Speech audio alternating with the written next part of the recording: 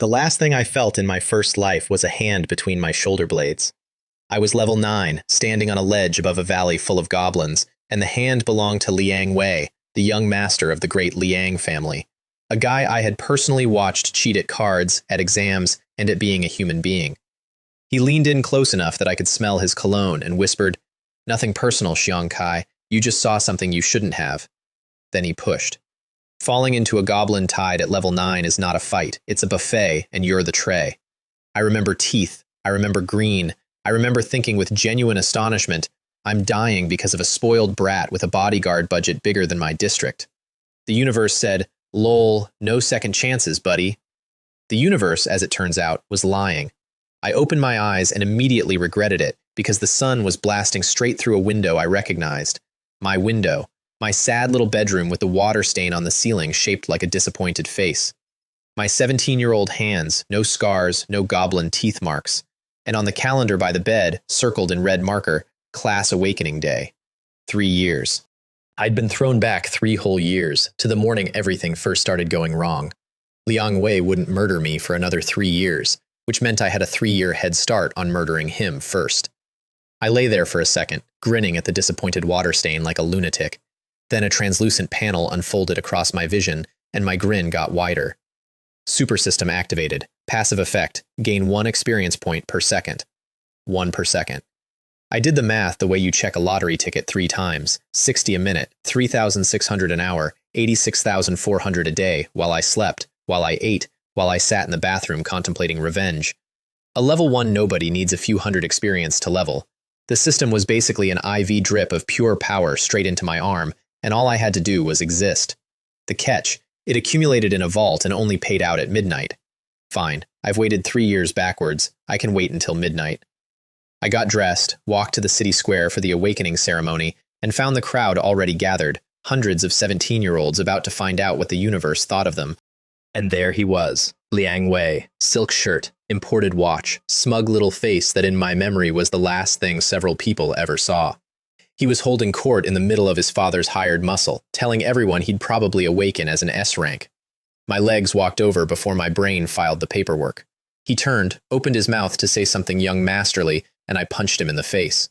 Then, because I'm a thorough person, I kneed him somewhere that made every man in a 50-meter radius fold in sympathy. "You lunatic, do you know who I am?" he wheezed from the ground. Oh, I knew. I knew what he was going to become, what he was going to do, and exactly how much cologne he'd be wearing while he did it. "Consider it an advance," I said, and walked off into the crowd while his bodyguards were still processing that someone poor had committed violence against someone rich. Was it smart? No. Did it feel like the first deep breath I'd taken in 3 years? Absolutely. The ceremony itself was the usual lottery of dreams, and if you've never seen one, here's the ride. You step onto the awakening altar, a slab of humming white stone older than the city. Light shoots into the sky in the color of your fate, and a floating panel announces your class to the entire square like a judge reading a sentence. No appeals, no rerolls. 17 years of your parents' hopes, graded in public in 4 seconds.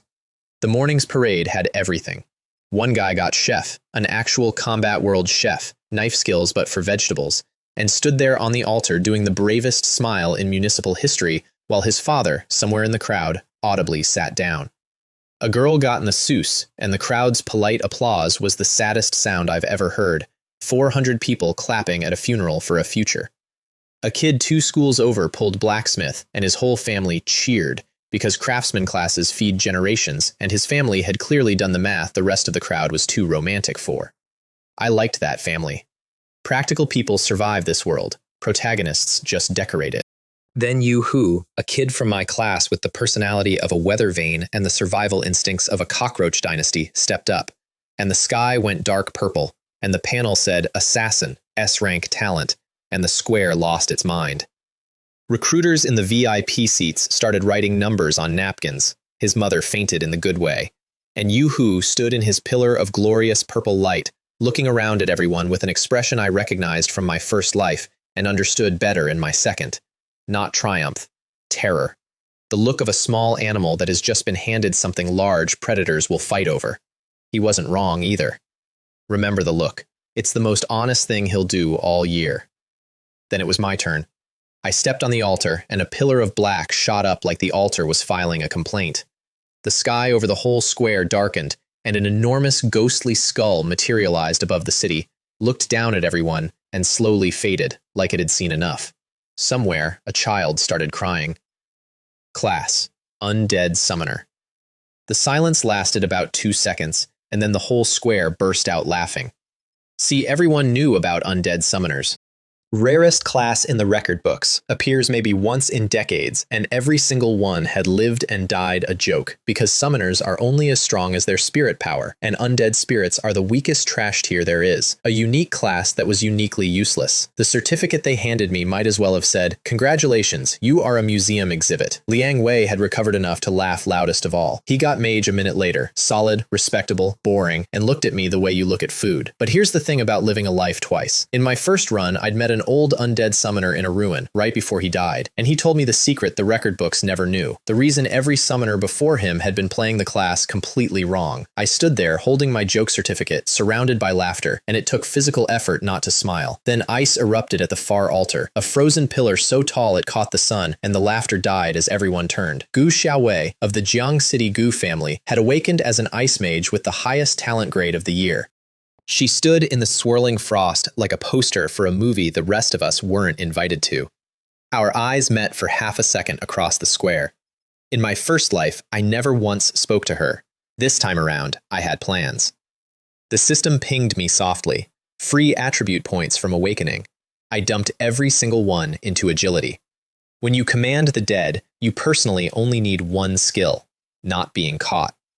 On the way out of the square, Liu Tianyu caught up with me, still glowing from his own awakening. Warrior, B-rank talent, honest class for an honest guy. Liu Tianyu was the kind of friend who'd split his last meat bun with you and then apologize that it wasn't 2 buns.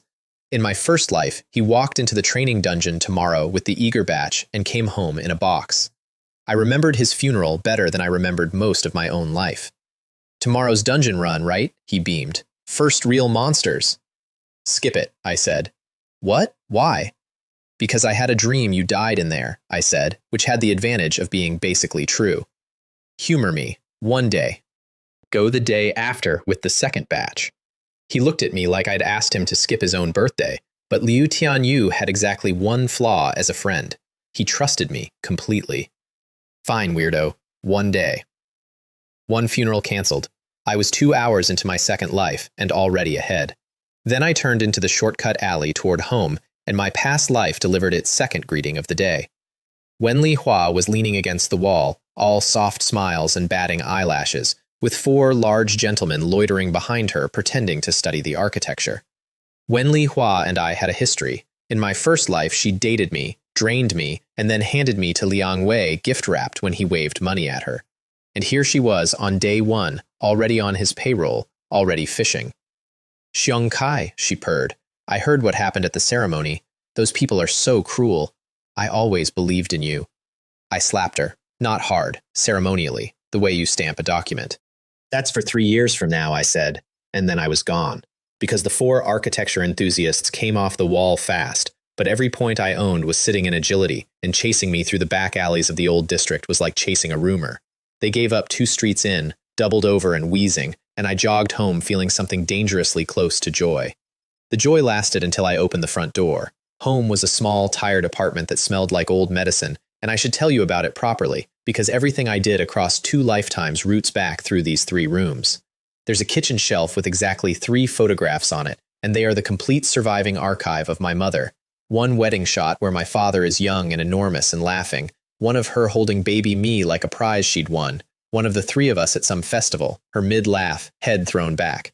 In every single photo, if you look at her left ankle, there's the same small detail, a little silver bell on a cord. She wore it always. I used to fall asleep to it moving around the apartment. I was 12 the last time I heard it. And in the armchair by the window sat my father, Xiong Hong, who 5 years ago had been a berserker strong enough to bend the world, a man other strong men made room for. A man I once watched carry a motorcycle upstairs because the elevator was slow, and who came back one day from a trip I wasn't told about, broken, crippled meridians, ruined body, a face that had forgotten how to be a face. He came back alone. My mother didn't come back at all. No body, no grave, no story. Just a shelf with 3 photographs and a bell that stopped. And in 5 years, he had never once told me where they'd gone, what had happened, or where she died. Anytime I asked, and I ask every way a boy can ask, angry and crying and cold and clever, the answer was the same wall: silence, or the 2 words that made me want to break furniture: not qualified. You awakened, he said flatly, not looking at me. Which class? Undead Summoner. His shoulders did something complicated. If I didn't know better, I'd have said the old wreck flinched. That's when Liang Wei's goons kicked in our door, because apparently young master had decided that a punch in the square required a house call. 4 of them, batons out, grinning at the cripple in the armchair and the teenager by the table. My father stood up. It took him 3 seconds, and it looked like it cost him a year of life. But he stood, and for one moment something ancient rolled off him and filled the room like smoke, the pressure of a berserker who used to walk into places other people ran from. Out, he rasped. They left, all 4, tripping over each other, faces white. Whatever was broken in my father, some animal part of their brains recognized what he used to be. Then he sat back down and coughed blood into his palm like it was a normal thing to do, and the smoke was gone, and he was just a sick man in a chair again, refusing to meet my eyes. Dad, who did this to you? Where is Mom? You're not qualified to know. Cool. Very cool. Love that for me.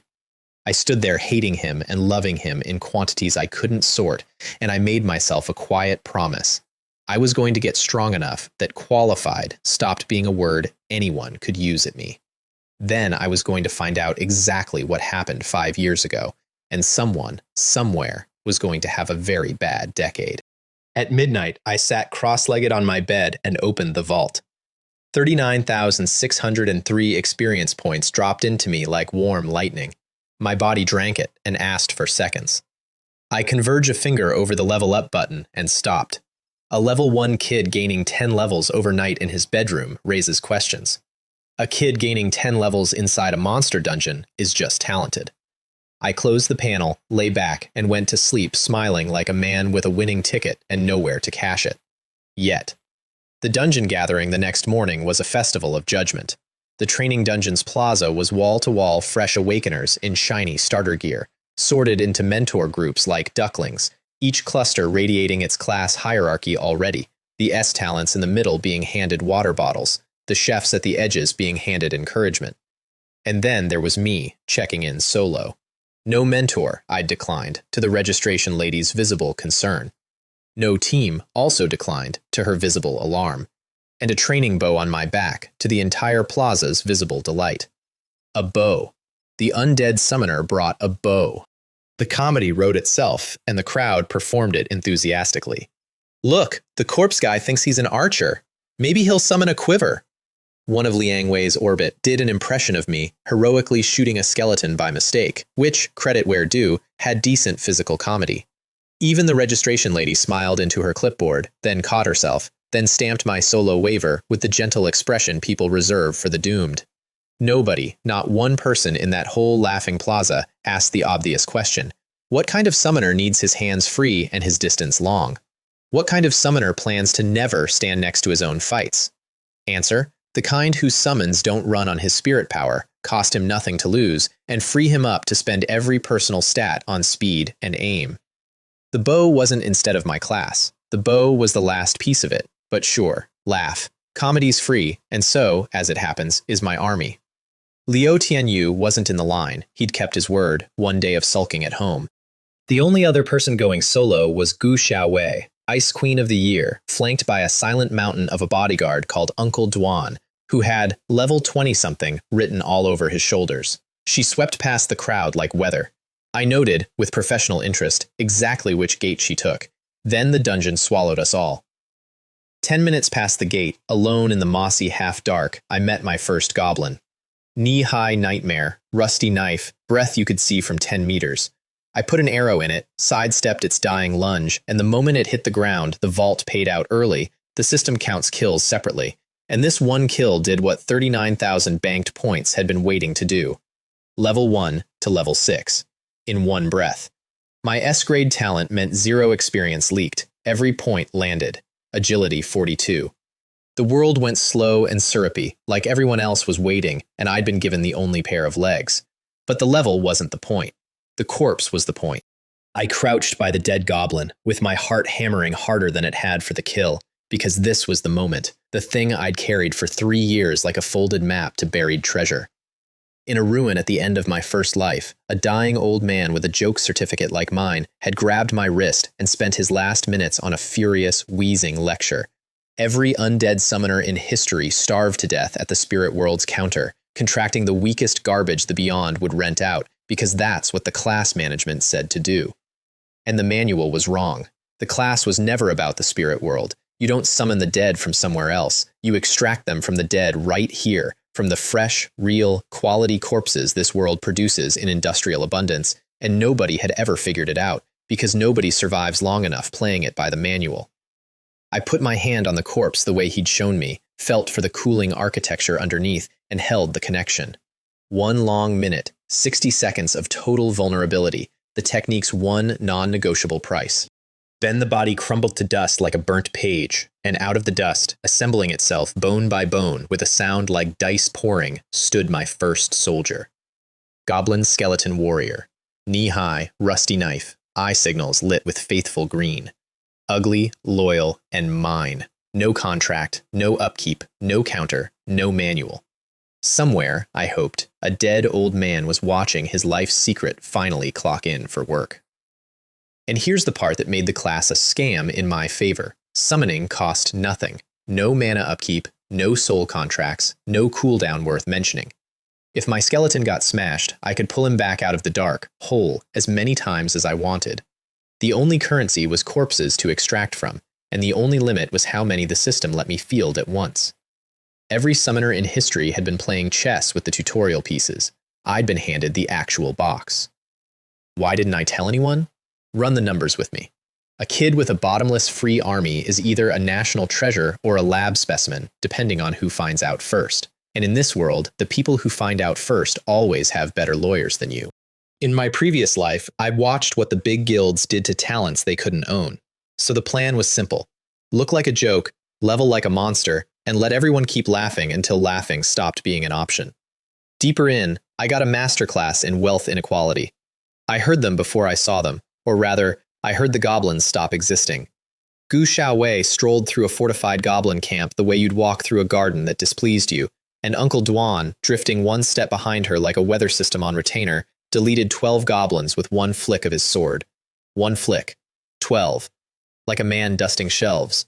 She never slowed down, never looked at the results, was audibly annoyed the camp had been on her route at all.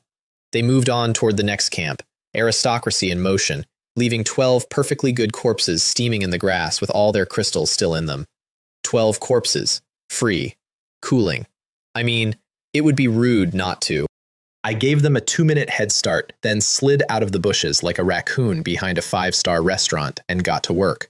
Crystal, extract, down the row, glancing up the trail between each one like the world's most larcenous prairie dog.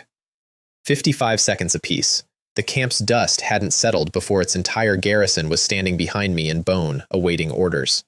14 skeletons now, and from up the trail, faintly, the crackle of fresh winter, another camp's worth of inventory being prepared. I actually considered, for one unhinged moment, following them all day like a seagull behind a fishing boat. Best teammate I ever had. She had no idea I existed, and I intended to protect that arrangement with my life. By nightfall, I had 24 soldiers and a decision to make, because I'd spotted a very familiar campfire. Liang Wei, camping in a training dungeon with 2 hired guards, 1 Uncle Li, level 20+ and bored, 1 baby mage named Xiaolong. Rich kids don't grind dungeons alone, they bring staff. I was 3 years too weak to kill him clean.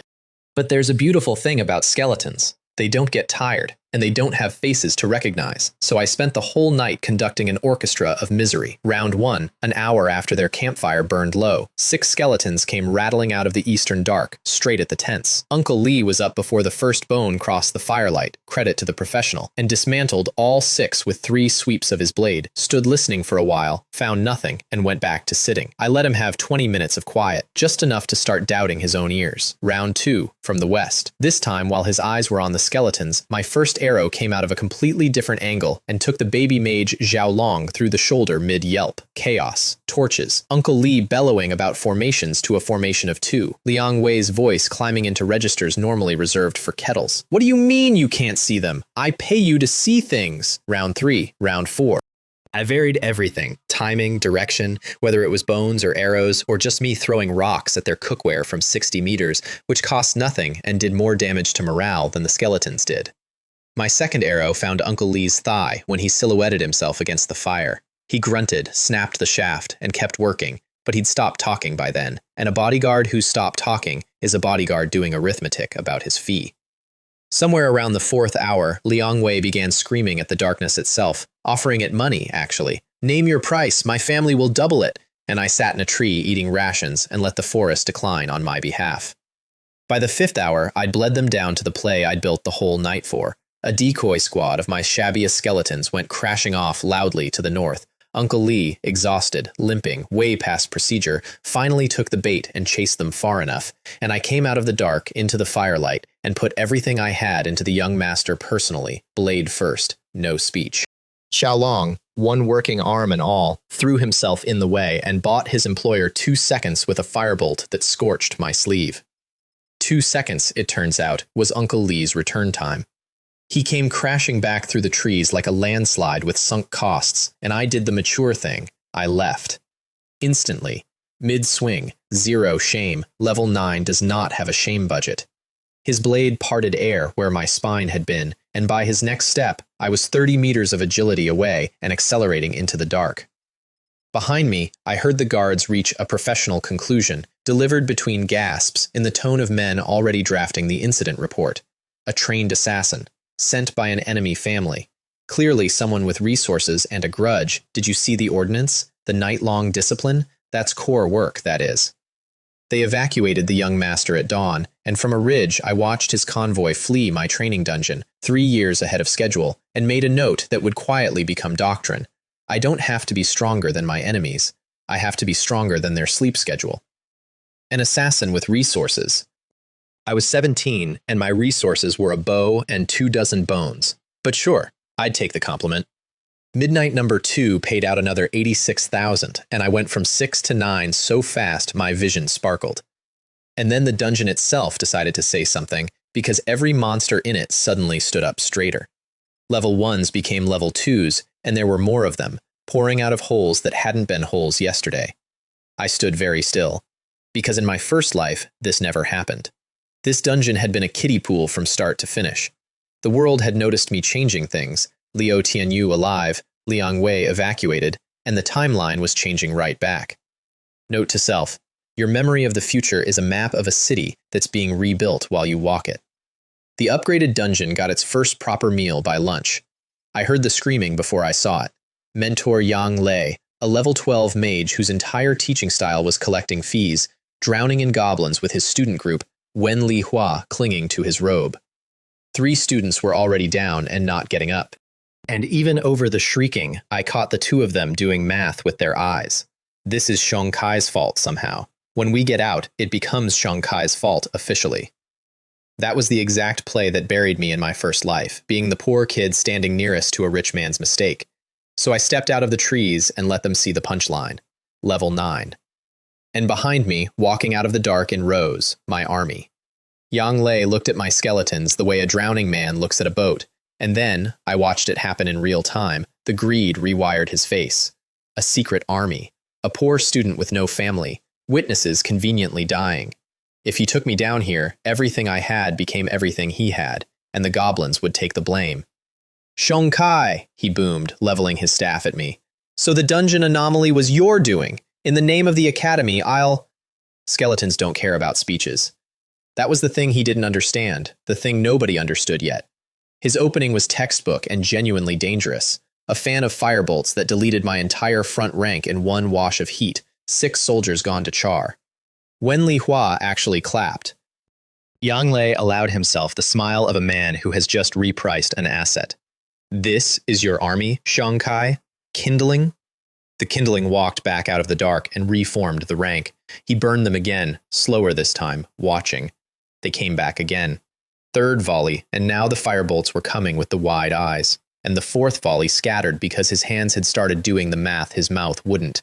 Every dead skeleton was costing him real mana, and costing me a portal fee of exactly nothing. A mage's mana bar is a battery. My army was a wall socket. "What are you?" he screamed somewhere around minute 9, sweat cutting channels through the ash on his face, and I gave him the honest answer. "Top of the class, you failed," while my squads rotated in shifts, fresh bones replacing charred ones with the bored rhythm of a factory line. 14 minutes in, he was gray-faced and gasping, propping himself on a staff that had stopped glowing, screaming at Wen Li Hua to help, and Wen Li Hua, reading the field with the one true talent she'd ever had, was already backing toward the trees. And one of my goblin skeletons, the very first one, my day 1 employee, the one I'd extracted with shaking hands over my first corpse, walked up behind the great mentor and ended the lecture permanently. Note the details, no arrows in him, no fingerprints of mine anywhere, just goblin weapons and goblin damage on a mentor who tragically fell in an anomalous dungeon. Every one of his surviving students who'd stood there nodding along to the framed Chen Ming plan met the same tragedy. I'm not proud of it. I'm not ashamed of it either.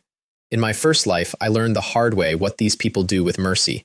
They staple it to your coffin as evidence. Wen Li Hua went last. She dropped to her knees in the mud and offered me the full menu. Tears, apologies, then the classic, "I'll be your girlfriend. I always liked you. We can rule together." Word for word what she'd said in my first life, right before she sold me. I looked at her for a long second, seeing both timelines at once. "You bet on the wrong future twice," I said, and I turned and walked away, and behind me the dungeon's own goblins came boiling out of the dark to claim the camp. I didn't watch. She'd fed everyone she ever met to something. The math had simply come home. 37 corpses richer, my army hit 66.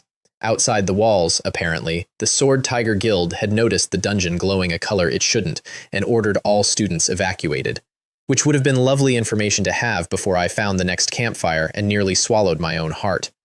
Liu Tianyu was in the dungeon, my one cancelled funeral, sitting at a fire with a merchant group, alive and cheerful and 1 day behind schedule, exactly like I'd told him.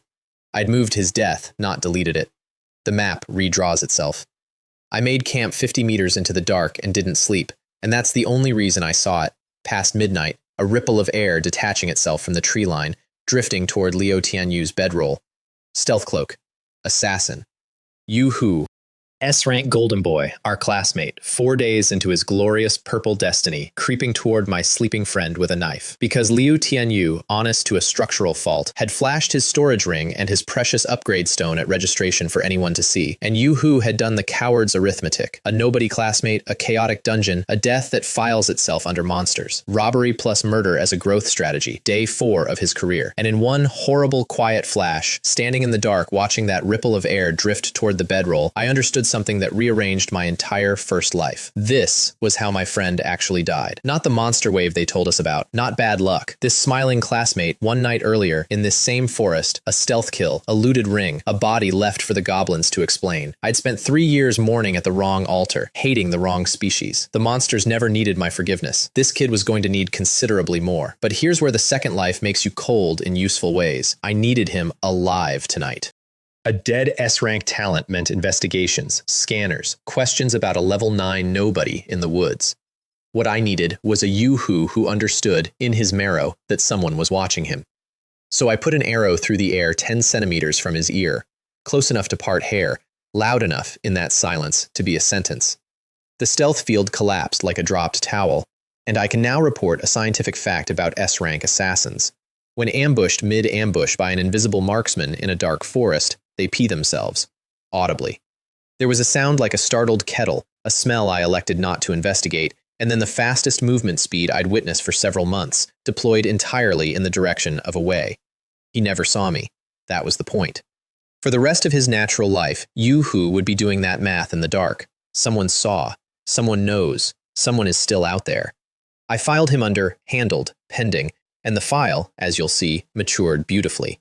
Liu Tianyu woke up at all the noise, found my arrow buried in a tree a meter above his bedroll. By morning, had somehow converted the whole event into a heroic campfire story in which nothing bad had ever been possible.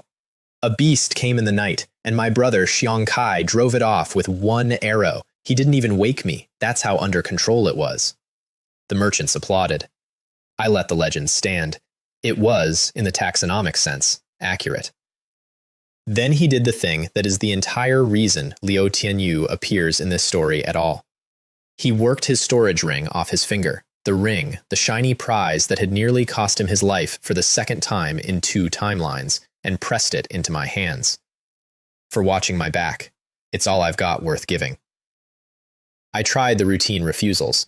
He physically closed my fingers over it with both hands, and the immovable expression he saves for matters of principle, of which he has exactly 3, and all of them are about other people. So I told him I was keeping it warm for him, alone against future greatness, which let us both pretend. He beamed and cracked his upgrade stone on the spot, hopping to level 2 right there with the unfiltered joy of a man who believes level 2 is an achievement, doing a small fist pump at a number my morning vault deposit lapped before breakfast. I'd have died for that idiot. In one draft of the universe, I basically had, cheaper though, infinitely cheaper, to make sure nobody died at all, which was becoming my entire Second Life business model. Dawn brought the monster wave to the merchant's camp, and I stopped pretending to be furniture. 13 goblins came through the brush, and 13 goblins stopped existing, and my summon counter ticked to 84 out of 90. The merchants stared at me, then at the bone squad assembling behind me, then back at me, recalibrating everything they knew about the phrase useless class. 90 was the cap, so I ran quality control, dismissed my saddest level 1 veterans, and refilled the roster with fresh level 2 stock, like a manager quietly rotating out the founding employees. Business is cruel.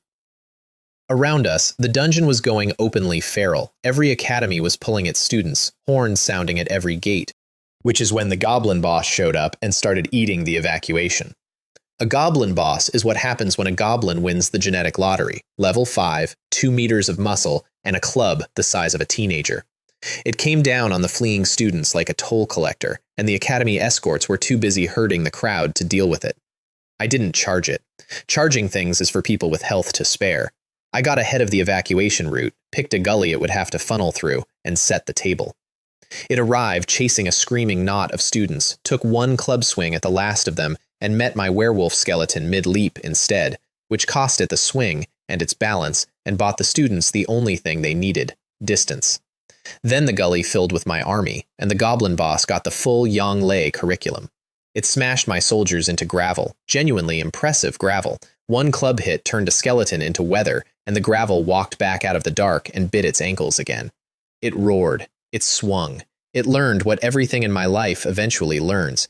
You can't out-stamina an army that respawns, and you can't out-muscle a payroll. Around minute 30, it changed strategies and tried to leave, which was the most intelligent thing any goblin had done all week, and I want its species to know I respected it. Death from a distance is still death. My arrows had been mapping its face the whole fight, and when it turned to run, the eye was right there. One shaft, released with the calm of a man returning a library book. The mountain of muscle took 2 more steps on pure administrative momentum and folded. It dropped a greatsword taller than me, a boss crystal dense as a promise, and a permanent +5 strength that settled into my arms like poured concrete. From the ridge above the gully, a dozen rescued students stared down at the trash class kid standing on a dead boss, and I could hear tomorrow's rumors being drafted in real time. Let them draft. Nobody believes rumors about a joke. Then I extracted it. My first boss skeleton, big, mean, and packing a skill called Frenzy. I looked up at him. He looked down at me, waiting for orders. I have never felt so much like a small business becoming a corporation. The evacuation officials found me shortly after, standing in a field of goblin remains, and physically escorted me to the exit for my own safety, while I protested that I was the safety. One of them stepped in something on the way and swore. Great heroes are never appreciated in their time. Outside, the adult world was sniffing around the dungeon anomaly. I clocked a Sword Tiger Guild vice president by the gate, a man in a spotless suit with gold-rimmed glasses and slicked-back hair, the exact look of a tax auditor who moonlights as something worse. He Jing Ming. He took a phone call, said the words "secret realm" quietly, and smiled a smile I didn't like at all. I filed that, too.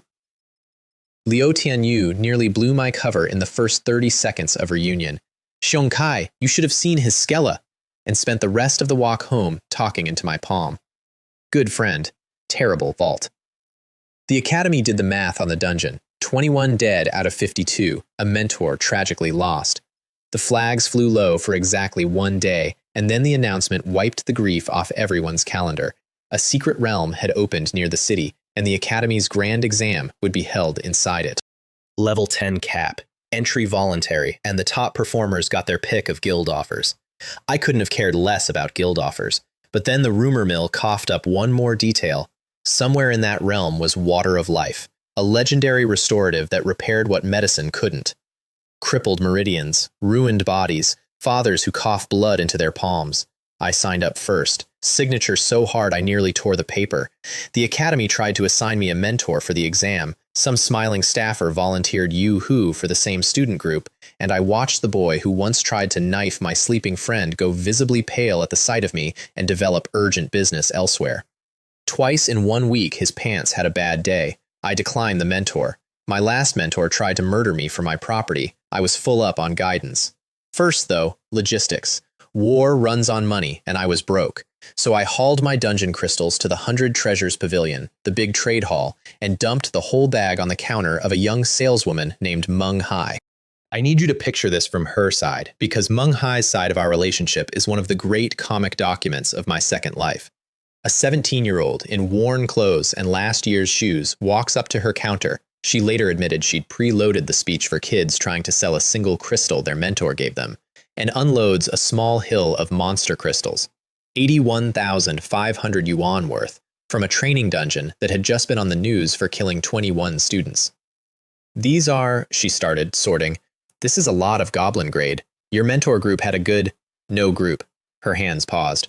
Her scanner then politely informed her that the client was a level 9 Undead Summoner, a class that is a nationwide punchline, at a level the year's top talents hadn't reached 4 days after awakening.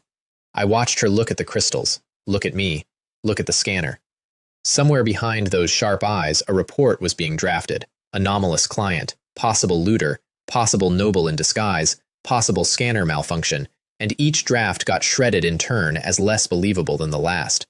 To her eternal credit, her face never broke. She counted out 81,500 like it was a Tuesday, smiled a flawless professional smile, and slid her card across the counter with 2 fingers. "For future business," she said, and then, quieter, with the first flicker of the real Meng Hai underneath, "Whatever it is you're actually doing, the pavilion doesn't ask, and neither do I." Meng Hai, remember the name.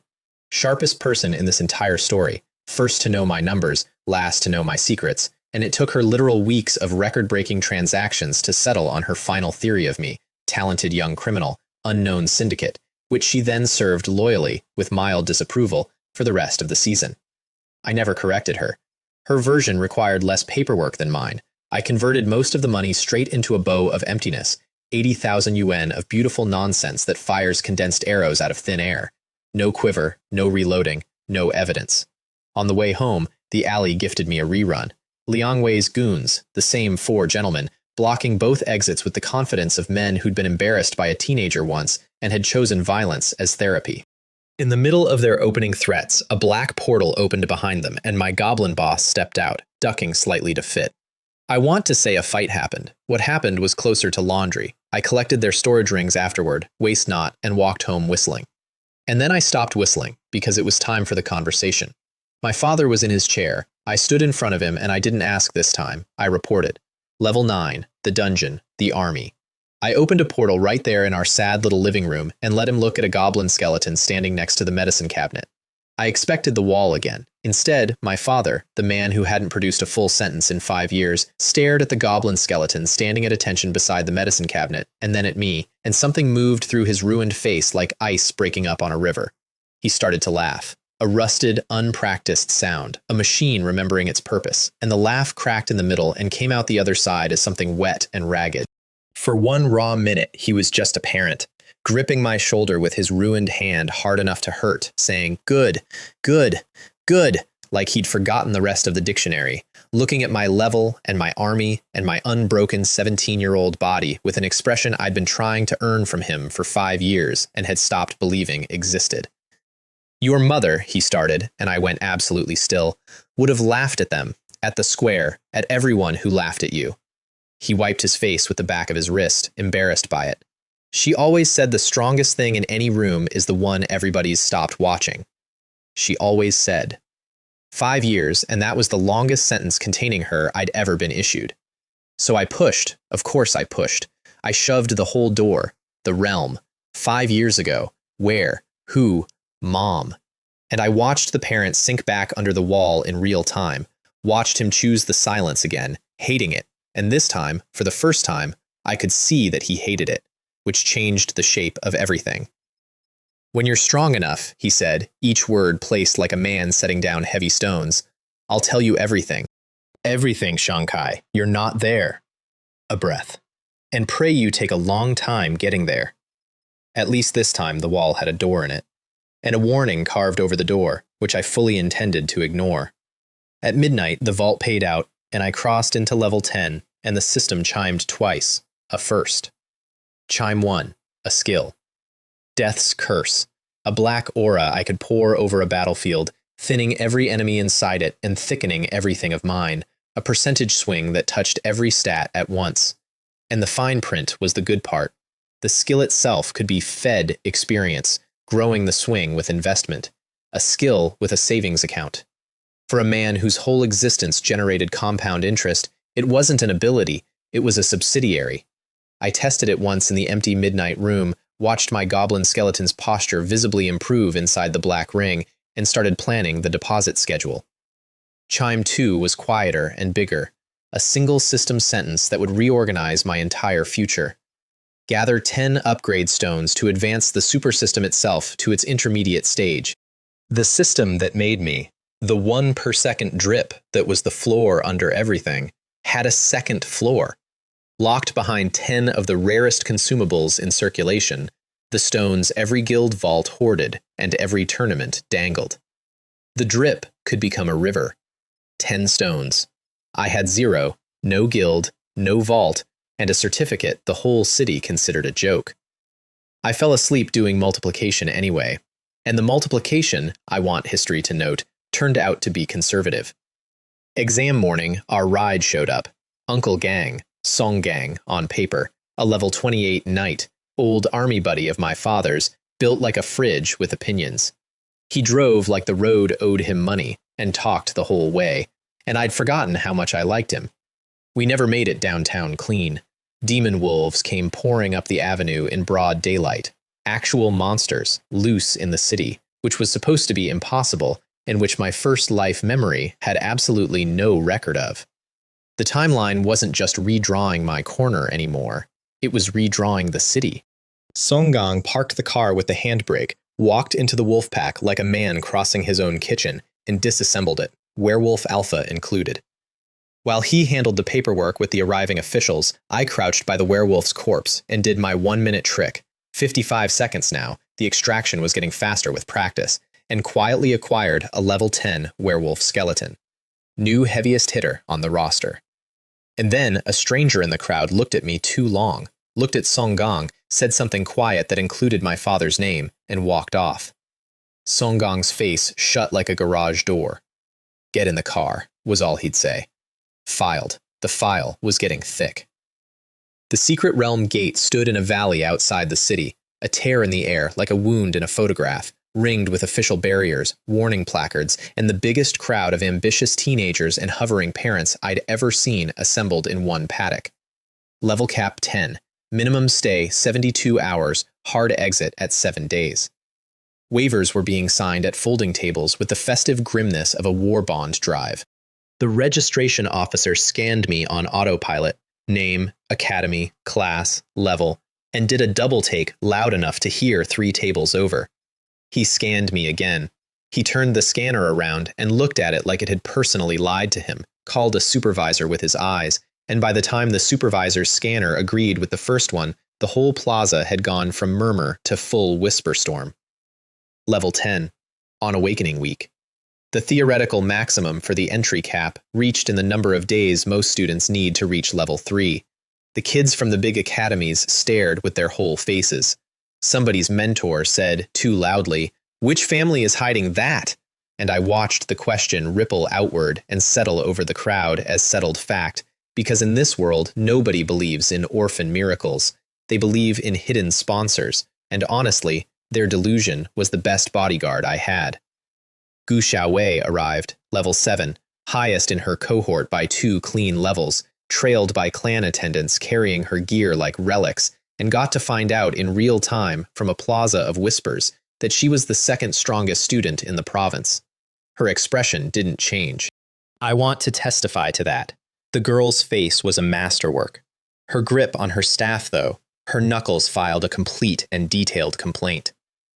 Inside the gate, old forest under a foreign sky, the air tasting faintly of a different world's minerals, she caught up to me before I'd made 100 meters. Being Gu Xiaowei, her version of an alliance offer was a statement of fact, delivered while checking her staff and not, particularly, me. "We're the only 2 in here worth anything. Team up. You'll be safer." I actually considered it for a second, and that second was informative. 7 days at close range of the sharpest observer in our cohort watching me kneel over corpses. "No thanks," I said, and walked into the woods. There was a silence behind me with a physical temperature. "You understand," she said to my back, in the tone of a scientist rechecking an instrument, "that I'm offering. I don't offer." Noted. Generous. No. And I kept walking, because I want to be clear that this was strategy, not swagger. My entire class is a war crime that only works unobserved, and safer was the one thing her company couldn't make me. But from her side of the clearing, the joke class had just waved off the Ice Princess of Jiang City, possibly, based on her expression, the first no her life had ever issued her without a family seal on it.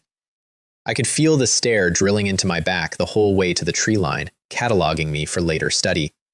Somewhere in those 100 meters, I stopped being beneath her notice and became a puzzle she was going to solve out of pure, refrigerated spite. I'd apologize for it, but the puzzle years turned out to be the best thing I ever did for her people skills. First order of business inside, base camp and doctrine. I picked a defensible hollow off the obvious routes, set my skeletons in a watch rotation, soldiers who don't sleep are the greatest camping accessory ever invented, and inventoried the realm's rules.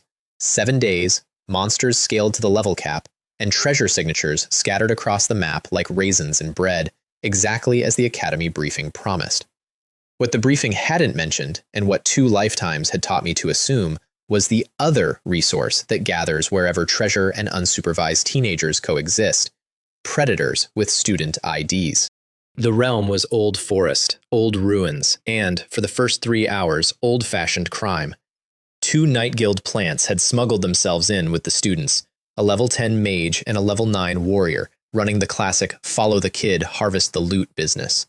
They'd shadowed me from the gate. I'd clocked them at the tree line twice, exactly as subtle as 2 grown men crouch-walking behind 17-year-olds usually is, and they made their move at my campfire at dusk, stepping into the firelight with drawn steel and the traditional opening number. "Hand over the ring and the gear, kid, and maybe you walk out of." "Can I finish eating first?" I asked. They looked at each other. Robbery school does not prepare you for victims with dinner plans. I genuinely didn't stand up, eating with one hand, conducting with the other. The warrior charged, hit a wall of bone that hadn't been there a second ago, and spent the next 4 minutes learning the shift rotation lesson. Every skeleton he broke clocked out and clocked back in while his sword arm got heavier and heavier. The mage kept trying to line up a clear cast on me and kept finding my werewolf skeleton personally invested in his footwork. There was a lot of shouting about, "What class is this?" and "The intel said summoner," which, yes, the intel always says summoner. That's the whole grift. By the time my dinner was finished, so were they. Their storage rings taught me 2 things about the criminal economy. The warrior's ring: junk, ration bars, 3 healing potions, and a rock he probably thought was lucky. It wasn't. The mage's ring: an entire folded, organized collection of stolen women's underwear. I stood over his corpse and judged him with my whole chest. Even my skeletons looked disappointed, and they don't have faces. The next night guild delivery was serious. A trio at the level cap: archer, warlock, assassin. Professionals who opened with a coordinated alpha strike that told me they'd buried kids before. The archer's pear blossom arrow rain fell like weather and mowed down half my front line in one volley. The warlock's death swamp turned the ground under my army into glue. An arrow got through and opened my arm. First real blood of my second life. It focused me wonderfully. Their assassin never made it to the fight. He'd circled wide through the trees for a backstab, and the forest ate him. I caught one frozen glimpse through the branches of a figure in a black robe crouched over him, doing something to the corpse that I can only describe as dining. Cold went down my spine like a dropped ice cube. Whatever that robed thing was, it wasn't part of the exam, and it wasn't part of my memory of this realm either. I marked the direction and stayed loudly elsewhere. The other two I handled with the oldest trick in my new book: show them the army until they think they've measured me, then show them the parts I kept in the dark. The archer had settled into a rhythm: volley, reposition, volley, shredding my visible ranks with genuine artistry, while the warlock swamp held my line in place, and I could hear them coordinating in the easy shorthand of long partnership, already dividing my gear by voice. Rings mine, bows mine. Professionals, comfortable. Measuring a summoner by his summons. The werewolf and the goblin boss hit the warlock's flank mid-cast from the brush where they'd been parked since before the fight started. His swamp died with his concentration. My whole pinned line surged, and the archer, suddenly alone with the arithmetic, made the right call and turned to run. Something in dented black armor stepped out of the trees in front of him and cut him in half without breaking stride. Not one of mine. Yet. Dark Knight. Level 10 elite of this realm.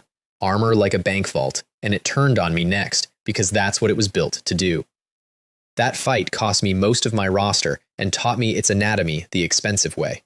The armor had no openings worth an arrow except the wrist and the eye slit, and it swung a two-hander like the laws of leverage were optional. I chewed it down with bodies, wave after wave of respawning skeletons hanging off its arms, shot the sword out of its grip through the wrist, buried it under sheer bone tonnage, and got its helmet off long enough to finish it. 5,000 experience. And then 55 seconds of extraction, and my Dark Knight stood up out of the dust. Strength 45, a skill called Powerful that doubled its next blow. I flexed my new tank's pauldron and felt like a kid who'd been collecting toy soldiers and just got handed a real one. Then the trees moved, and 9 more Dark Knights walked out in formation. Most sane people inventory their remaining health, their one tank, their bleeding arm, and leave. I inventoried the math. 9 more extractions standing in a row, politely waiting. I cracked my neck, lit up Death's Curse. I'd been feeding the skill experience all week, and it was up to a 20% swing now, my army harder, their armor softer, and got to work pulling knights out of formation one at a time, like a man defusing 10 bombs with the same pair of scissors. The night harvest nearly killed me exactly once. Extraction has one rule: 55 seconds of contact, no interruptions. Somewhere around night number 6, with the battle still roaring around me, I dropped to my knees on a fresh corpse and started the clock, and night number 7 noticed, shook off 3 skeletons, and came for me with its greatsword up. My army piled on. It kept coming. 40 seconds, 10 meters, 50 seconds. The sword went up over my head, and I stared at my own reflection in the blade and kept my hand flat on the corpse, because starting over meant dying tired instead of dying now. Extraction complete. I rolled. Most of me made it. The sword edge opened my shoulder down to something white, and I have never screamed with more team spirit. My fresh knight number 6 took his first ever swing at his former coworker's knees. By the end of the hour, I'd drunk all 3 of the dead robber's potions, my shoulder was knitting shut, and 10 dark knights stood in my ranks in a row, like the realm had held a trade show and I'd bought every display model. While I was busy winning, the outside world was billing me for it. I didn't learn this until later, so here's how it happened without me. My level 10 stunt at the gate had made the news, and the news reached ears it shouldn't have. A man came to our apartment, a man my father knew well enough to go pale, because this man was the answer to the question I'd been asking for 5 years, the one from the realm where my mother died. My crippled father fought him with a body that didn't work anymore. Song Gang came sprinting at the noise, and the man went out the window like smoke, leaving my father half dead on the floor of our home. At that exact hour, deep in the secret realm, I remember stopping mid-step because something cold walked through my chest with no explanation. I checked my army. Nothing. I moved on. Some bills arrived before the invoice. Day 6, the realm's endgame kicked off, and I got a front-row education in guild ethics. 3 guilds' student teams, Netherworld, Qingyun, Star Moon, converged on the same prize, a quality stone glittering on a ruin altar, a treasure that upgrades equipment a full grade, worth more than everything else in the realm combined. The diplomacy was beautiful while it lasted, which was about 90 seconds. Netherworld's team lead, a confident senior named Jiang Fen, proposed a 3-way split with the warmth of a man hosting a dinner party. Qingyun's Li Ming agreed with a handshake and put a blade through Jiang Fen's ribs at the top of the shake, using the man's own grip to hold him onto it. Star Moon's Pan Wei, Li Ming's actual prearranged ally in that betrayal, had half a heartbeat to enjoy the partnership before Li Ming's second blade found him. Because why split with an accomplice when the accomplice has just demonstrated at volume what accomplices are for? The 3-team parley became a 2-minute massacre, teammates piling in after their leaders, and I watched every second of it from a tree, taking notes like a bird watcher. So this is what the adults are teaching this year. Good to have the syllabus. When the dust settled, Li Ming's 5 stood winded over everyone's corpses, and their leader turned to the altar for his prize and found me already there, holding it up to the light. Winners get sloppy. I have quick hands. That, said Li Ming very quietly, belongs to Qingyun. It belonged to whoever won, I agreed. Congratulations to me, they objected. 5 of them, blades out, fanning around one me with the practiced spacing of boys who just double-crossed 2 teams and were feeling immortal about it. Li Ming even smiled while he closed in, and I remember thinking, he still believes he's the twist in this story. 10 dark knights came out of the dark in a closing crescent behind them, armor drinking the twilight, and I got to watch 5 faces perform the entire journey from predator to prey without moving their feet. Nobody swung. That's the detail I treasure. 5 armed victors of a double massacre looked at the odds, looked at each other, and simply came apart, and the knights did the rest with the impartial efficiency of weather. 14 storage rings went into my pocket that evening, the whole battlefield's worth, victims and victors alike. The realm doesn't issue refunds, and neither do I. Plus the quality stone. Plus, in Li Ming's ring, a blink stone, a single-use emergency teleport that I filed under last resorts, with a silent thanks to a man who'd carried an escape he never got the half-second to use. Then the realm got quiet in the wrong way, and the rumors found me at a campfire. The Sword Tiger Guild's own exam team, actual guild juniors, not students, had been found dead in the deep zone, holes where their hearts used to be. The robed thing from the trees wasn't rationing itself anymore, and the deep zone was exactly where I was going, because the deep zone had the boss, and the boss had the water of life. My father's chair, his ruined hands, qualified. I packed up and walked toward the part of the map everyone else was fleeing. Halfway there, the forest itself warned me, birds going up in a sheet, that pressure drop quiet, and then Gu Xiaowei came out of the trees at a dead sprint, and I didn't recognize her for a full second because nothing about the picture matched the file. Robes torn, blood on her face, HERS, running from a scalp wound into her eye, and she wasn't even wiping it. Staff cracked along a third of its length, and behind her, nothing. Which was the worst part of the picture, because she'd entered this realm with clan attendants and Uncle Duan, a level 20-something mountain whose entire existence was standing between her and pictures like this one. She saw me and pulled up, swaying, and the look on her face did something complicated, pride drowning in arithmetic, before she got any words out. "Don't," she managed, pointing back at the tree line. "Go that way. Everyone. My people." She didn't finish it.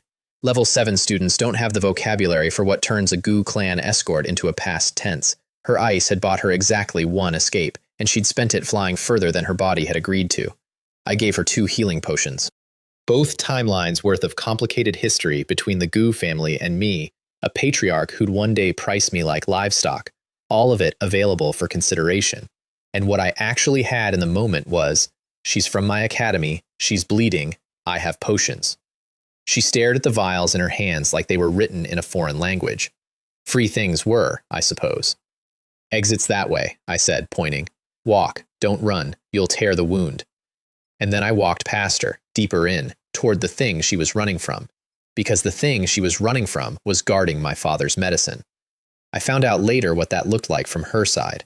The joke classmate handing her salvation with one hand and strolling into certain death to, obviously, cover her retreat with his life. A silent guardian, a noble soul. She limped to the exit, composing my eulogy. I was just a guy heading toward loot. This misunderstanding would eventually cost me a great deal of peace, and I regret nothing. The boss found me before I found it. I was picking through a collapsed shrine when the temperature dropped, and a voice like a struck anvil rolled through the ruins. Not words, just intent, the way a drawn blade is a sentence. Dark Knight Captain. A head taller than my knights, armor washed in red, tower shield, a cape that had seen things, striding out of the fog with the unhurried gait of something that has never once needed to hurry. It introduced itself by cutting one of my dark knights open along the seam of its armor, which was supposed to be the part without seams, in a single rising stroke, and then stepping through the falling halves at me. I gave it my whole opening rotation, and it walked through that too, shield taking my arrows like rain, and for the first few minutes, the fight was just me, in full retreat around the shrine, paying knights for seconds. Then the grind found its shape, the way it always does. Curse up, dragging its speed down by degrees. The knights learning its rhythm, one dent at a time. It favored the rising stroke. It turtled behind the shield on the third exchange. It turned a half-beat slower over the left greave. And me, on the walls above, spending arrows on every gap the army pried open. It killed my soldiers by the dozen, and my soldiers billed it by the hour. And somewhere in hour 2, the anvil voice started coming faster, which in anything alive would be called breathing hard. And then the party got crowded. First came Dung Yu, a name I'd learn shortly, a pale kid my age in Netherworld Guild colors, who walked out of the tree line with 100 summoned skeletons of his own, arranged in parade order, because guild kids can't help themselves. A necromancer. S-rank talent, guild-groomed since the cradle, the closest thing this world had to my class, the legitimate, licensed, spirit-contracted version of me, and his face when he crested the rise and saw my army was worth the whole trip. He counted. I watched him count. 100 of his against my knights and warriors and werewolf and boss, all of it visibly better stock than anything the spirit world rents out, and his expression did the full journey of a man meeting his reflection and finding it taller, better dressed, and unemployed by anyone. Where, he said with real anguish, do you contract those? Trade secret, colleague. He'd come for the boss. Everyone had come for the boss. Because second came the thing in the black robe. Up close, it was worse. A half monster, half human, half something the realm made, the seams between the halves visibly losing their argument. With claws it had been keeping busy on sword tiger hearts all week, and a smell that reached us before it did. It looked at the boss, at me, at Deng Yu and his parade skeletons. And it did monster math out loud in that gravel blender voice. Big prey first, small prey after. Charming, direct, honestly better negotiation than most guilds had offered me. And so began one of the deeply weird stretches of my life. 3 natural enemies forming the world's least trustworthy temporary alliance. Because the Dark Knight Captain was cheerfully attempting to kill all 3 of us simultaneously, and taking turns was the only sane response. The choreography defies description, but I'll try. My army held the boss's front while Dung Yu's skeletons rotated its flank. The half-monster hit whatever was newest wounded with zero regard for whose kill it was stealing, and all 3 of us commanders spent as much attention watching each other as the boss, a triangle of pre-loaded betrayal where every glance was an actuarial table. At one point, Dung Yu and I made accidental eye contact over the melee and shared, for exactly 1 second, the unwilling kinship of 2 summoner-class weirdos wondering which of us the creature would come for first. Then we both went back to positioning our reserves to exploit the other's death, as colleagues do. The captain died the way bosses die, overwhelmed, exhausted, and mid-swing, my knight's powerful blow staggering it, my arrow finding the eye slit at last. And the ground where it fell bloomed with loot. Upgrade stone, quality stone, enhancement stone, a rare greatsword, a rare tower shield, 10 permanent points of strength, and a small crystal vial of liquid light that made my hands shake, Water of life. The half-monster snatched its share of the field and melted into the trees before anyone could object. Deng Yu stepped forward, cleared his throat, and proposed a fair division of the remaining spoils, gilled to whatever I was. I looked at this polite, dangerous boy over the pile of everything I'd bled 6 days for, with my father's chair in my mind's eye. The water of life, I said, pocketing all of it, is mine. So is the rest. We parted as that special kind of enemies who intend to bill each other later. My extraction of the Dark Knight captain took 55 seconds, and his red armor rising out of the dust was the last great sight of the realm. My new field commander, strength 90, a skill called insightful, and a cape that now worked for me. The exit had one more toll booth. The half-monster was waiting for me in the last valley, and it had brought friends. Because apparently, while I was fighting the captain fair and square, it had been in the deep ruins waking up 10 more dark knights and pointing them at the door it knew I'd use. Its claws were still wet. Its voice came out of the hood like gravel in a blender. The Bone Boy dies here. I'd love to tell you it was close. It started close. The thing was faster than anything I'd fought. A smear of robes and claws that hit my left flank and opened 2 knights before my formation finished turning, and its borrowed dark knights came in disciplined, in pairs, exactly the way I'd have run them. For about 90 seconds, the valley was an honest question. Then I answered it. I'd spent 6 days turning this realm into my personnel department, and the personnel had upgrades the creature's stolen knights didn't. Death's curse dropped over the valley at full strength, and its 10 knights slowed like men waiting. My 20 met them with the werewolf and the goblin boss folding in from the ridge lines where they'd been parked all morning, the dark parts trick, one more time, for the road. The half-monster shrieked orders in its gravel blender voice, realized mid-shriek that it was suddenly the only fast thing on a slow battlefield, and turned for the tree line. My brand new captain, insightful lit, powerful loaded, capes snapping, walked through the middle of the brawl like a red freight train, cut off the retreat angle it had already read 3 moves earlier, and opened the half-monster from shoulder to hip. Both halves kept talking. That's the detail I'll never scrub out. It lay there, dying in stereo, and it laughed at me. Your good days are ending, Bone Boy. They're already looking at you. All of them. Cryptic threats from a bisected corpse eater. I'd have shrugged it off, except for what was hanging on a cord around its severed neck. A heavy bronze key, old as rust, humming faintly against my palm when I took it. The system politely identified it. A key to a hidden instance. A private dungeon. A door only I could open. The half-monster's 10 knights got the 55-second treatment, one by one, until my roster read 20 dark knights and 1 captain. I walked out of the secret realm with an army of banned chess pieces, a legendary healing miracle, a mystery key, and a shoulder scar with a great backstory. The plaza outside had become a circus with 3 ringmasters. Word of the level 10 summoner had marinated for 7 days, fed by every evacuated student with a story, and the stories had done what stories do. By day 7, I was reportedly 9 feet tall and commanded a legion of 10,000, and all 3 great guilds of Jiang City had shown up in person for the exit. Sword Tiger's head Jing Ming in his spotless suit, flanked by staff with contracts in actual leather folders. Furious Lions people in their spotless muscles, having brought, as their negotiating asset, more muscles. Netherworld's recruiters trying to look casual next to a 9-meter guild banner, which is not a thing it is possible to look casual next to. The moment I stepped through the gate, they converged like seagulls on a dropped sandwich, shouting terms over each other in escalating rounds. Signing bonus, doubled before I'd crossed 10 meters of plaza. Villa privileges, a personal mentor of vice president rank.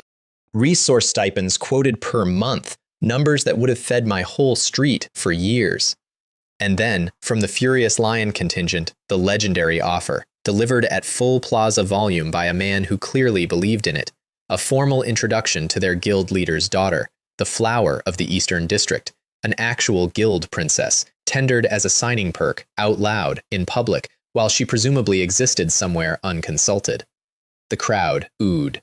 He Jingming pinched the bridge of his nose in what I choose to believe was professional embarrassment for the whole industry.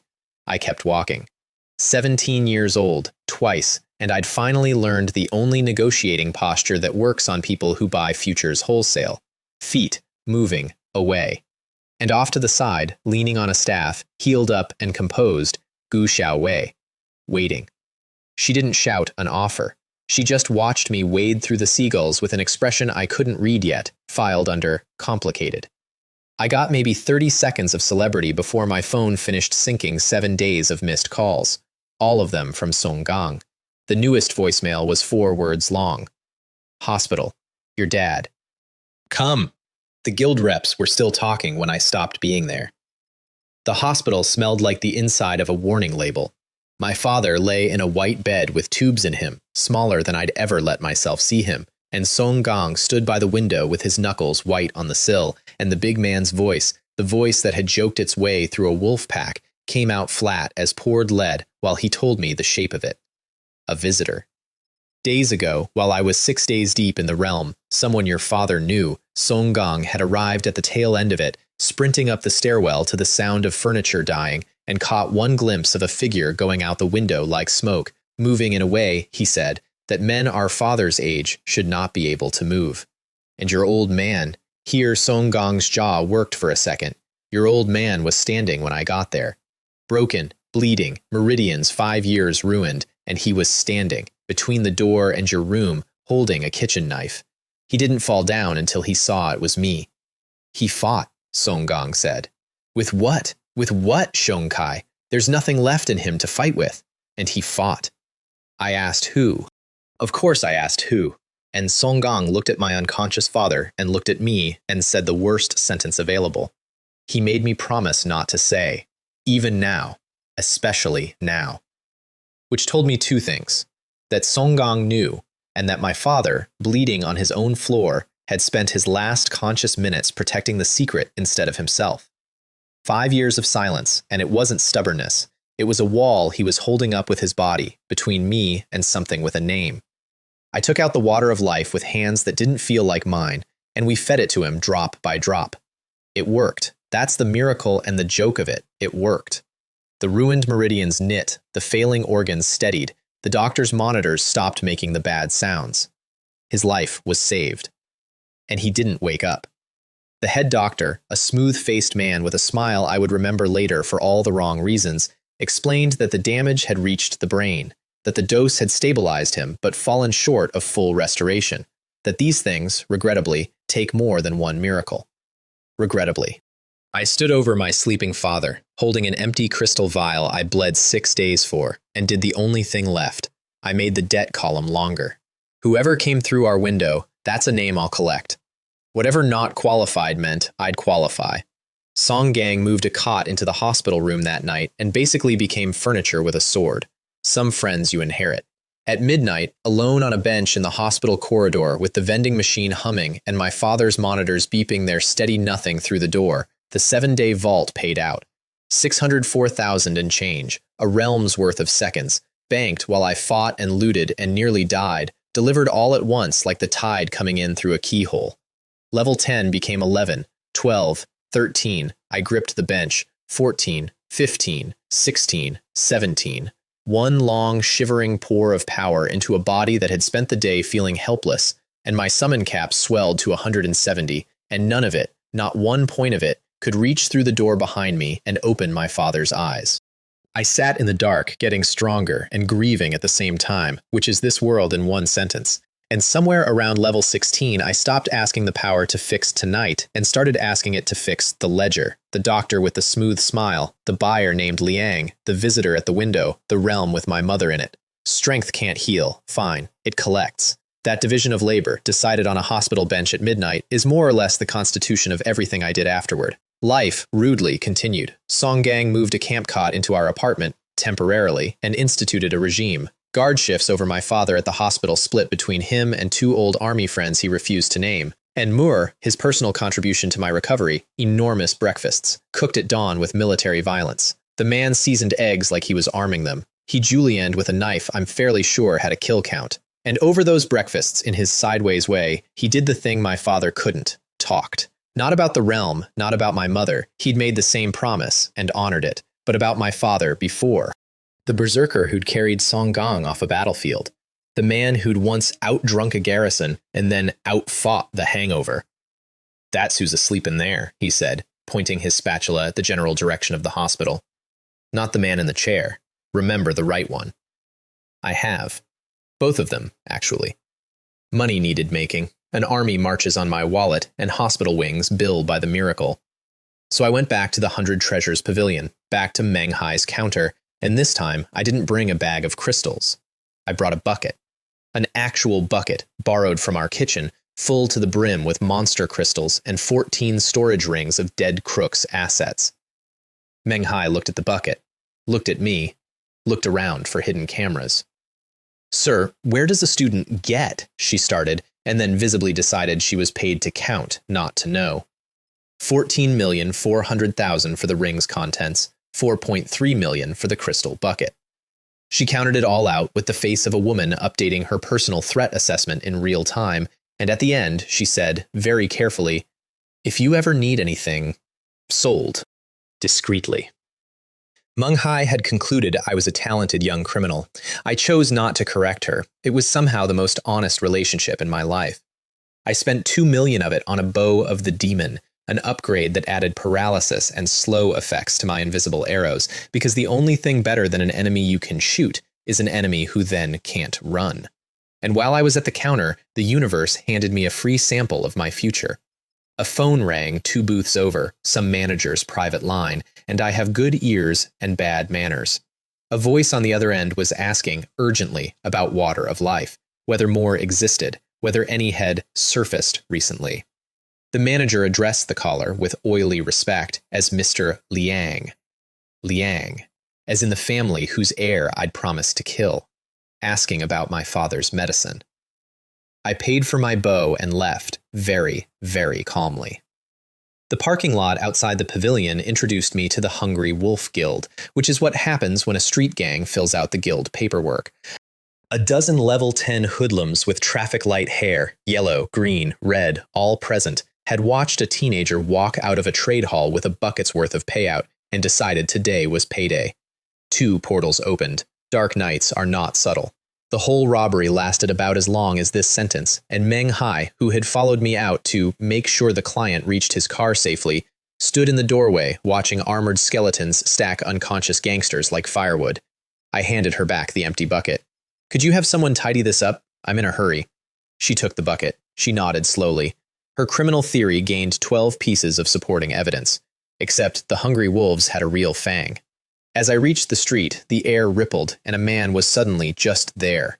Xiong Zihang, their enforcer, level 19, and the class hit me somewhere old and sore. Berserker. My father's class. Watching him bulk up mid-charge, veins glowing, was like watching a home movie of a man I only knew as a wreck in a hospital bed. He was also wearing armor I couldn't see. I learned this the alarming way.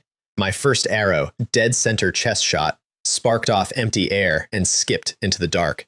And my brain had half a second to file, "That's new," before his rampage arrived.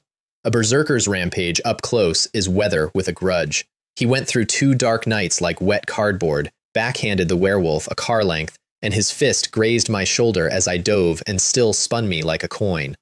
19 levels of guild enforcer versus my 17, and he'd brought invisible equipment to a street fight.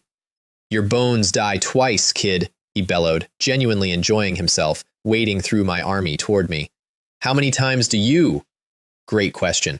So I stopped fighting polite and started fighting like an accountant. Death's curse at full pour, dragging every stat he had through the floor. Every night converging, not to beat him, to bill him, second by second, hit by absorbed hit, because a rampage is alone and the interest is stamina. And at the edge of the streetlight, motionless, the captain, scriptful lit, reading the enforcer's rhythm the way it had read 100 rhythms, waiting for the number I was counting down in my head. Berserker Fury runs on a timer. Everyone knows it. Nobody fights like they know it, because surviving until the timer is the hard part, unless your entire army is the surviving. Xiong Zihang's rampage guttered out mid-swing, the glow dying in his veins, and the exhaustion hit him the way it hits every berserker, like the bill for the whole party arriving at once, and the captain's blade was already where his throat was going to be. It had been waiting there, Insightful said, for 4 seconds. I stripped the loot right there. The invisible chest piece turned out to be a silver-scale breastplate, rare grade, which explained a lot, a wolf-fanged blade, and one more thing in his ring that stopped my breath. A shard of something that hummed against my mind like a struck bell. The system named it Fragment of God, 1 of 10, and refused to say another word on the subject. Even in my past life, with 3 extra years of rumors, I'd never once heard of a Fragment of God. Whatever this was, it was above my pay grade, above the guild's pay grade, possibly above the concept of pay. Into the deepest pocket it went. Hook, meet gut. I found out within days that Xiong Zihang had a brother, Xiong Ziliang, higher in the Hungry Wolves, currently tearing the district apart, asking who killed his little brother. The revenge economy in this city never sleeps. And then the alley taught me the limits of my whole operation. 5 of them, waiting in the dark 2 streets from home, and these were no gangsters. 4 radiating level 20 plus pressure, and a 5th, hooded, whose presence made the air taste like copper. Level 30, a warlock. They didn't announce a guild, didn't want my wallet, didn't monologue. They came to erase me, professionally, and they nearly balanced the books in 90 seconds. Curses from the warlock rotted my knights where they stood. My captain, my beautiful red captain, went down under 2 blades and a hex, actually down, re-summon on cooldown. And the warlock's evil spirit possession slid into my head like cold fingers, and my legs simply stopped being mine, the blinkstone useless in a hand I couldn't close, a blade coming at my throat with all the drama of a man clocking out. Ice took the alley wall apart. Gu Xiaowei came through the gap with 2 clan elites, Gu Te, an archer whose bow was already singing, and Gu Ke, an assassin who existed mostly as an afterimage, and the 5 professionals made a fascinating instant calculation. Whatever they were being paid did not cover the Gu family. The warlock hissed one sentence before they melted into the night. The Gu family protects him. Noted. Noted. Like a waiter taking an order. That word kept me up later. You helped the young miss in the realm, Gu Te said by way of explanation, while Gu Xiaowei pointedly examined a wall like being caught rescuing me was beneath comment. Her eulogy writing had apparently graduated into a full protective detail. I said thank you to the wall she was looking at. Here's what I actually took home that night, though. I got saved.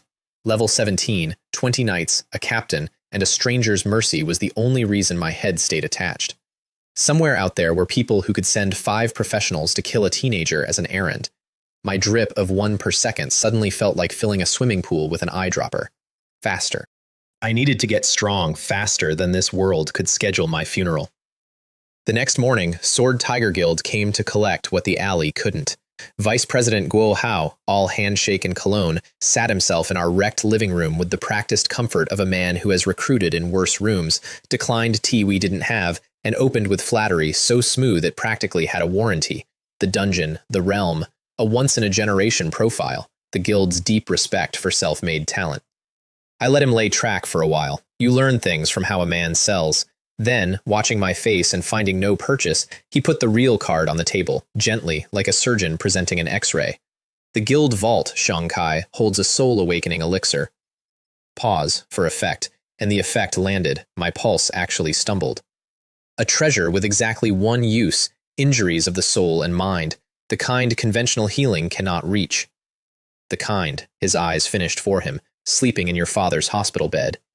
They'd done their homework on which of my organs to negotiate with. And the price? Membership, loyalty, family. He smiled the word family like it tasted of interest rates. And then, still smiling, the other half of the envelope. It seemed the guild's investigators had questions about the recent Hungry Wolf unpleasantness. An enforcer dead in a commercial district, so distressing. And wasn't it fortunate that guild members enjoyed certain procedural insulations? Offer and threat, 1 stationary set, 3 days to answer. I saw him to the stairs with full courtesy, and made the decision before his cologne finished leaving.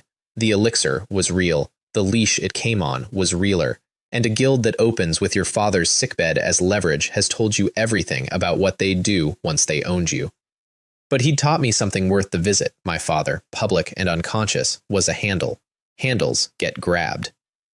I already knew my answer, because I'd lived it once. Guilds don't recruit people like me, they acquire them. First the signing bonus, then the leash, then the lab. And the moment anyone with resources understood what my class actually did, I'd stop being a member and start being a specimen. I'll think about it, I said, which we both knew was a no with manners. But the visit clarified one thing beautifully. My father, unconscious and public, was a handle on me that anyone could grab. So that night, I sat by his hospital bed one last time, and I told the sleeping man the things you can only tell sleeping men. The level, the money, the plan. No promises. He'd taught me that much himself. You don't say the big things out loud until you're strong enough to survive having said them.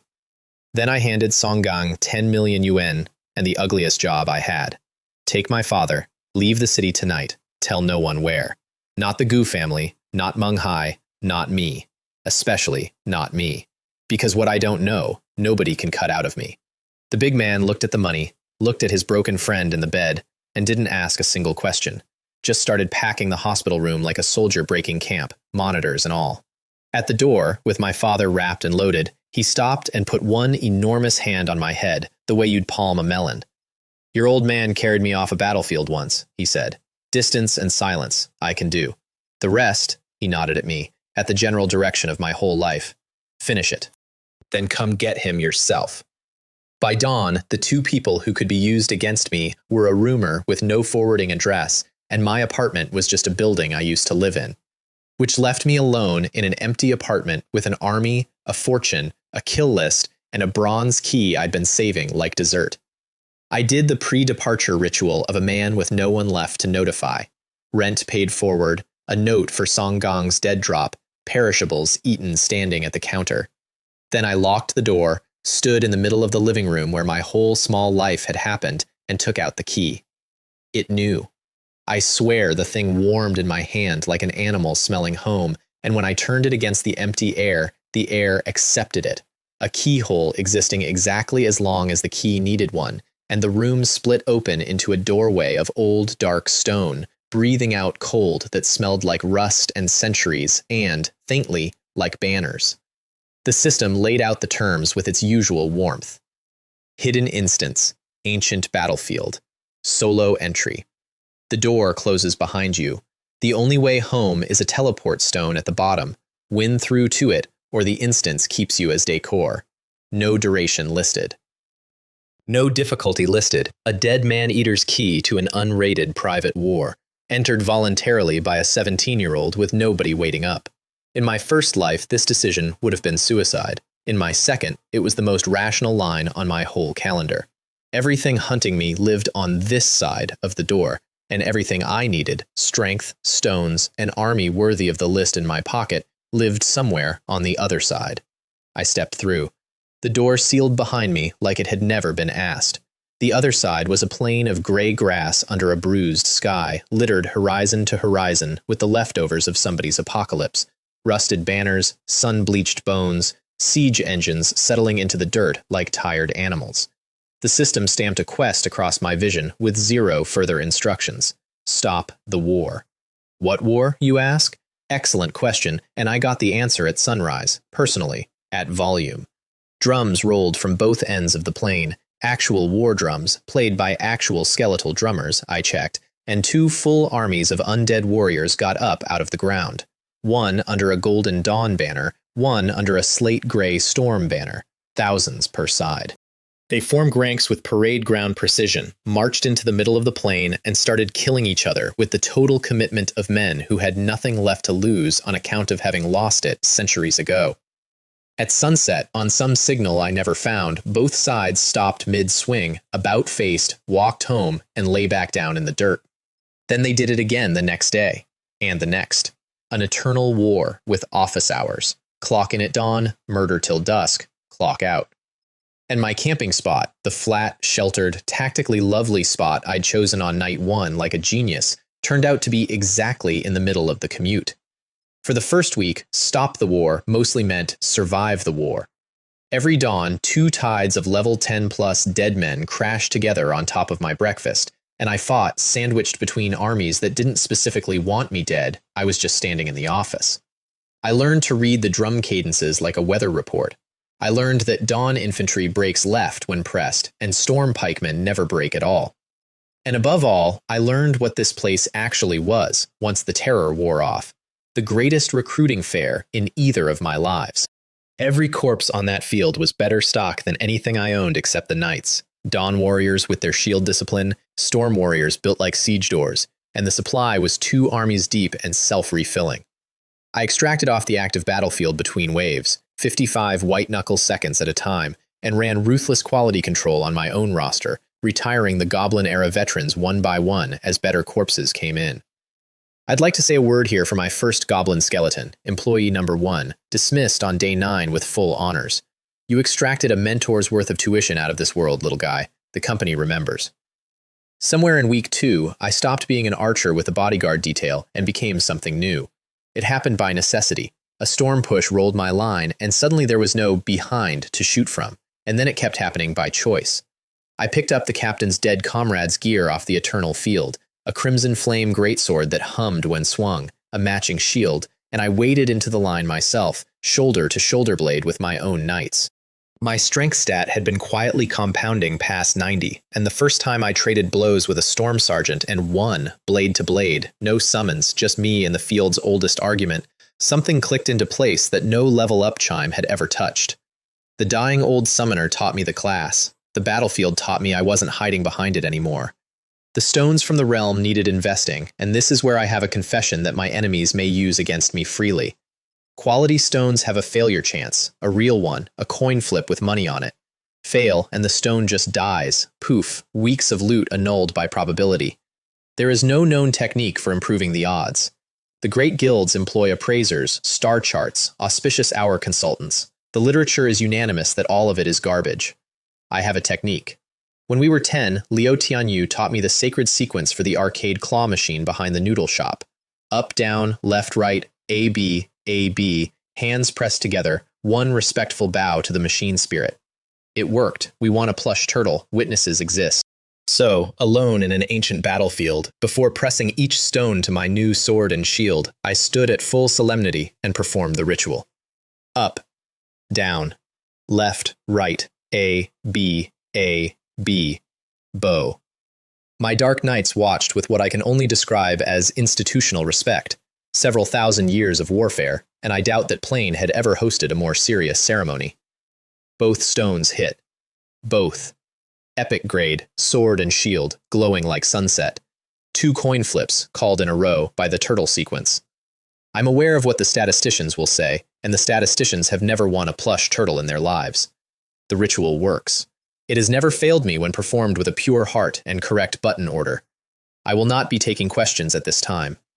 The war had to end somewhere, and my theory was org chart. Parades that precise have officers, and officers have officers, and somewhere at the top of each banner there had to be a general worth the name.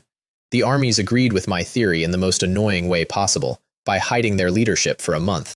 I carved through captains, banner bearers, drummer corps, drummers, it was strategy, escalating the damage until both sides' formations were visibly degrading, and it took 30 days of vandalizing their eternal routine before the war finally took me personally.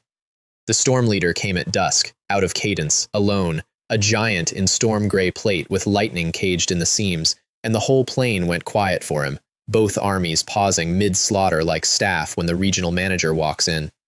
He was the strongest thing I'd fought in either life to that date, and for the first minutes he treated my army as scenery, blowing squad-sized holes in it on his way to the small living problem at the center. So the small living problem gave him the full package. Death's curse, a month of experience feeding deep, the swing at 50% now, half his thunder gone at the border of the aura. Death entanglement, my newest skill, ghostly hands erupting from the soil to hold storm-plated ankles exactly as long as bad news needs to arrive. And the bad news arriving from every direction at once. Knights and warriors and werewolf and boss, plus one 17-year-old with a flame greatsword and a shield and no unit left to hide behind because I'd stopped wanting one. He broke the entanglement 4 times. There was a 5th time. There wasn't a 6th. The Dawn General, smaller, faster, a gold blur with a 2-hander, got the same appointment the same week and kept it just as permanently. And then came my favorite morning of the month, dawn. Both armies stood up out of the ground, formed ranks, and listened. For drums that never came. For orders that had no owner.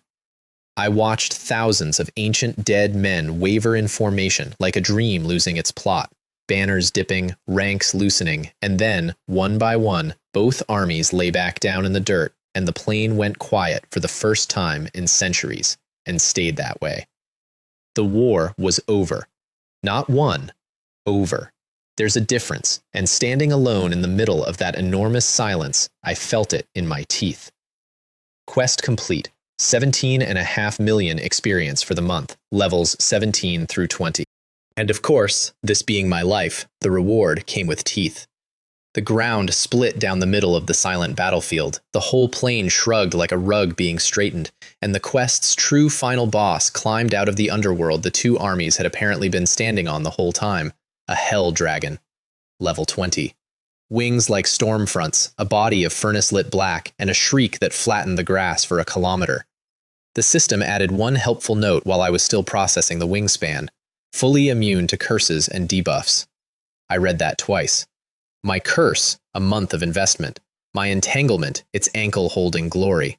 My entire toolkit of dirty tricks, and the boss was designed by someone who had read my file and highlighted it. Fine, then we do it the expensive way. The fight ran nearly an hour and took everything I'd built. Entanglement turned out to work on it after all, not as a debuff, but as brute anchoring, ghost hands physically wrestling its legs, torn free and recast, torn free and recast, a tug-of-war between my mana and its tonnage. The army drowned it in bodies it could burn but not banish. It breathed fire in house-wide strokes, and my ranks walked back out of the dark, singed and rehired, and I watched a dragon slowly learn the same despair as every mage and berserker before it. You cannot spend this enemy to 0. And the ending was personal because it had to be. Its hide shrugged arrows, its belly was armored, and the only seams were between the great back scales. So I rode my werewolf up a collapsed siege tower, jumped, and spent the worst 90 seconds of the month on the dragon's spine at altitude, boots wedged under a scale, driving the epic greatsword two-handed into the gap while the plane spun below and the fire breath curled back looking for me. When it finally came down like a cathedral, and I rode it the whole way, because letting go had stopped being an option somewhere around the clouds. The loot exploded like a piñata stuffed by a lunatic, +5 to every attribute, permanent, all of them at once, a full-body carbonation I had to sit down for. An evil dragon ring, epic-grade storage, 50 cubic meters, which retired my dead crook rings on the spot. Evil dragon armor. Another upgrade stone, my second of 10, the system's locked door creeping open stone by stone. And a burst stone, a nasty little rock that detonates with boss-grade violence when crushed against something you dislike. Last resort number 2, into the pocket next to the blinkstone, and may I never meet the day I need both. Then 55 seconds of extraction, and my new flagship stood up, a skeletal hell dragon, strength 220, fireball included, curse immunity included. I now owned air support. I also, because I am my father's practical son, spent an hour butchering the dragon's original carcass into the storage ring. An entire dragon, wholesale. This decision will pay off comedically later. Wait for it. The teleport stone at the bottom of the battlefield cracked, and I stepped back into my living room after a month away, level 20, epic-geared, dragon-backed, smelling of 1,000-year war, and stood for a moment in the doorway doing inventory of a crime scene. Someone had robbed our apartment. Thoroughly. Furniture gone, cookware gone, they'd taken the light fixtures, they'd taken the disappointed water stain's whole ceiling panel for some reason. Professionals of the saddest possible caliber had spent real effort stripping the home of a hospitalized cripple and his missing son. Joke's on them, mostly. Everything I owned worth owning was on my body or in a ring, and everything they took belonged to a sad previous version of my life I'd been meaning to cancel anyway. But I stood in the empty shell where my father's chair used to be, where the medicine smell was already fading, and let the message land properly. A month is a long time in Jiang City. The city had audited my absence and marked the family as undefended. People had been busy. The kitchen shelf, I noted with my heart in my throat, the shelf with the 3 photographs, had been swept too, and I spent one very bad minute in the debris before finding all 3 frames dumped in a corner, glass cracked, photos intact. Thieves with no eye for the only valuables in the building. I packed the photographs into my ring with more care than I'd packed the dragon. Exhibit A. Across the street, a man in a cap was very deliberately not watching our windows, and when I looked at him, he strolled off and made a phone call to somebody he called Brother Guo. Guo. As in Guo Hao, whose 3-day deadline I'd overshot by 27 days. The guild had put a babysitter on my empty apartment. Exhibit B. My phone, once it charged, delivered a month of missed history. Song Gang checking in from nowhere. Your father is safe, stable, still asleep. And Meng Hai, 3 separate calls, the last one clipped and careful. There's news about the water of life, not the kind I can say on a phone. Come see me. The water of life, the medicine that saved my father and mysteriously stopped short of waking him. I looked at the smooth, smiling hospital doctor in my memory, and something in my gut, cold and patient, said, pull that thread. The babysitter situation resolved itself that evening. His name was Hu Bo, Sword Tiger Junior Staff, and when I walked up behind him at his stakeout spot and said hello with a month of ancient battlefield in my voice, he achieved a personal best in the standing high jump and discovered an urgent appointment across town. I didn't even summon anything. Sometimes the aura does the paperwork. But as I turned for home, I caught something on the rooftop across the street. Bare feet on the tile ridge, moonlit. Silver bells on one slim ankle, dead silent, which is not how bells work. A girl's silhouette and 2 points of red where eyes should be, looking down at me with unmistakable satisfaction. And a voice that reached me without bothering with distance. Found you at last. By the time my portal opened, the roof was empty. Just me, my heartbeat, and a sentence with no owner. Found me. Who spends effort finding a joke class with a dead apartment? I added the mystery to the pile. The pile was becoming a skyline. Mung Hai's news turned out to need her apartment, a locked door, and a lowered voice, and it earned all three. She'd traced the water of life through the pavilion's back channels, because of course the sharpest saleswoman in the city had back channels, and here was the shape of the thing. The dose my father received at the hospital was 1/3 of the vial I handed over. The other 2/3 had been siphoned by the attending physician and sold, through a broker, for 1 billion yuan. The physician's name was Dr. Liang. The buyer's family name was also Liang. The doctor was a planted son of the Liang family, working a city hospital for exactly this kind of harvest. My father didn't fall short of a miracle. He was robbed of 2/3 of one, mid-4, by the family whose heir I'd already sworn to kill. The water glass in my hand cracked. Mung Hai, very quietly, moved her other glassware. Shongkai, she said, watching my face. Whatever you're deciding right now, decide it outside my apartment. There. I stood on her balcony breathing until my hands worked again, and by the time they did, the decision had settled in like poured concrete. No drama left in it at all. The Liang family was no longer a name on a list. It was the list. The city, meanwhile, kept demonstrating that my past life's map was expired. Walking home through the night district, I hit the sirens and screams of another demon wolf incursion, the second in a month. Shop shutters slamming down a whole street in sequence like piano keys. A food stall walk still flaming on its burner, cook long gone. Wolves flowing out of a subway mouth with their heads low.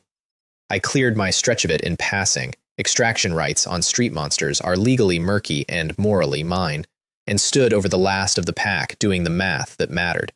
This did not happen in my first timeline. Not once, not twice, not ever. Wolves in the streets, dungeon mutations, realms opening off schedule. Something under the city's floorboards had shifted, the whole world's floorboards, maybe, and nobody upstairs seemed to be treating it as a pattern yet. Filed, underlined, growing. The official response, when it screeched up in guild colors, was its own data point. Sword Tiger Enforcement, and at its head, of course, because my life rhymes, Captain Wen Qifeng, directing the sweep with dockworker hands and that avuncular warmth, checking manholes, interviewing witnesses, and pausing, twice, to look at the extraction dust where wolf corpses should have been with an expression that was not avuncular at all. He didn't see me in the crowd, I made sure of it, but I watched him work for 10 minutes from a noodle shop window, this friend of my father's who'd arrived in the city the year my mother died, and the file with his name on it put on weight it would never lose. Also unchanged from last month, people trying to kill me. The 5 professionals from the alley chose that night for round 2.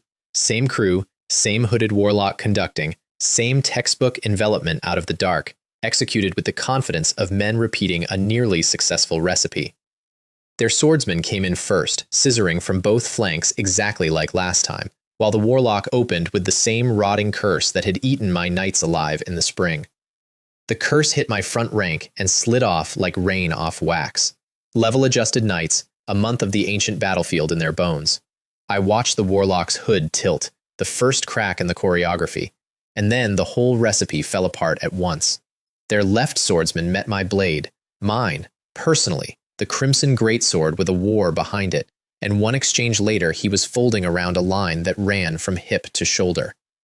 Their right pair hit the curse's border at half their stats, and slowed like men who'd aged 40 years crossing a property line. Somewhere behind it all, I heard the warlock make a sound I can only transcribe as a man rereading a contract mid-job. The file said, "He's a summoner." Yes, well, the file was a month old. Everyone's file on me is out of date by exactly however long since they wrote it. It's my favorite thing about me, and the last thing several people have learned. "Who's paying you?" I asked the evening in general. "Blink twice if it's the Liang family." The warlock declined to blink and elected to leave at speed, sacrificing his remaining crew to the exit, a professional to the end, and the end was closer than he thought, though not from me. The warlock fled.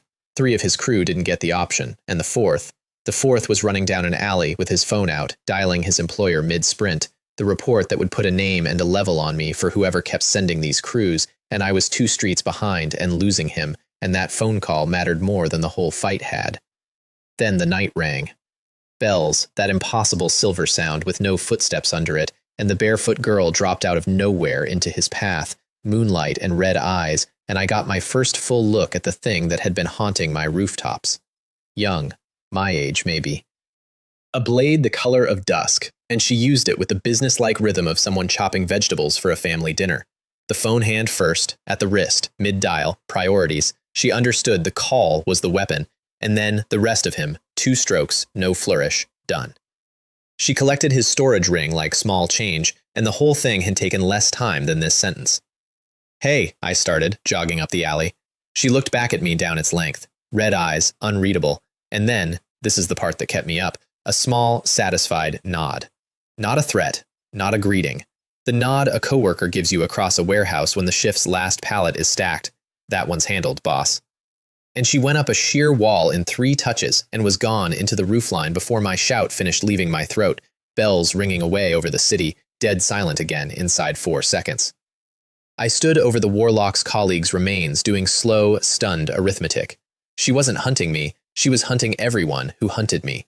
I had a guardian angel with a demon sword and no shoes, and I didn't know her name, her price, or her reason. Nobody protects a stranger for free. In my experience, nobody protects anybody for free. Elsewhere in the dark, I later learned, a Sword Tiger enforcement squad was sweeping the same streets on wolf incursion duty, led by a captain named Wen Chi Feng. Hold that name. It doesn't matter yet. It will matter more than almost anything. The next morning, my broken front door hosted a diplomatic summit. 3 delegations, spaced 20 minutes apart, like the universe had a scheduling app. Delegation 1, the Liang family steward, silk-wrapped and vinegar-eyed, with 10 guards staged down the stairwell in a display formation older than manners. He toured my ruined apartment with his hands behind his back, cataloging my poverty out loud. "So this is where the dungeon prodigy roosts," and then unrolled the offer with the boredom of a man who'd never heard no. The Liang family, in its magnanimity, would overlook my frictions with certain family members and take me into service. Generous terms. Signing gift. A future. "Question first," I said. "Does the family's magnanimity extend to refunds? Because your planted doctor siphoned 2/3 of my father's water of life out of his IV line and sold it for $1 billion. I'd like it back. Then we can discuss my future."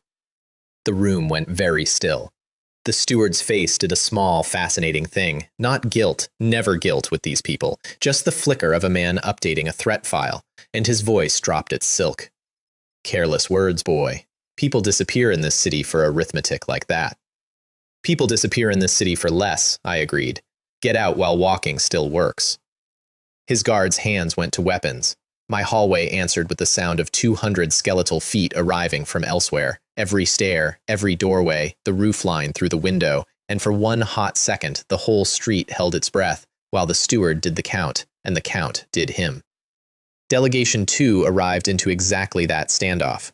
Guo Hao, professionally horrified, physically inserting his guild smile between us, de-escalating everyone back down the stairs with the fluency of a man who'd spent decades keeping powder away from flame. The steward left me one look over his shoulder, a promissory note of a look, and I filed it with the rest of the family's paper. Then Guo Hao turned to me for his own answer about Sword Tiger, and got the final version. No. Not now, not later, not with elixirs, not with threats wearing elixir costumes. His parting expression said, "Arrogant brat, short life." Honestly, one of us was going to be right, and I'd already died once, so I liked my research base better. Delegation 3 knocked like it was apologizing. Liu Tianyu, and behind him, radiating misery, Yu Hu. The S-rank assassin had come to grovel. Word of the parking lot, the alley, the exit plaza, the city's whisper network had finally connected my dots, and Yu Hu had done the math on our last 2 encounters and identified himself as walking unfinished business. He apologized to my floor for several minutes.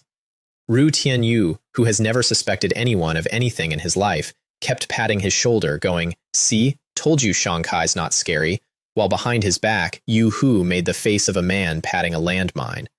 They'd come with news, though. The Youth Championship, the once every 3 years tournament where every academy, guild, and family in the province measures talent, was opening registration. Team format. Fame, prizes, and the kind of public legitimacy that money can't buy. Also the kind of spotlight that gets specimens noticed by laboratories. "Pass," I said. Liu Tianyu deflated. Yu Hu looked relieved, which was reason enough to reconsider. But no, I had a family to dismantle and a father to wake. I didn't need a trophy. Then Gu Xiaowei knocked and ruined my whole argument.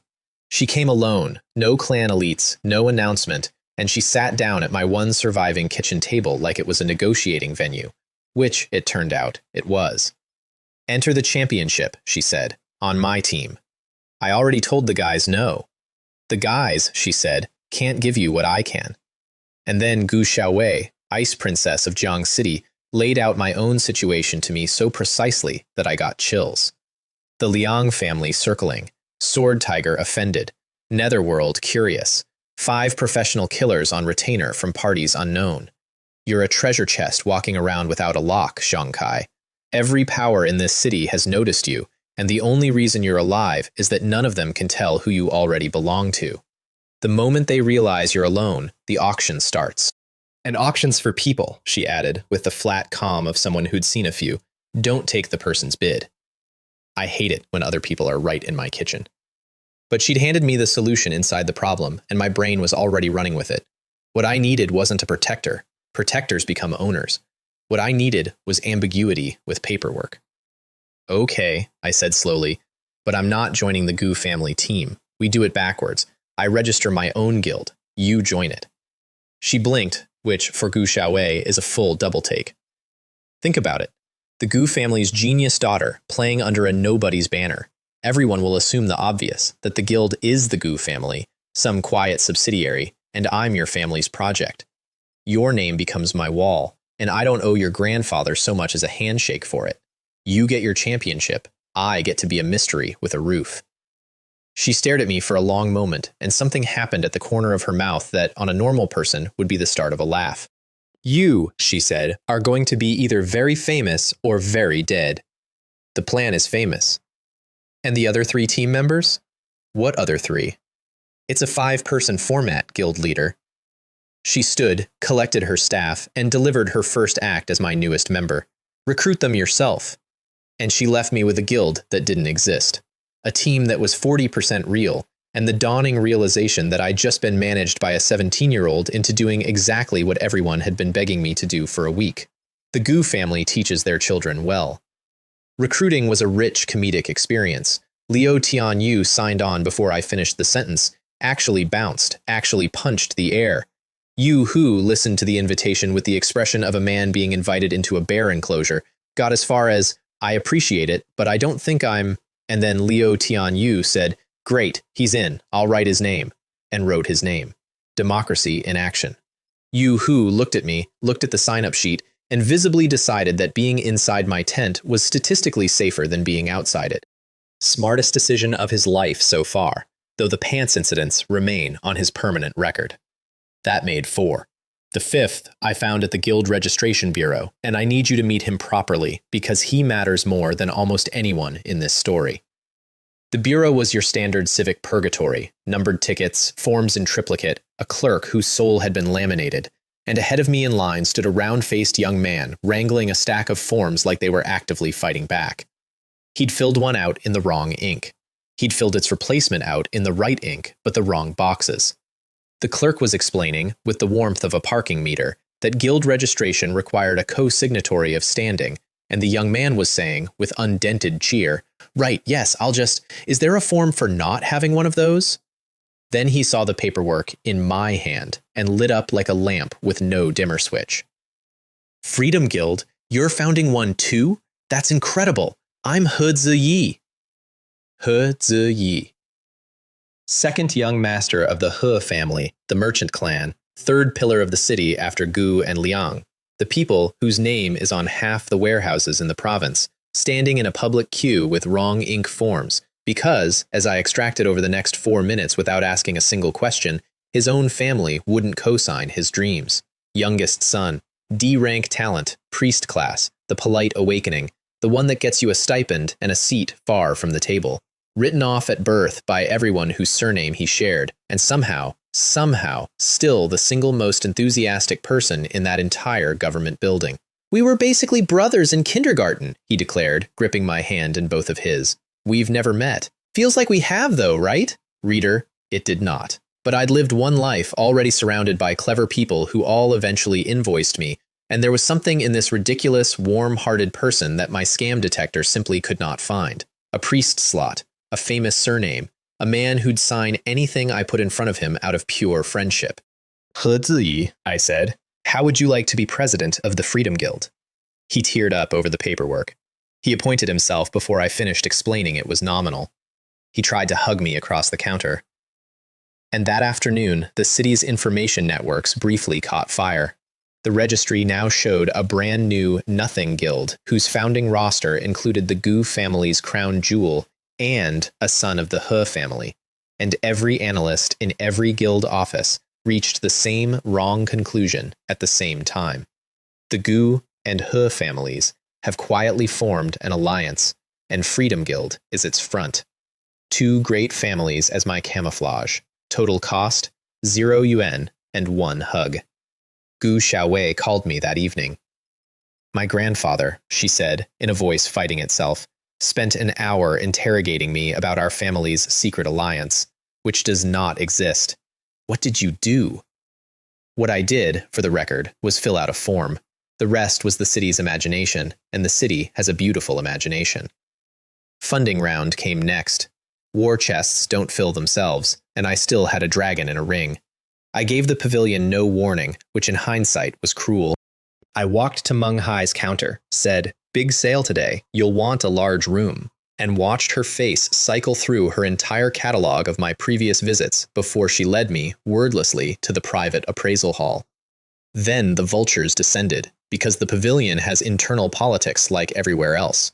The branch's backroom manager, a polished shark named Li Kang, had been tracking the Crystal Boy's transaction volume for weeks, and he swept into the hall mid-appraisal with 2 assistants and the smooth announcement that clients of my caliber were his portfolio now, and little Miss Lin could return to the front counter.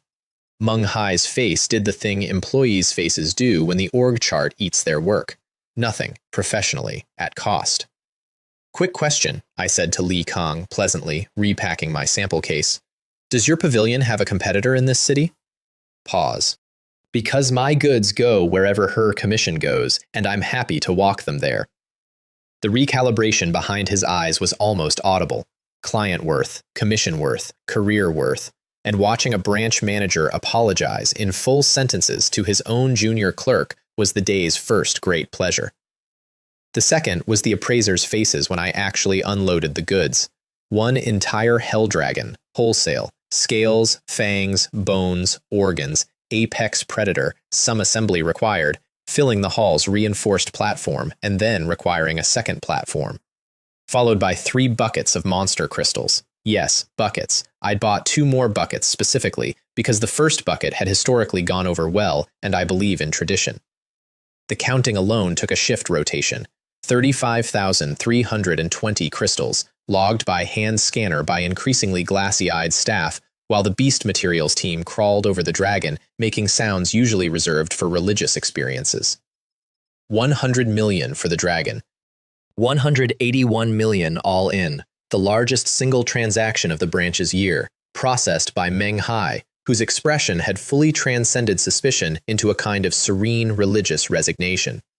"Sir," she said quietly, handing me the transfer slip. "At this point, I genuinely no longer want to know. Best business relationship of my life." A quick postcard from the Gu family estate, reconstructed later from Gu Xiaowei's grudging retellings, because the scene deserves staging. The ancestral hall. The patriarch, Gu Haisheng, who did not enjoy learning from the city rumor mill, like a commoner, that his clan's jewel had signed her name under a stranger's guild banner. Assembled elders, arranged by seniority and blood pressure, and Gu Xiaowei, 17, standing alone on the petitioner's stones where clan members answer for embarrassments. The transcript, per her telling, ran as follows. 40 minutes of the old man cataloging what the Gu name weighs, what alliances it anchors, what a daughter of the main line's signature is worth on a market she'd apparently never been told she was listed on. A fist on a table older than the city charter.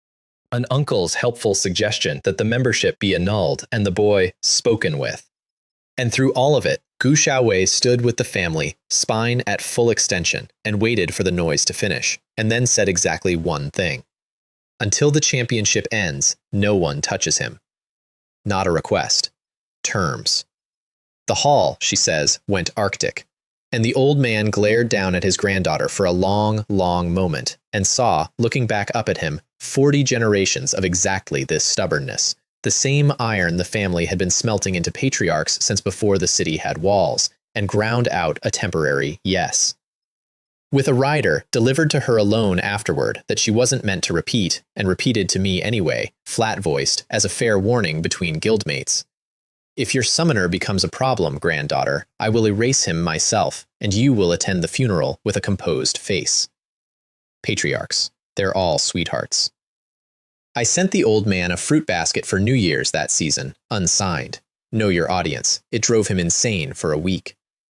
The Hungry Wolf epilogue arrived on Schedule 2.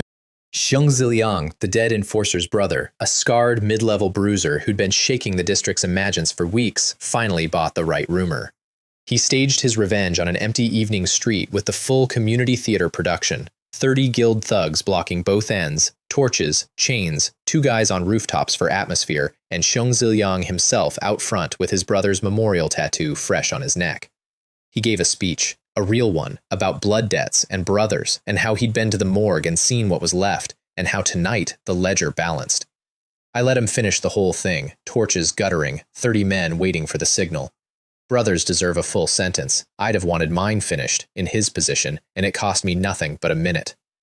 Done? I asked. He said something traditional about my grave. Then, for the record, your brother drew on me over a bucket of crystals, wearing invisible armor, in a public street. I didn't hunt him, he billed himself. Xiong Ziliang's answer was the signal, 30 men breathing in.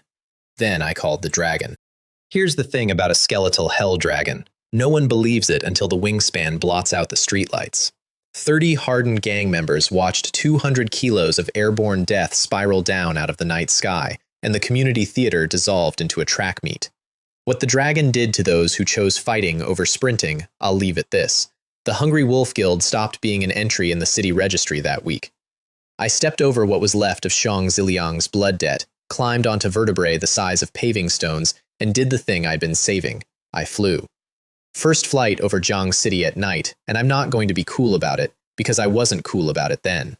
The ground fell away in one stomach-stealing lurch, the streetlights resolved into golden circuit boards, and the whole map of my 2 lives, the academy where they laughed, the alley where they ambushed, the square where the skull filled the sky, the hospital, the tired apartment with the 3 photographs, shrunk to a glitter I could cover with one hand. Wind trying to relocate my face, my hands hooked under a dragon's neck ridge, its wing beats going through me like a second heartbeat. And me laughing like an absolute idiot into the dark, alone at 500 meters, where nobody could hear the joke. Class enjoying himself, banking over the river just to feel the turn, buzzing the clock tower because it was there. Somewhere down in that glitter was everyone who'd ever laughed at the certificate. Every mentor who'd smirked, every young master who'd priced me, every recruiter who thought I was for sale. None of them owned the sky. Okay, one of them owned the sky. He was going to need a bigger certificate. Money and altitude are lovely, but the championship was weeks out and my level had a deadline. So I bought my way into the Tyrant Dungeon, a level 30 instance with a 1 million yuan entry fee and a strict no solo under 30 rules. I attached myself to a party of strangers at the gate, a scarred crew boss called Chao Da Fu and his lads, plus, by hilarious coincidence, 2 surviving Hungry Wolf members who did not recognize their guild's extinction event standing behind them in the entry queue. I would love to tell you the alliance ended in betrayal, but the truth is less dignified. It started there. 2 hours in, deep enough that screams don't reach the gate, Xiao Dafu's crew dropped the teamwork act and circled the rich kid, standard dungeon robbery choreography, knives out, the Hungry Wolf pair grinning along.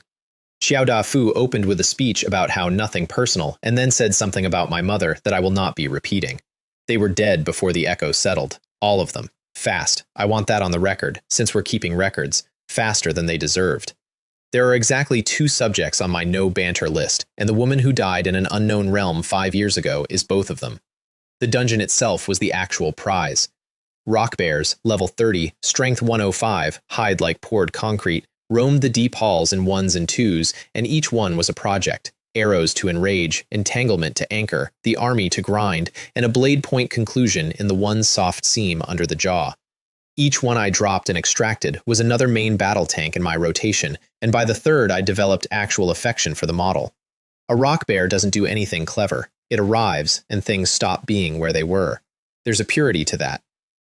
Between hunts, I met the dungeon's other kind of inhabitant. I heard them before I saw them. Laughter. In a level 30 murder dungeon, echoing off the stone like something from a different genre, and found a cheerful, threadbare crew around a cookfire. Shihai, a broad-grinned grinder in patched armor, his 3 equally patched brothers in arms, and a kid sister figure named Shi Mei, 15, who ran their camp kettle like a field marshal and smiled at strangers as if the world had never once given her a reason not to. They waved me in. Me, an obvious loner in expensive gear, exactly what dungeon robbers dress like. They shared their tea and their dried fruit and their intel. The biggest bear in the sector denned 2 galleries north, too big for them, but a solo ace like you, maybe. And when I offered a finder's cut for the tip, Shihai looked genuinely offended. You'll do the fighting, brother. We just talked. Talking's free. Talking's free. In this world. This man was grinding a dungeon 2 levels above his gear to feed 5 people, and talking was free. I drank the tea, and on my way out, I loaded Shimei's pack with crystals while she argued with the kettle, and left before the arithmetic could be objected to. Some people this world hasn't ruined yet. It matters that you know they exist. It matters for what almost happened next, and for what I need you to understand about the next hour of my life. Because that same night, camped in earshot of a Liang family hunting party, I heard their leader brag. Liang Hao, fire mage, collateral cousin of the main Liang line, and over their fire, to his crew's laughter, he described his evening's entertainment. A low-level party they'd caught, wiped out for their gear, and a girl, 15 or so, that he'd had his fun with before the end. A crew. A girl of 15. In this dungeon. I don't have clean memories of standing up. There's the campfire laughter, and then there's me already in the dark between the trees with my heart making a sound like a war drum, absolutely certain of the arithmetic. Shihai's people, Shimei, the picnic in the murder dungeon. Every summon I owned came out of the black at once. 10 men, a full Liang hunting party, and I did not conduct that fight so much as let it off a leash. Liang Hao was the only one who made me work, and I'll grant the Liang bloodline this. When they bother producing talent instead of heirs, it's real. He reacted to a night ambush by a bone army with 2 moves that were both correct, a purification tonic straight down the throat that shrugged my curse clean off, and a rising firestorm that bought him a perimeter, eating a full rank of my bears down to steaming gravel. Then he stood in his own light and screamed his surname at the darkness like a weapon. I'm a Jang! Do you know what that means, you dead-raising freak? It means, I said, closing the distance behind my shield while his ultimate broke around it in orange sheets, that no one in this city will even investigate. He understood exactly 1 second before it stopped mattering. I watched the understanding land, the firelight showing me the exact moment a young master's lifetime warranty expired, and my blade ended the conversation at his throat, mid-incantation, the fire dying with the syllable. And then, tearing through their camp records and rings for proof, I found it. The party they'd butchered wasn't Sure High's, different crew, from a different gate. Days later, I'd cross paths with Sure High and Shi Mei at the dungeon exit, alive, waving, entirely unmurdered, and something in my chest uncramped for the first time in a week. Do I regret jumping to conclusions? Let's be precise about what happened. A Liang family scion confessed to robbery, murder, and worse over a campfire, and received the sentence for exactly those crimes, slightly early and from the wrong plaintiff. The girl he actually hurt got her justice unnamed. I've done worse things for worse reasons, and I slept fine. In his ring, next to the loot of his victims, a second fragment of God, humming its bell hum against my mind. 2 of 10. Whatever game these were pieces of, the Liang family was playing it too.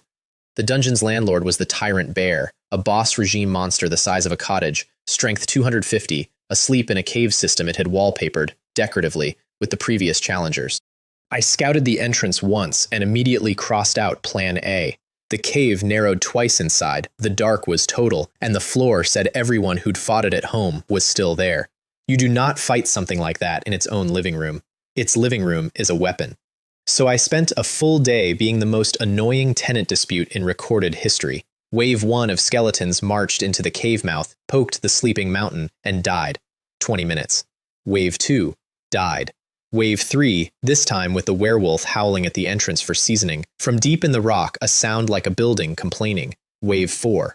Wave 5, and here I started varying the schedule because monsters, like Liang Camp bodyguards, break on unpredictability, not volume. Random intervals, fake retreats. One wave that just stood at the mouth and banged weapons. By late afternoon, the roars from below had gone from territorial to genuinely unhinged, and at dusk, the mountain of muscle finally erupted out of its own front door to file the complaint in person, out of the narrows, off its floor of trophies, into the open ground where I'd spent the day arranging the furniture. Outside, in the open, it met the full portfolio. Death Entanglement locked its legs in ghost hands. The bears, its own extracted cousins, hit it from 3 sides.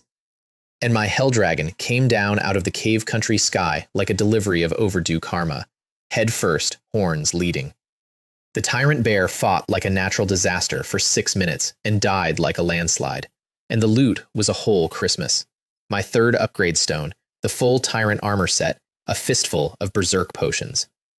The extraction, though, 55 seconds, and up out of the dust rose an actual monument, the Tyrant Bear reborn in bone, and the system appended a note I'd never seen on a summon before. Talent grade B. My undead had a prodigy. I patted its foreleg, which was the highest part of it I could reach, and it made a sound like a landslide purring. Back in the city, I did the honest post-dungeon paperwork. The spare loot went through Menghai's counter in what had become our ritual. I unload the impossible, she processes it without eye contact. We both pretend this is normal commerce. This batch, surplus Tyrant gear, a dungeon's worth of crystals, the effects of 10 deceased Liang hunters whose provenance she pointedly did not scan, cleared 52 million, bringing the war chest to about 230. She counted it out, and at the end, for the first time in our acquaintance, she asked an almost question. The Liang family put out word this week, asking trade halls to flag unusual sellers. She slid the receipt across. I flagged nobody. My scanner's been acting up. Meng Hai, ladies and gentlemen. Loyalty you can't buy, working for commission anyway. I banked the 3rd upgrade stone next to its siblings, and noted with acquisitive interest that Liang Hao's abyss staff, dark, elegant, dripping with stored spite, was exactly Gu Xiaowei's weapon class. Guild President gift budget. Approved. Nothing says team spirit like regifting your enemy's equipment to your allies. It's recycling. I'm told it's virtuous. And then I slept through the opening of the Youth Championship. Not a metaphor, not an exaggeration for comedy, a documented failure of the human alarm clock. The tournament my entire camouflage strategy was built around. The one I'd founded a guild for. Opening ceremony at 9 sharp, team check-in at 8:30, and at 8:40 I was face down in my pillow in the ruins of 3 consecutive dungeon weeks, sleeping the sleep of the recently boss mauled, while my phone performed its 4th unanswered concert of the morning. The 5th call drilled through. I surfaced with my face stuck to the pillow, answered on reflex, and received Gu Xiaowei's voice at a temperature that could have flash frozen the harbor. Where are you? Time is it? A pause. The pause of a clan heiress choosing between homicide and the bracket. You have 10 minutes. I arrived in 8. One of those 8 spent airborne over morning traffic on a partially summoned dragon, which the city's commuters would be discussing for a week. Hair looking like a bird had fought in it and lost. 1 boots laces in my pocket. My team met me at the gate with the full emotional spectrum. Liu Tianyu's tidal relief. Yu Hu's specific terror of being adjacent to whatever punishment was coming. Gu Xiaowei's clinical disapproval, delivered as a single vertical scan from bird hair to loose boot that logged every deficiency for a future tribunal. And He Ziyi, President He Ziyi, silently handed me a warm bag. He'd bought me breakfast. 2 buns and a milk tea because champions shouldn't fight hungry. Best hire I ever made. Fight me, all of you. The man bought breakfast. The championship's first stage was 80 teams from every academy and family in the region, seeded through elimination brackets, with a prize pool that had my full attention. Every member of the top 10 teams received an upgrade stone. I needed 7 more for the system upgrade. The math wrote itself. Our opener produced the tournament's first legend, and it wasn't me. The format drew individual matchups by lottery, and He Ziyi, our priest, our D rank, our beloved figurehead, drew slot 1. Twice. 2 rounds in a row, the lottery machine looked at our roster of monsters and selected the boy whose entire combat kit was healing himself and apologizing. The crowd laughed. The Hu family section, attending mostly to confirm their low expectations, visibly slid down their seats. And He Ziyi won. I want history to record how he had equipped, at his own expense, armor so far above tournament grade that his opponent, a genuinely skilled spear user, spent 9 full minutes bouncing attacks off him while He Ziyi healed through everything, apologized repeatedly, and threw the occasional overhand slap. His opponent eventually collapsed from exhaustion. He Ziyi then fainted too, standing up, upright in his miracle armor like a statue of himself, and had to be carried off vertical. The crowd went from laughing at him to laughing with him to genuinely chanting his name. Money, it turns out, is a talent grade. The rest of round 1 went to script, and the script had range. Liu Tianyu drew a 2-meter academy warrior with actual technique and fought his whole heart out anyway. Took the first exchange on pure aggression, took the second on pure chin, and lost the third to the simple physics of better footwork, going down swinging with the crowd already half on his side. He then apologized to each of us individually, twice, laps of the team bench, until He Ziyi healed bruises that were mostly emotional, and I threatened to bench him from dinner. But I lost. You made a better fighter earn it for 9 minutes. That's the job. He thought about that for the rest of the day, and you could watch the thought putting down roots. Yu Hu, S-rank talent and functioning powder, was the bracket's strangest viewing experience. His opponent cornered him early in round 1. Mistake. Cornered. Yu Hu stops being a coward the way a cornered cat stops being furniture. He went from backpedaling to 3-directional violence in half a breath, all flicker steps and mean angles, and won that exchange so fast the referee asked for a replay. He took the match 2 rounds to 1 and fought the final 30 seconds visibly calculating whether winning too stylishly would anger anyone important in the stands. An assassin who audits the audience mid-fight. He's going to live forever and hate every minute. And Gu Xiaowei was Gu Xiaowei.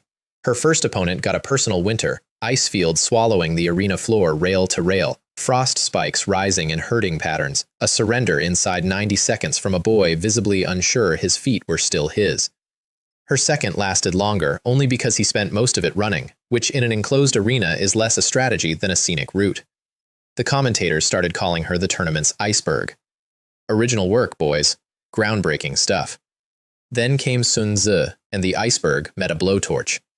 Lightning specialist from a military academy, and the worst possible matchup for her, his bolts flash-cracked her ice walls faster than she could raise them, and by the third exchange she was breathing hard, frost thinning, one knee dipping. Her pride would take the loss standing, that was never in doubt. But we needed her win for the bracket, and I had, at that exact moment, arrived late to the venue, don't start, and was jogging up the competitor's tunnel with a meat bun in one hand. So I threw a rock. A pebble, really. From the tunnel mouth, across a regulation distance, with a level 20 arm and an archer's eye, directly into the back of Sun Tzu's head at the apex of his cast. The referee's inquiry was heated. My defense was a masterpiece of legal reasoning. I was aiming at my own teammate, to wake her up, coaching being technically permitted, and my aim is famously terrible. An argument delivered while the scoreboard behind me displayed my archery stats from registration. The tribunal ruled it interference, disqualified Gu Xiaowei's match, and per bracket rules, the slot passed to the next teammate in rotation, which was me, which had been the entire point of the rock. Gu Xiaowei's glare could have preserved food. Sun Tzu, rubbing his head, watched me walk onto the sand and demanded to know what a summoner was going to do in a duel arena at this level. Fair question. The scanner had already answered it for the crowd, and the murmur was spreading through the stands in a wave. Level 20. The joke class, the museum exhibit, standing on tournament sand at level 20 on Awakening Year. I finished my meat bun. Some entrances you don't rush. Sun Tzu opened the duel the way you'd swat a fly. Full power, no respect, chain lightning arcing across the sand into my first rank of summons before the starting horn finished sounding. 2 of my Dawn warriors went up like fuses. The crowd oohed. Sun Tzu allowed himself a nod, rolled his shoulders, and glanced up at his academy's box, the little wave of a man confirming the errand would be brief. He'd just cooked the iceberg of Jiang City. The corpse-class understudy who'd thrown a rock at him was dessert. Then the 2 skeletons he'd just deleted walked back out of their portals, brushed the scorch marks off, and got back in line. He hit them again, harder, and watched them return again, and I got to observe, from 20 meters, arms folded, at my leisure, the full onset of the disease that eventually claims everyone who fights me. The counting. You could see it start behind his eyes. How many casts do I have? How many do they have? The first symptom is confusion, the second is budgeting, and the third, right on schedule around minute 4, was Sun Tzu abandoning the skeletons entirely and hurling everything at me, the operator, chain lightning forking across the sand at the one target that doesn't respawn. Correct strategy. Discovered 4 minutes too late, through a wall of bone that had spent those minutes closing. His bolts earthed into shields and rib cages. My line walked forward through its own smoldering casualties, and Sun Tzu's breathing went from performance to labor as the sand shrank around him. I watched him work through it in real time, hit them again, watch them return again, do the mana math, arrive at the horrible truth in front of 5,000 people. He was a battery dueling a power grid. By minute 4, his casts were coming slower. By minute 6, the sweat was visible from the stands. And that's when my Dark Knight captain, who had spent the entire fight just standing there being red, finally walked over, took Sun Tzu's sword arm politely but completely, and spanked him. With the flat of a greatsword, rhythmically. In front of his academy, his instructors, and what I'm told was a live regional broadcast. I surrender, is what Sun Tzu said. What his face said, staring at me through actual tears of rage as they escorted him off, was, someday, somehow. Get in line, Sparky. It's a long list and the front section is very accomplished. That win put Freedom Guild through the round, and it put me on every scouting list in the province, but the bracket had one more family reunion in stock. Because scrolling the standings that evening, I found him, Liang Wei.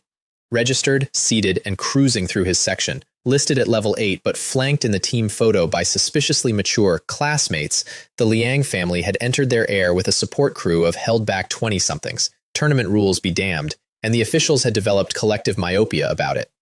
His match record was a portrait of the man, opponents who surrendered early out of fear of the surname, and one who hadn't, currently hospitalized from injuries sustained after surrendering.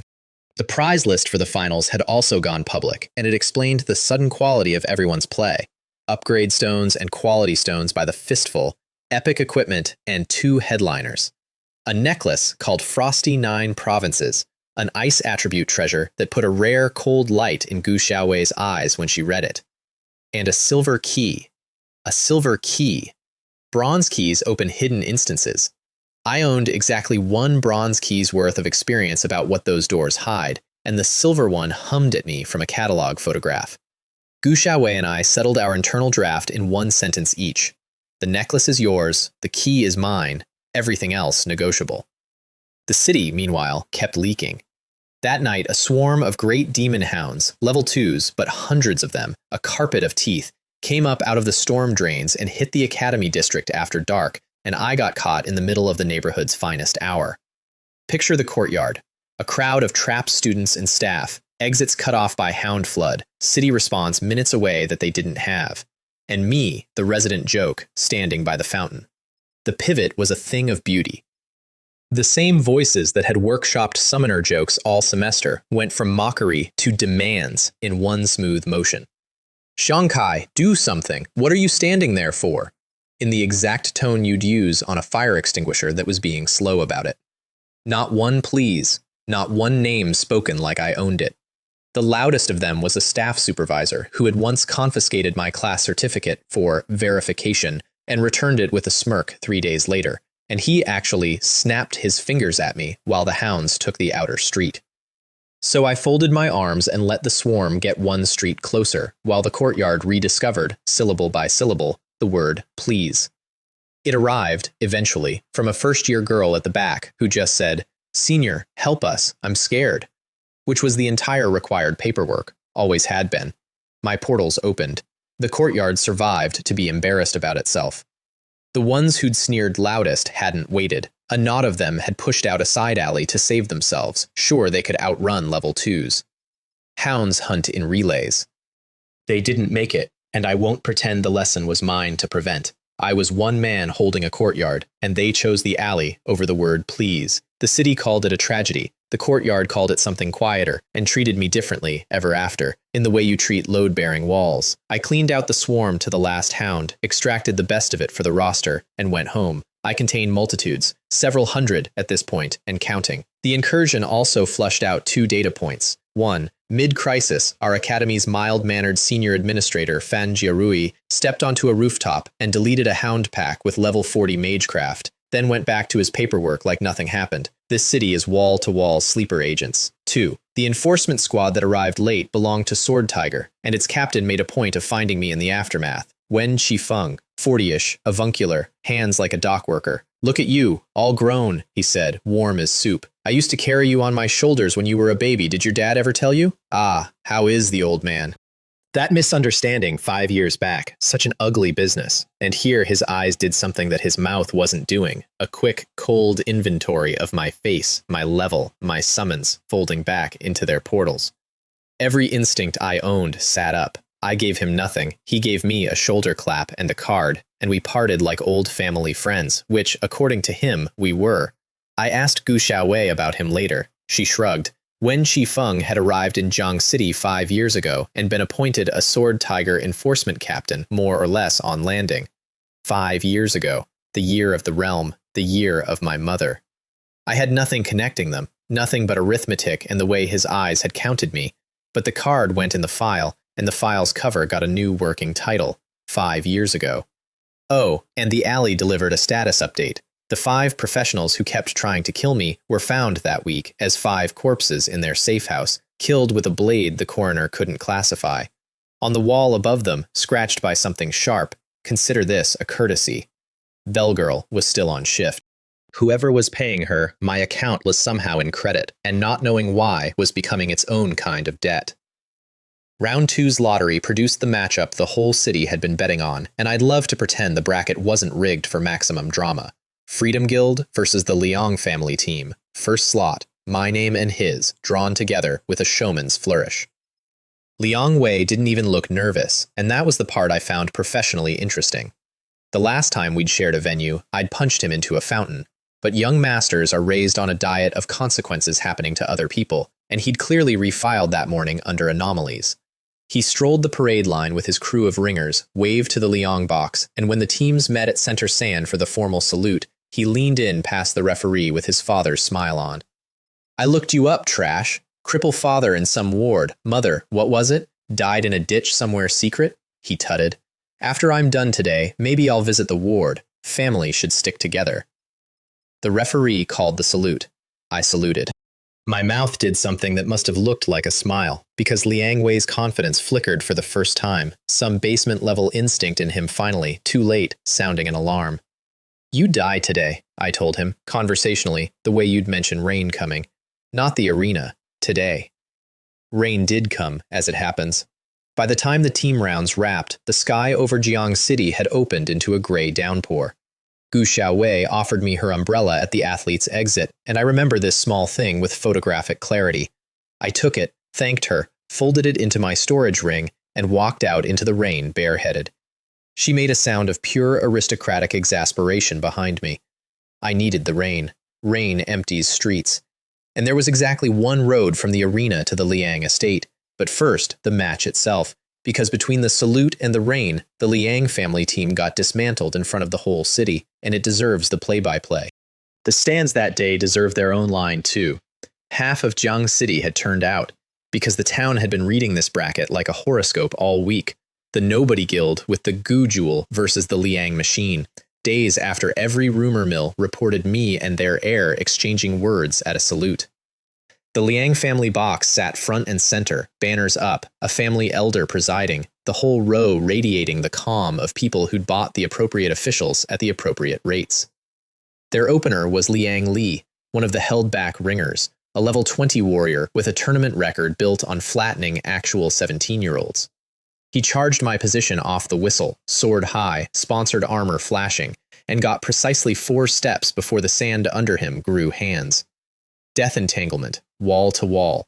He hacked at ghost fingers while 3 rock bears arrived at a trot, and what followed was less a duel than a municipal demolition. The referee called it when Liang Li stopped answering questions.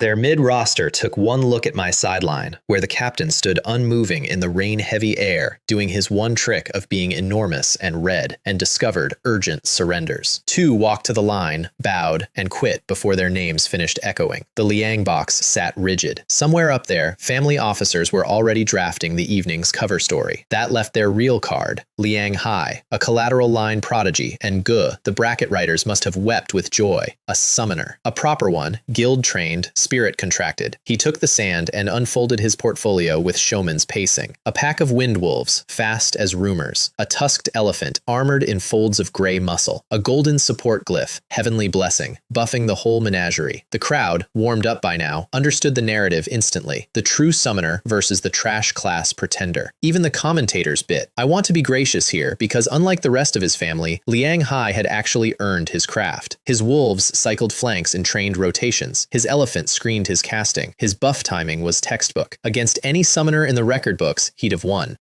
The problem is that the record books are about spirit summoners, and I am a logistics company. His wolves tore through my front rank of dawn warriors, and the rank walked back out of the dark and reformed. The elephant trampled a lane through my line, and the line closed behind it like water, and then the elephant was alone, in the middle of a bone tide, learning what my werewolf and goblin boss had been held back for. And Liang Hai's face as his mana bar drained and his masterpieces died against a wave with no bottom. That slow public arrival at the truth every one of my enemies eventually reaches. You cannot afford this fight, was almost enough. Almost. But he'd stood laughing at the awakening square 3 years ago in my first life, this one, while his cousin arranged my death.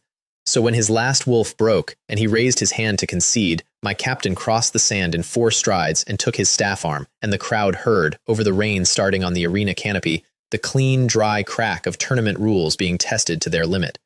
Both hands. He'd need help surrendering anything for a season.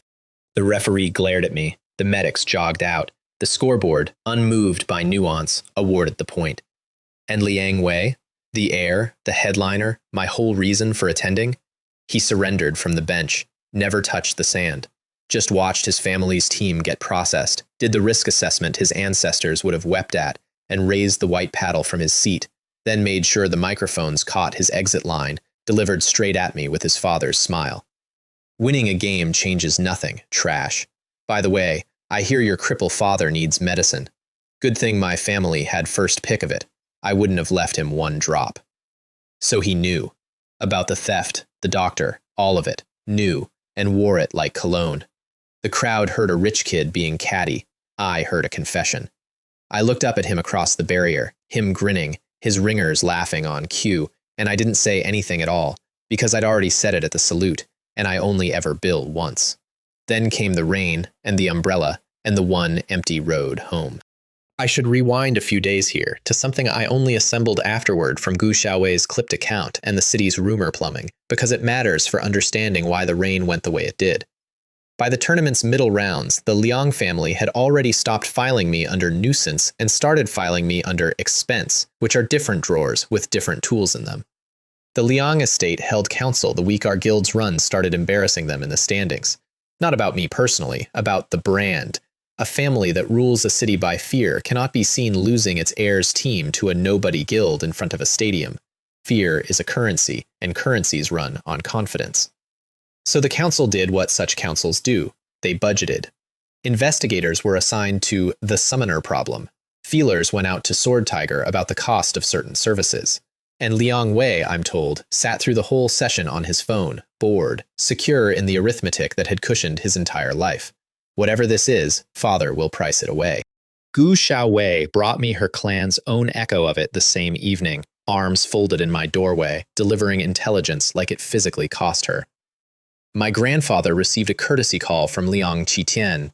They asked about you, your backing, your contracts, whether the Gu family claims you. Beat. Grandfather said the clan has an observational interest. That's chess for, not ours, but don't scratch it. We may bid later. Touching. It's the only reason you don't have Liang professionals on your roof, tonight. So yes, be touched. She looked at me for a moment with something that wasn't quite worry, because Gu Xiaowei doesn't stock worry, but was shelved adjacent to it. They'll move after the tournament. Family pride can wait a news cycle. It can't wait forever. Whatever you're planning, and I've stopped pretending you're not planning, mind the order of it. Mind the order. I did, actually. That's exactly what I was doing. Standing in the rain on the only road home from the arena, water running off my chin, listening for engines. Minding the order. Air first. While he was fresh off a public humiliation, his ringers hospitalized, his security mid-reshuffle, and his mouth still warm from bragging about my father's stolen medicine. Family second. In its time, once the first bill taught them what my invoices look like. Some plans you build, some you just stop postponing. The road from the arena to the Liang estate runs through an old plane tree tunnel, and in a downpour at dusk, it belongs to nobody. I stood in the middle of it for 40 minutes, rain hammering off my shoulders and running down the inside of my collar. And I want to describe the state of me honestly, because revenge stories always lie about this part. There was no rage.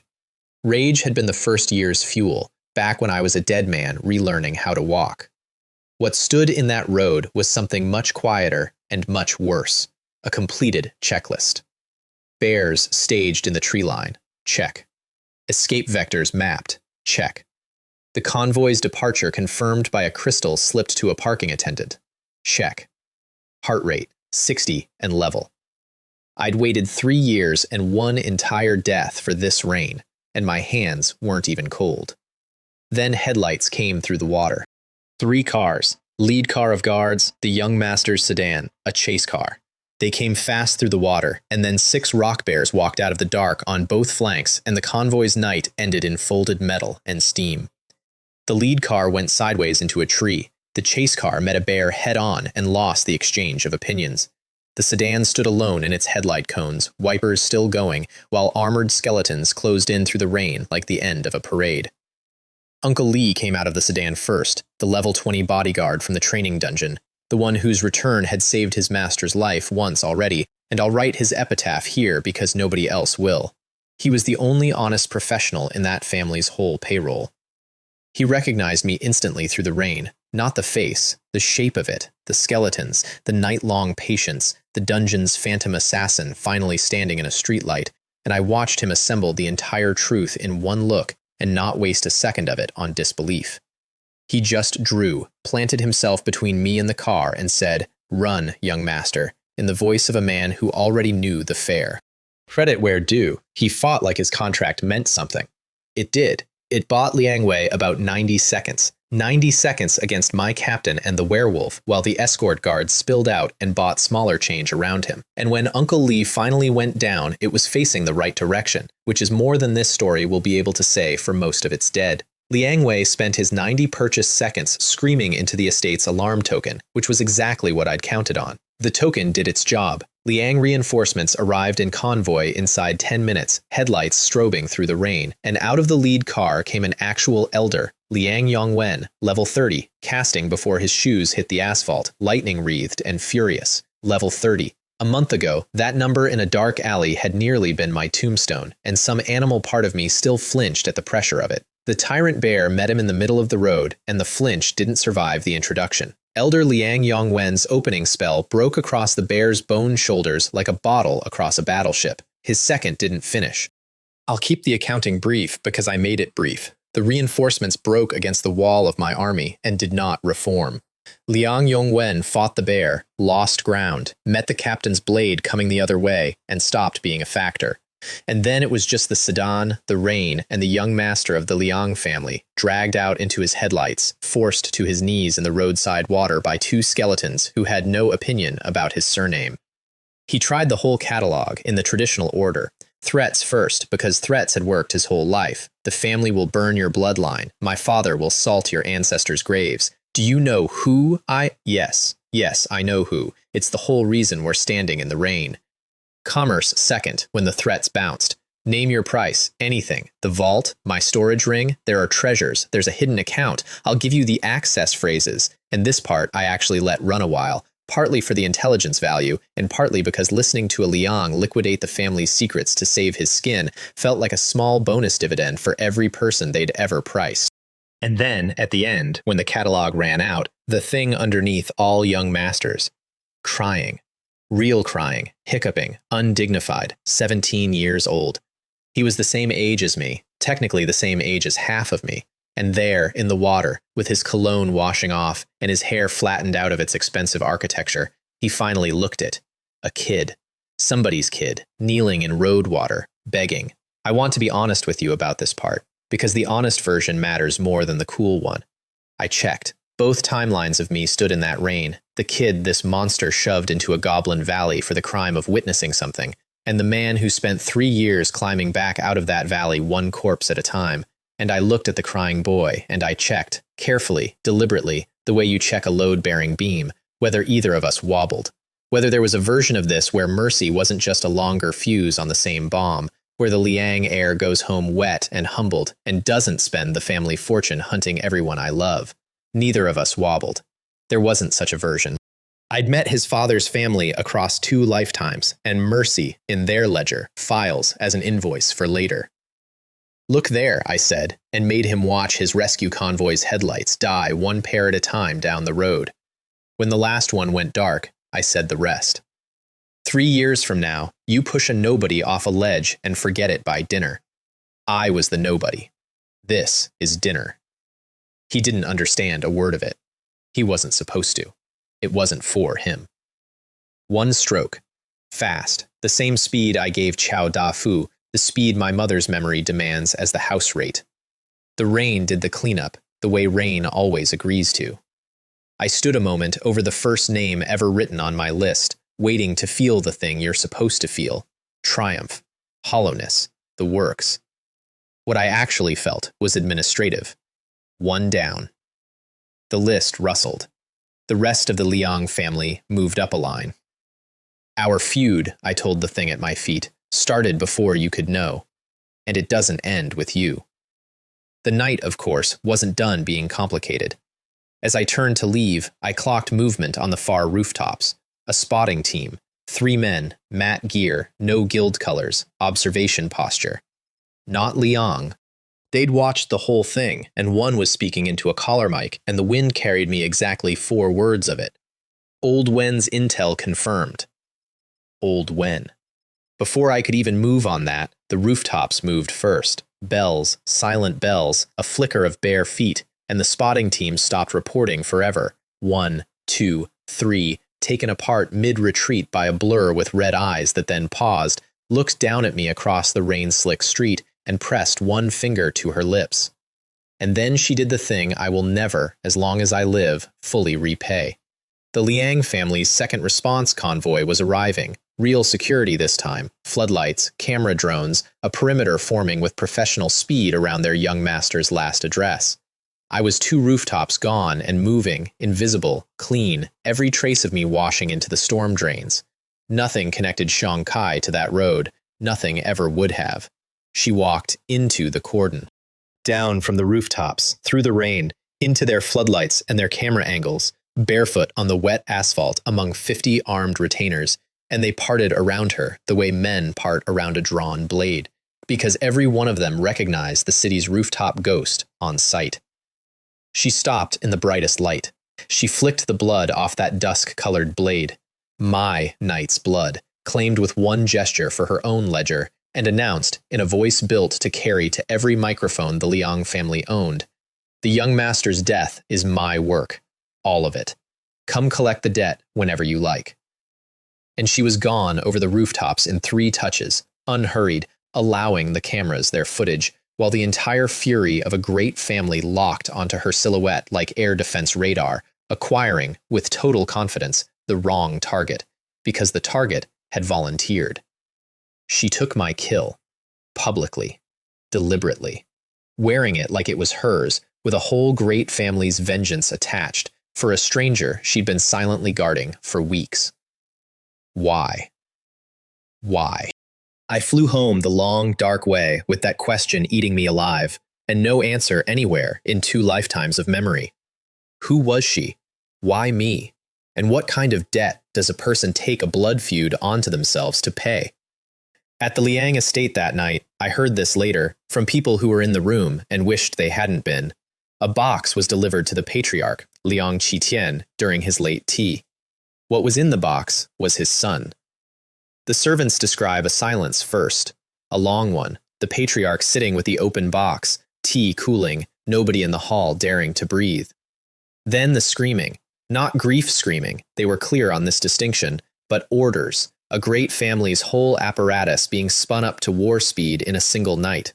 Sealed districts, called favors, retainers summoned from 3 provinces. By dawn, there was a standing order in every affiliated guild, every informant nest, every licensed and unlicensed blade in Jiang City, with a number attached that made professional killers cancel vacations. The red-eyed girl. Any price. Alive if convenient. Otherwise, pieces. And here's the detail that told me everything about Liang Qitian as an enemy, the one I turned over for weeks. Not 1 yuan of that bounty, not 1 line of that order, pointed at me. The girl had claimed the kill in front of his own cameras, and the patriarch had taken the claim at face value, because in his cosmology, it made sense. A red-eyed rooftop demon slaughtering his heir, legible. The trash-class orphan his son had been casually tormenting, furniture. Grief hadn't sharpened his sight, it had aimed it wherever was easiest. File that under how great families actually work. Not blind, just looking confidently at the wrong thing. It's a habit I plan to let them keep. The whole city's underworld went hunting for her by dawn. And I lay on my bed in the stripped apartment. The thieves had left the bed, presumably out of pity. 3 years of revenge finally paid off and tasting like ash and rainwater. I'd rehearsed this night across 2 lifetimes. In the rehearsals it ended clean. Debt collected, page turned, sleep like the dead. Instead, I stared at the water-stained ceiling doing the one piece of arithmetic I'd never budgeted for. My kill. Her name on it.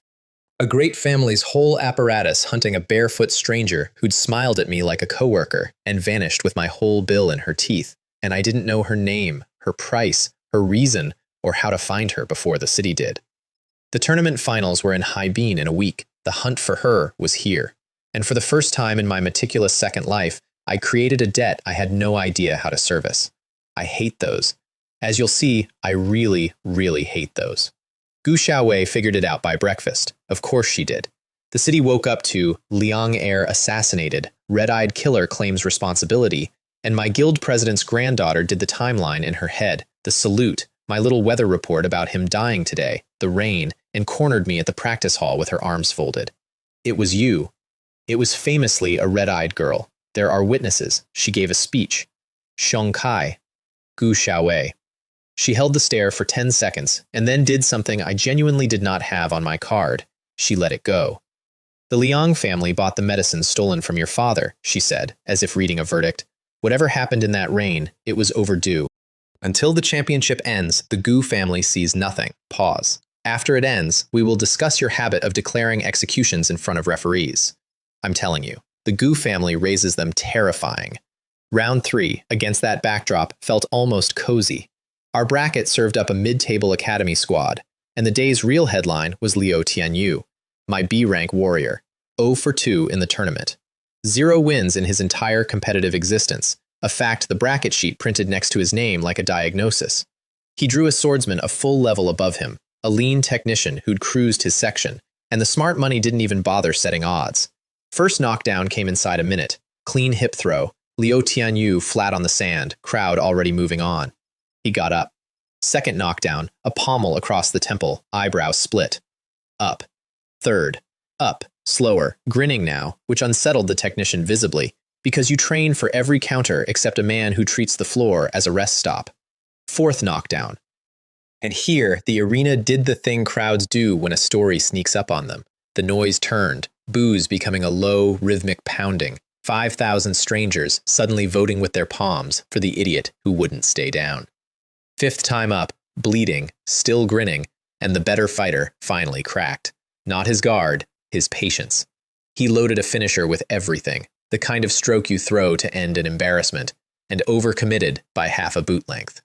The Otianyu came in under it with the full sincerity of his entire body, a tackle he later described, icing his face at dinner, as friendship but aggressive, and the technician's match ended with his shoulders on the sand and my best friend sitting on him, politely asking the referee if this counted. It counted. First win of his life, against the odds, on heart alone, and our bench lost its collective mind. He Ziyi healed the eyebrow while openly weeping onto it. Yu Hu shouted something supportive, panicked at having drawn attention, and converted it into a cough.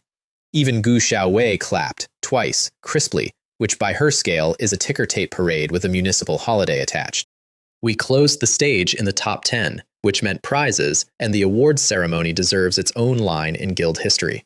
5 upgrade stones, 1 per member, handed over in lacquered boxes, and then my whole team, unprompted, in front of the cameras, walked down the line and stacked their boxes in my arms. Liu Tianyu first, obviously. Then Yu Hu, radiating the fervent hope that tribute buys safety. Then Gu Xiaowei, deadpan, you're the war effort. He Ziyi kept only the certificate. My family has never framed anything of mine, he explained, hugging it, and gave me the stone. 4 plus 5. 9 of 10 upgrade stones. The system's intermediate stage sat 1 stone away, and the Silver Key finals were next. I nearly vibrated through the floor. We celebrated at the Jiangcheng Hotel, the city's gilded flagship, where our reservation, made by He Ziyi, radiating presidential importance, got us a private room adjacent to exactly the wrong neighbor. Song Bo, heir to some provincial mining money, recently eliminated by our team, currently avenging himself via the time-honored ritual of ordering expensive things loudly enough to be heard through walls. Champagne Towers, narrated. Abalone, narrated. And then pitched perfectly for our doorway. Of course, some guilds celebrate on a budget. Charming, really, like a school picnic. Liu Tianyu, mouth full, asked what a wallet duel was. He was about to receive a masterclass. I called the manager over, a man whose professional radar had clearly already priced both rooms, and ordered the Manchu Li Imperial Feast, the full menu. 1.08 million yuan, the legendary 100-dish spread that requires the hotel to phone 2 other hotels and a fishing fleet, and which the manager confirmed, with rising joy, they could begin serving within the hour. And to drink, a bottle from the cellar's locked room, something so old the sommelier carried it out like a newborn and decanted it wearing gloves. 10 million yuan, the bottle. I had a single glass poured and sent next door, with the hotel's compliments and mine. To budgets, I toasted through the wall. The silence from the neighboring room had a beautiful architecture to it. First, the stopped conversation, then the frantic whispered math, then the sommelier being summoned to confirm the label, then, the part I treasure, Song Bo attempting to counterorder and discovering that the cellar's remaining prestige stock had been placed, minutes earlier, on courtesy hold.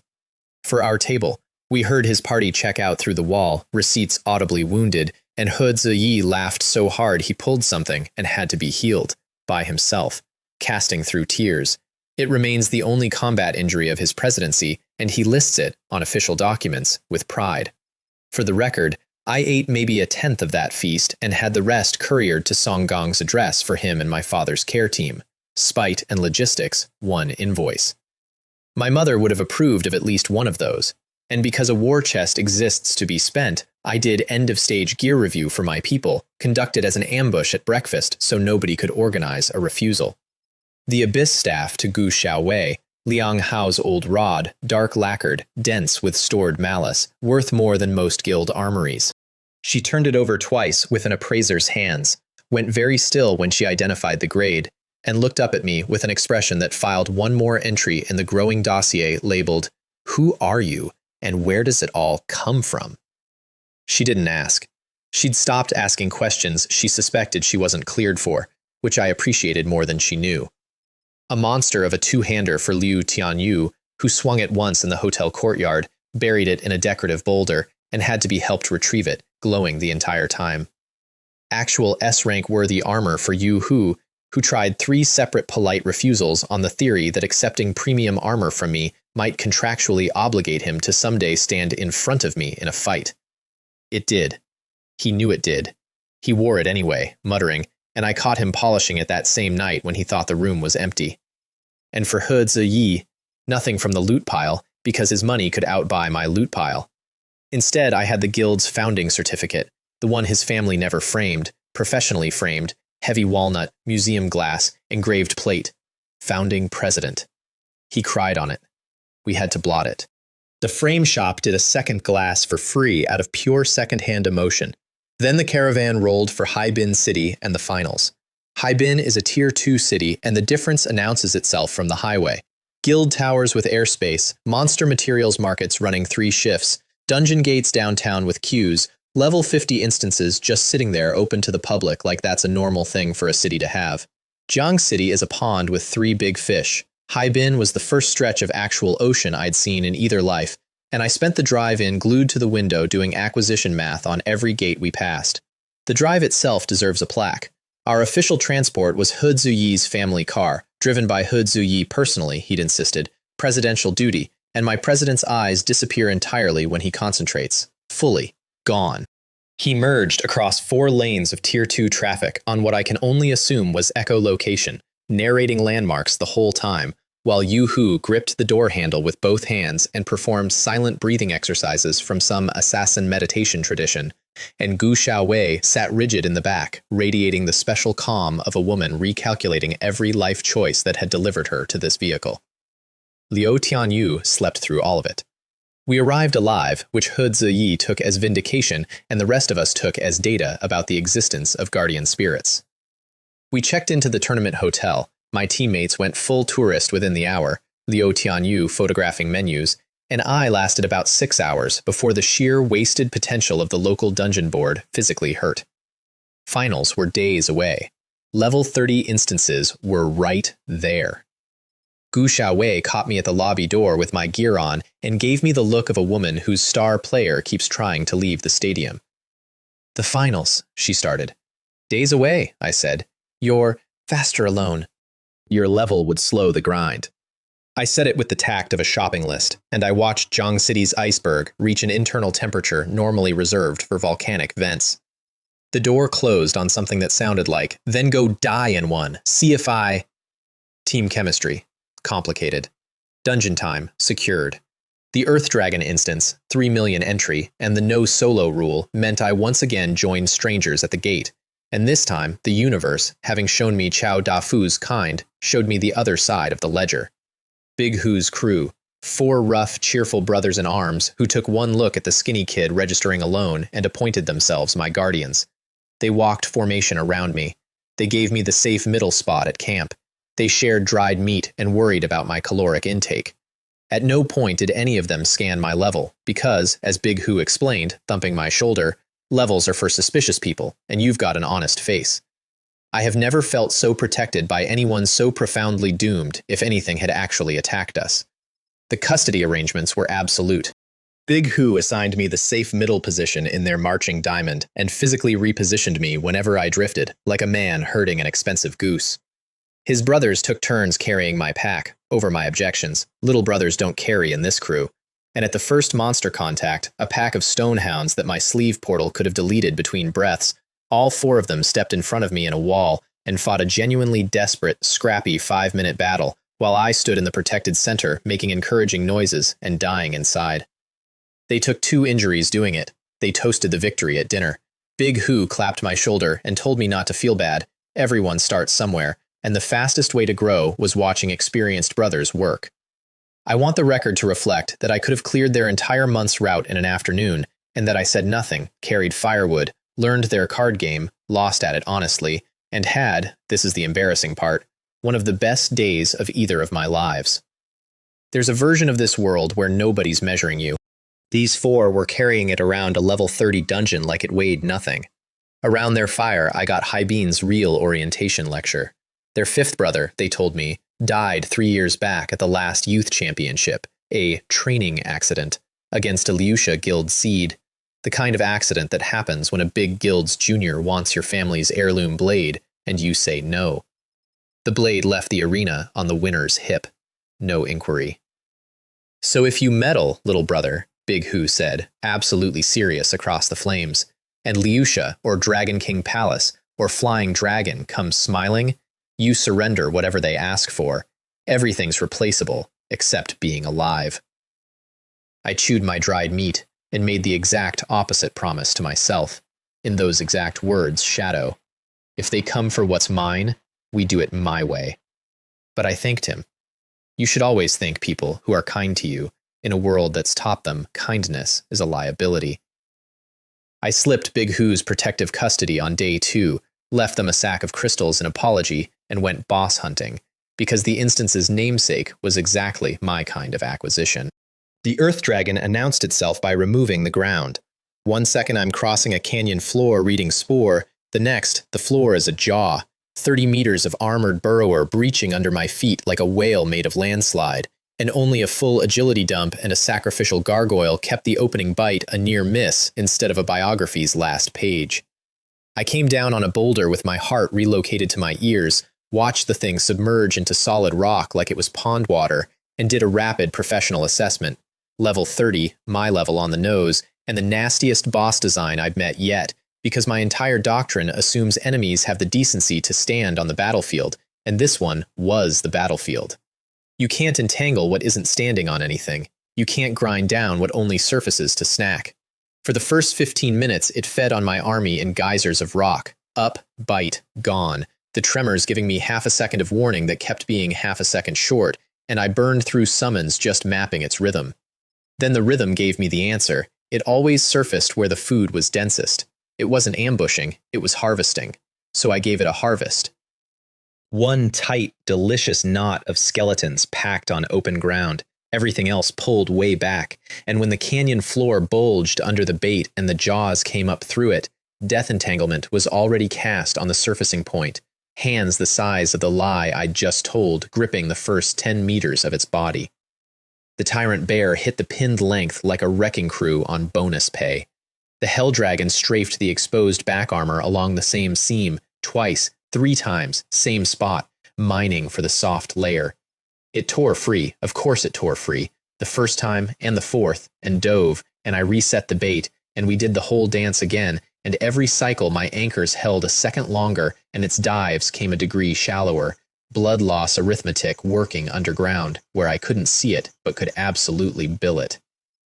40 minutes of earthquake later, the thing beached itself one final time, surfaced for a bait knot, and simply kept sliding, momentum without will behind it, and didn't submerge again. The loot field ballooned. My 10th upgrade stone, the 5th from this week's haul plus tournament stock made the set, and I actually whooped alone in a canyon, plus an epic dragon spear, heavy armor, a fragment of God, 3rd of 10, hum, mystery deepening, and one more thing that made me sit down on a rock. A bronze key. Another hidden instance, whenever I chose. The realm really was feeding me exactly like it knew what I was. And 55 seconds later, my newest colleague surfaced from the dust. The Earth Dragon in bone, strength 280, my heaviest unit ever. It rumbled. The canyon rumbled back. Wonderful workplace culture. I never got to enjoy the moment because Liusha Guild arrived to tax it. They came down the canyon in field formation, professional posture, no wasted noise, a leader in a brimmed hat radiating level 35, an assassin flickering at his flank like heat shimmer, 4 muscle behind. They'd tracked the boss kill by its earthquake, the way guilds monitor public instances for exactly this, someone else's harvest, ripe. The Hat Man surveyed the loot field, the dragon carcass, and me, 17 and alone, and laid out the tax with the boredom of standard procedure, not even unkindly. Good work, kid, genuinely. Here's how this goes. Drops on the ground, the summoner beast's core too, and you walk out of here with a story and your legs. Liusha thanks you for your contribution. Contribution, that was the word. And I stood there with Big Hu's campfire warning playing in my ears. Surrender whatever they ask, everything's replaceable except being alive, and understood completely why good men teach their little brothers that lesson. Because it's true for them. For a crew of honest grinders, this moment has exactly one survivable door. Counteroffer, I said. You never saw me, and your families get closed caskets to cry on. The Hat Man sighed the sigh of a man whose Tuesdays all look like this, and flicked 2 fingers.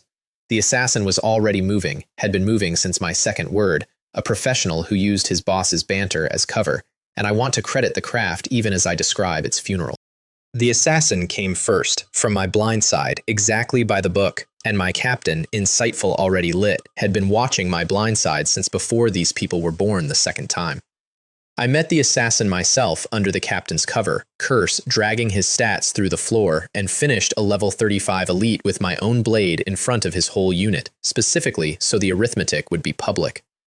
The muscle broke and ran. The Hat Man was better. He cracked a flash stone and vanished in a smear of light, a man with an emergency exit always installed. I chased. Petty? Absolutely. But Hat Man had seen the army, the boss, the extraction, all of it. That's not a witness you leave. My air support tracked his flash trail across the instance while my bears loped below, and we were closing when the forest ahead of him solved my problem in the worst possible way. He ran, at full sprint, straight into a thing standing between 2 trees. A robed thing. It took him apart with 2 movements, and bent over the body, and did the dining thing, and my whole first life, second life blood went cold as one fact clicked home. This was not my secret realm monster. That one I'd cut in half, personally. This was another one. In another instance. In another city. They were a species, and this one straightened up from the Hat Man's corpse, turned its hood toward my dragon in the sky, and its pressure unfolded like a flag, level 40. The rational move was gone before I finished thinking it. It moved first, and it moved like the laws of distance were suggestions. It hit my ground line and my knight captain, my red cornerstone, 90 strength, the unit that had anchored every fight since the realm, went down and stayed down, resummon window blinking cooldown at me like an apology. It shattered the bear line. It caught the Helldragon's dive 1 clawed. My personal shield, epic grade, prayer blessed, cracked down the middle on a single blow, and I burned my blinkstone, my precious no second chances blinkstone, to reappear 80 meters back with my ears ringing. And the thing laughed, low and wet, and raised 1 claw, and painted a dome of dark light across half the sky. A barrier, 500 meters, sealed, days long. The exact same trick I'd heard about from the realm. This was how they hunted these things. Bottle the prey, then dine at leisure. It didn't even hurry toward me. Why would it? We had, its posture said, all the time in the world, and only one of us was food. Options inventory, conducted at a full sprint. Captain down, shield cracked, blink spent, exit sealed, enemy 10 levels up, and barrier patient. What I had left was 1 bronze key and the fine print I'd learned in my living room. A hidden instance door closes behind you, and nothing follows you through. I slid into a ruined shadow, jammed the key into the air, and tore open a door in reality with a monster's footsteps closing in, and the last thing I saw as the stone doorway sealed was the robed silhouette breaking into a run, 1 claw reaching, a shriek of pure, cheated appetite. The door shut. Silence. Cold stone. The system's welcome mat scrolled up. Hidden instance, land of corpses. Objective, protect the girl.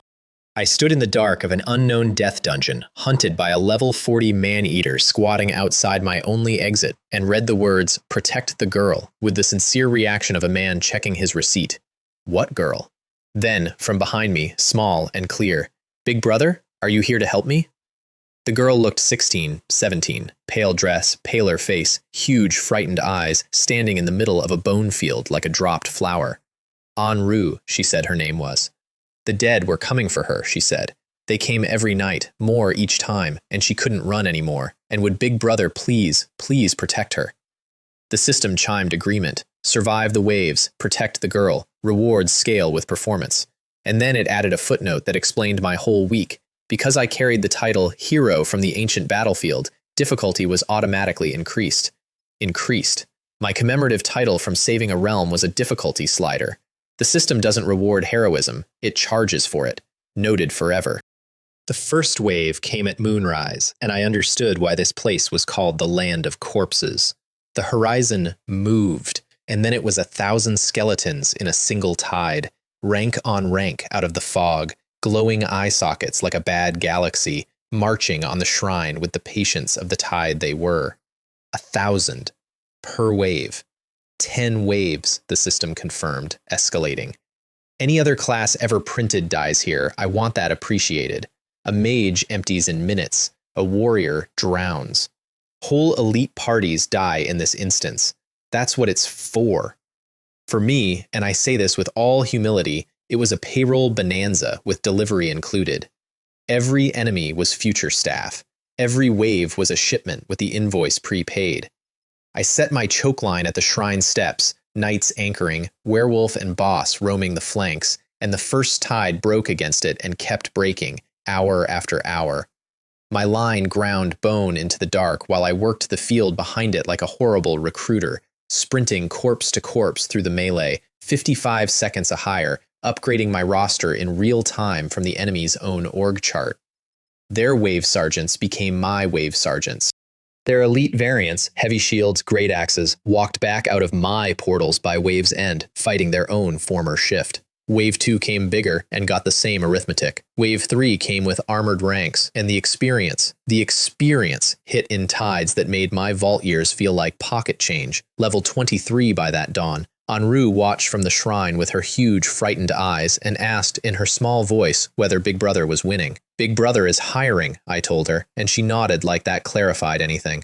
Wave 5. Level 26. My line now half veterans of this exact battlefield, defending it against their own reunion. The system, apparently impressed, unlocked my third skill mid-carnage, Undead Bomb. Any summon of mine detonated on command, dealing triple its stats and damage. Let me translate. Every soldier in my bottomless, free, respawning army was now also a warhead. My Hell Dragon, my flying, fireballing, curse-immune dragon, was now a cruise missile I could resummon after impact.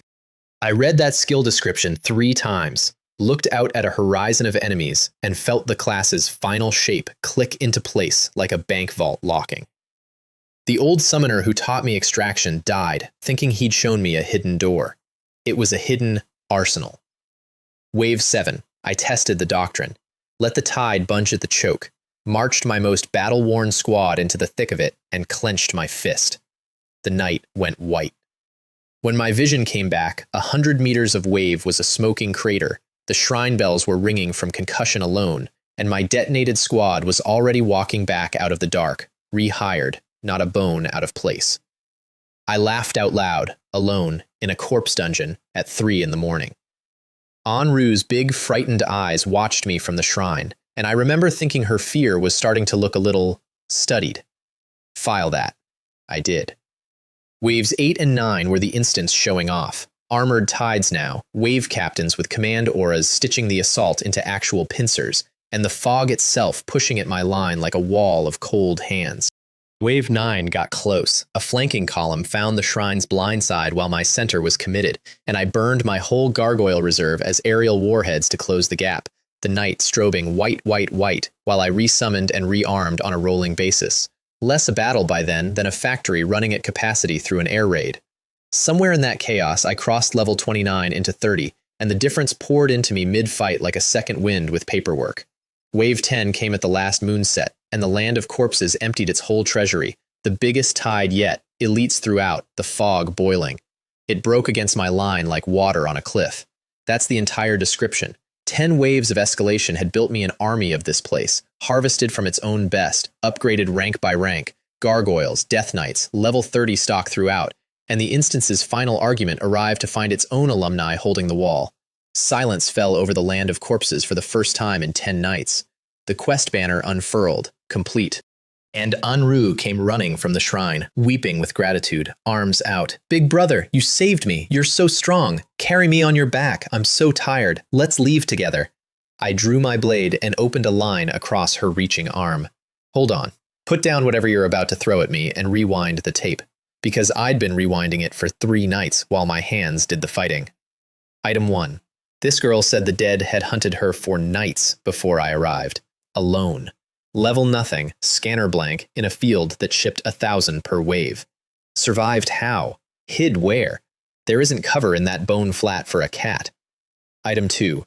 Wave 5, mid-chaos, she'd called out, helpfully, sweetly, that my far flank was about to collapse. It did.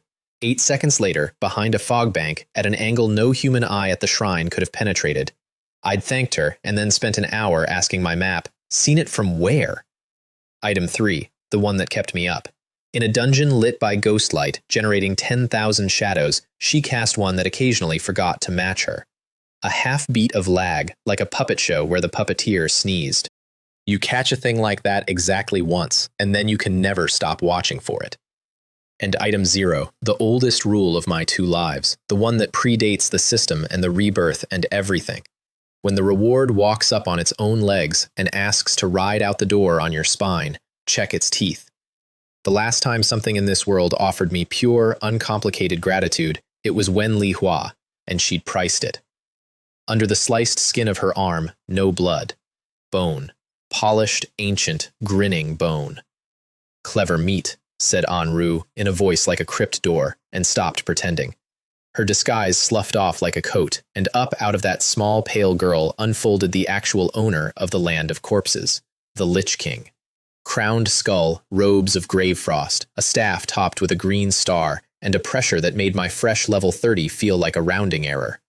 The final boss had spent 10 waves riding shotgun, cataloging my entire toolkit from the best seat in the house, waiting to be carried out the door on the winner's back. Almost my whole toolkit. I'd kept 2 summons out of every fight, parked in the dark, for exactly this class of surprise. The fight was the hardest of my second life to that point, and it opened with the Lich King teaching me what 10 waves of surveillance buys. It knew my choke lines, it collapsed them with terrain-cracking frost stars before my formation set. It knew my extraction habit, it detonated its own fallen minions before I could kneel at them, which, I'll be honest, stung on a copyright level. It knew I anchored with entanglement, and it simply floated, robes trailing over my useless, grasping ghost hands like a landlord touring flooded property. Froststar fell like judgment, blasting craters in my Death Knight line. Its withering aura peeled 10% off everything I fielded just for existing near it. And for the first brutal minutes, I was spending my beautiful new level 30 army at a run rate even I couldn't laugh about. But it had watched 10 waves of the toolkit I'd shown it. Wavecraft, line holding, the public syllabus. It had not seen the bomb used with intent, because I'd only ever tested the bomb on trash. So the Helldragon dove out of the fog-black sky, took the Froststar that met it square in the ribs, and kept coming, wrapped the boss in wings and claws like the world's worst hug, and detonated. Triple stats, point blank, a blast that rang the whole instance like a struck bell and flattened the fog for a kilometer. The crater smoked, my ears sang, and the Lich King walked out of it. Scorched, crown askew, staff star guttering, and furious, which I registered through the ringing as the finest compliment of my career. So while it was still mid-stride and venting frost, the Tyrant Bear, my B-talent monument, my best boy, held in reserve behind a ridge for exactly this, lumbered in through the falling frost stars, took 2 casts on the shoulder like weather, and hugged the boss with everything 250 strength means, pinning staff and arms and crown against half a ton of bone chest. The Lich King had 1 second to process the arrangement. I looked away and clenched the fist again. That one it did not walk out of. The crater smoked, the crown rolled, the loot rained, an epic death scythe with an aura that forbids healed wounds. A heart of death. First piece of a 4-part regalia set, the system whispered, and refused to say more. An upgrade stone, a quality stone. I stood in the wreckage, counting it twice. And then the extraction. 55 seconds on a boss-grade corpse, the longest of my life, and the Lich King rose again, wearing my colors, crown and star staff and grave frost, and knelt. Add 1 boss-tier caster, Froststar included, withering aura included.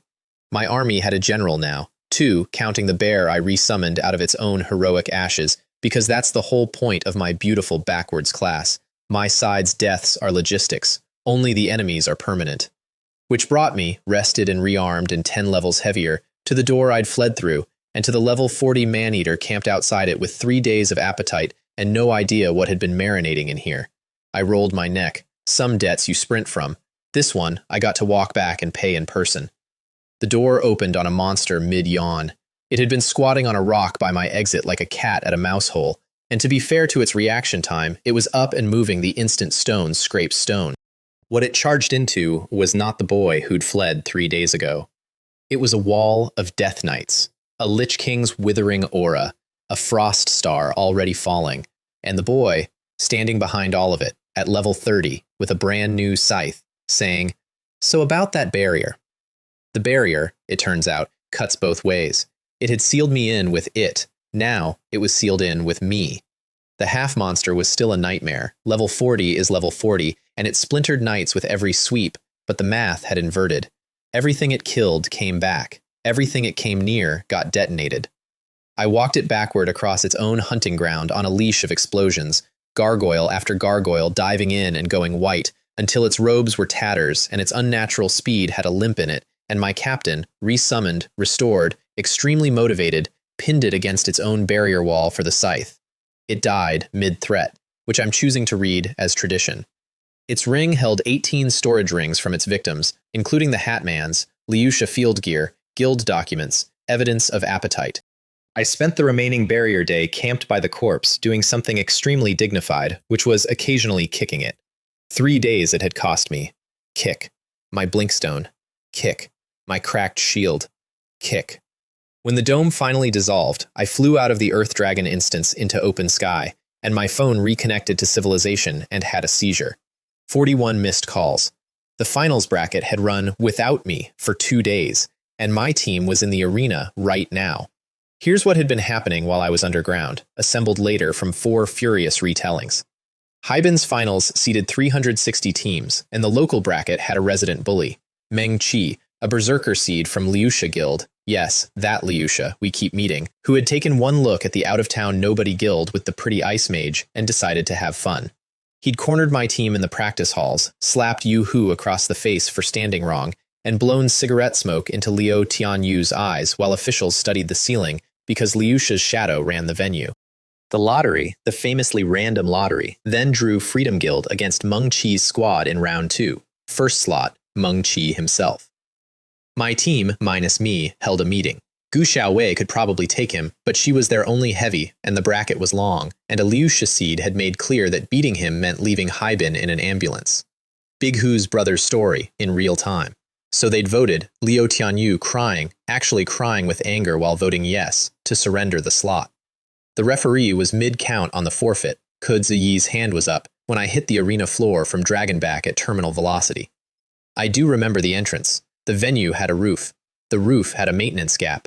The gap had never been stress-tested by a descending bone dragon, and now it has.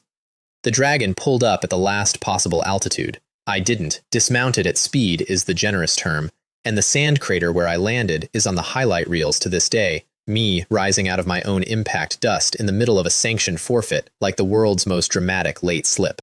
Level 30 pinged every scanner in the venue simultaneously. You could hear it, a stadium of devices chirping in chorus, and the crowd's murmur did that rising wave thing I was learning to love, confusion cresting into recognition, the missing captain.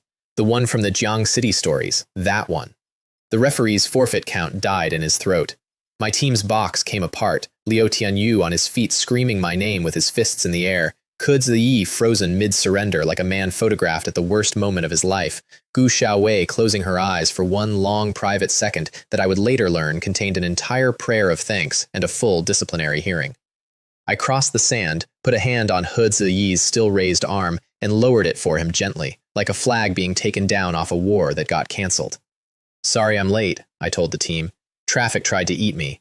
Then I turned to the sand, where Meng Qi stood with his slapping hands still fresh and his expression recalculating everything the last 30 seconds had done to his afternoon. Meng Qi opened with the Guild Seed Special, Maximum Rampage off the whistle, veins glowing, a shockwave charge meant to end the out-of-towner in one highlight clip. It would have worked on almost anyone in the bracket. My front rank of gargoyles took the charge, died photogenically, and returned. He hit them again. They returned again. Somewhere in the stands, someone who understood what they were watching went quiet, and the quiet spread outward from them like ice on a pond. I won't dress it up. It wasn't a duel. It was a billing cycle. Gargoyles wore his rampage down to fumes, while I stood at my line with my arms folded, doing absolutely, conspicuously nothing, which for a berserker's home audience is its own insult, and I'd priced that in. When the Fury Timer finally died and left him gray and heaving, he did the smart thing at last and raised his hand to surrender. My captain gently took the hand, held it, not squeezing, filing it like evidence, and I walked across the sand and returned Yu Hu's slap with interest, open palm, one per offense, counting them out loud for the officials who'd spent all week studying the ceiling. 1, for the cigarette in my friend's eyes. 2, for the slap. 3, for the lottery you people rigged. He was shouting about his guild by then, so I kept counting over it. 4 through 9, for my team almost giving up a dream because your guild owns the furniture in here. The officials found their whistles somewhere around 7. He left horizontal, escorted by medics who did not hurry, and the venue was very, very quiet, except for one sound, carrying beautifully in the hush.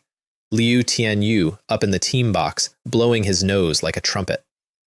Liuxia's vice president Song Lei sent a functionary that evening, a smiling man named Wen Tian, the kind of smiler whose eyes never RSVP, who invited himself into our team suite, had tea poured that nobody touched, and explained the situation with the gentleness reserved for the doomed. Meng Qi was a Liuxia seed. His public flattening had cost the guild face. Face, in Haibin, was currency, and our little visiting team had incurred a debt it could settle very simply. Lose gracefully in the next round. Withdraw with honor. Everyone remembers accommodating guests fondly, he said, turning his teacup without drinking, and everyone remembers the other kind, too. Faces in this city, turn, have a way of getting rearranged. The suite had gone very quiet. Liu Tianyu was vibrating. Ke Ziyi had his brave face on, which resembles his regular face under compression. And I leaned forward and asked the question with genuine curiosity. Help me with the accounting. Your guild's face is a face. My teammate's face, the one your seed slapped, that wasn't a face? Wen Tian blinked, once, the blink of a man whose script had no branch for this. We'll see your boys on the sand, I said. Bring your good ones. The face budget's about to have a big quarter. He left with the tea untouched, and his parting, "You will sincerely regret this," had genuine artisanal sincerity in it, which I respected. Everyone else in this story improvises their threats. Wen Tian's came bespoke. The next round they sent He Gang at us, Haibin's own golden boy, a magic swordsman at level 30, flame and thunder braided around a blade, and the first opponent of my second life to make a crowd rise before the fight. He earned the standing start inside 10 seconds. His opening form, Fire Spirit, Thunder Spirit, twin elementals orbiting the blade, torched 150 of my gargoyles in one rolling exchange, like a man clearing brush off his family's land. And he did it with tournament manners, no taunting, all craft. The stands were chanting his name by the first minute. Even Liu Tianyu, in our box, was visibly fighting the urge to be impressed. So I gave the crowd what it actually wanted, and came out from behind the army myself. The noise the stadium made when the summoner drew steel and walked in, I'd bottle it if I could. We met blade to blade in the middle of his scorched brush line, and for a while it was an honest craftsman's duel with dishonest weather, his twin spirits cycling attack patterns while my curse dragged at his stats degree by degree, my entanglement snatching at his footwork on every third step.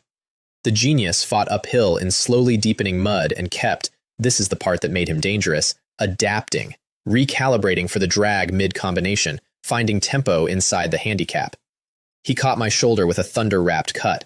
I paid him back across the ribs. The crowd had stopped chanting anybody's name. It was just noise now, the good kind. But mud always wins the long argument. When my edge finally opened him from wrist to elbow and the sword left his grip, the whole arena inhaled. They'd seen my semifinals. They knew what my finishing strokes cost. And I pulled it wide on purpose, a hand's width from his neck, and let it die in the sand. It's a tournament, I told him, while he stared at his arm, then at me. You're the only one in your city who remembered. I meant it. He looked at me for a long second, then laughed, actually laughed, bleeding, disarmed, and bowed out like the fight had been a conversation worth having. File under enemies I wouldn't mind less of. It's a short file. He's most of it. His teammates were less poetic, and Song Lei had clearly passed down instructions after the tea ceremony because their captain, Ding Yue, a light mage, came onto the sand with kill intent, not tournament intent, and with the one class in the entire codex that is a natural counter to everything I field. The crowd knew it too. You could hear the buzz change pitch when her class flashed on the boards. Holy Light versus the Undead Legion, the matchup every priest-blooded grandmother had been praying for since my first match. And for 2 minutes, the prayer got its show. Her opening radiance swept the arena like a searchlight, and my front rank smoked at the touch, Actual damage, actual attrition, the first opponent all tournament whose attacks cost me more than resummon time, because holy damage burns something deeper than bone. She was disciplined too, kept her light in sweeping walls, never overcommitted, made me pay a squad for every meter. Up in our box, I'm told, He Ziyi stopped eating. Good counter, wrong war. Light burns undead, it does not burn more undead than I own, and that's the whole conversation. Her radiance ran on mana, my losses ran on nothing. I flooded lanes she had to burn, made her spend walls on feints, let the Death Knights, the heaviest, holiest resistant stock I had, walk the final stretch through her thinning light like men leaning into rain. When her mana guttered and the last wall flickered out, she looked at the bone tide still standing, did the honest math, and raised her hand. I accepted the surrender the moment it was offered. Instantly, politely, half a bow, in full view because the cameras were rolling. Shi Yuan's strangling act was still in the week's highlight reels, and one of us needed to look like the civilized guild. Reputation is also a stat. I'd been leveling it all tournament. 5 matches, 1 me. The commentary desk had run out of adjectives by the last one, and somewhere above the VIP glass, powerful people were rewriting their files on the Freedom Guild in real time. That should have been the day's headline. Nobody team sweeps into the finals. The actual headline got written that night on a dark street when my team's car exploded. Both families had quietly reinforced us after the Meng Qi business. Gu Te and Gu Ke flew in from Jiang City, He Zichen arrived to shadow He Ziyi, and that turned out to be the only reason the night was survivable. We were 2 cars deep on the boulevard back from dinner, my teammates ahead, when the lead car simply ceased, one white-orange thunderclap folding it into the storefronts. My gargoyles were airborne before the glass finished falling, into the fire, dragging bodies clear. Liu Tianyu concussed and coughing, Yu Hu's new armor having just paid for itself forever, He Ziyi bleeding but healing himself with shaking hands. Alive. All of them. Alive. The bomber walked up the middle of the street through the smoke because he wanted to be seen. Slim, composed, a mage's bearing with a brawler's walk. Lin Hao, a name our escorts clearly knew.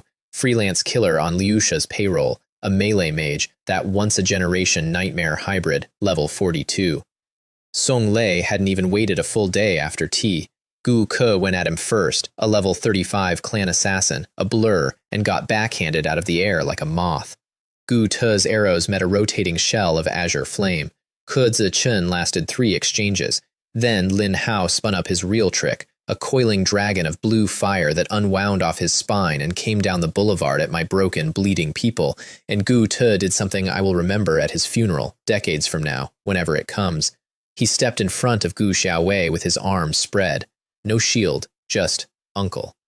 The fire dragon never landed. My dragon met it head-on, bone against flame, and the street lit up like 2 myths arguing. I walked out of that light with everything I had walking behind me. Every knight, every gargoyle, both boss generals, the works, no tournament restraint, no city discretion, the entire portfolio deployed at once, and over it all I dropped the curse at the widest setting I'd ever cast.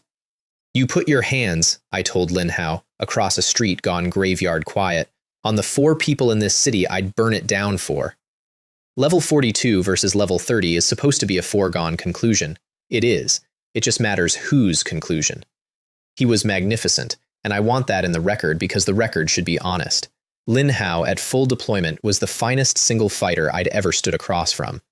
Melee mage means the impossible hybrid, a caster's arsenal on a duelist's frame, and he fought like both at once, blue flame sheathing his fists, spells cast out of sword range footwork, my front line opening around him wherever he chose to walk. He killed my knights in 1s and 2s with an economy that was almost beautiful. He shrugged the curse's first pour behind a purification charm, put a fire lance through the werewolf, and for the opening minutes he was winning the fight he thought he was in. Killed the summons, tire the boy, collect the fee. The fight he was actually in was with a payroll department that had stopped observing spending limits. The Lich King's withering settled over the street and started eating his flame shell 1% at a time. No drama, just rent, charged continuously. Froststar cracked his footwork lanes and made every 3rd step a decision. The army spent itself and rehired and spent itself again, and I stood behind it doing nothing flashy whatsoever, which by now you'll recognize as my tell for a fight already decided. His charm had a duration, his mana had a floor, and my ledger had neither. Somewhere past the 10-minute mark, I watched the professional in him complete the audit, conclude bankruptcy, and reach for the emergency exit every operator of his grade carries. A blinkstone, palmed, half-cast, and my newest doctrine caught him mid-teleport. One gargoyle, pre-positioned in his departure vector the moment I'd seen his hand move, detonated inside the blink corridor. The teleport delivered what was left. He came out of the failed escape 20 meters away, on his knees, missing his casting arm and his composure, and the street went quiet except for the withering, still charging rent. He still tried to negotiate. Names, employers, sums, Song Lei's name first and loudest, Liuxia's contract, everything notarized in fear. A Liuxia street patrol rounded the corner in the middle of it, 6 guild uniforms, drawn by the smoke, and pulled up short at the tableau, their guild's contractor kneeling in a bone circle, their guild's name hanging in the air, me standing over him with a scythe that eats healing. I finished the contract in front of them. Then the patrol, who had seen everything and worked for the people who ordered it, learned the second rule of my second life.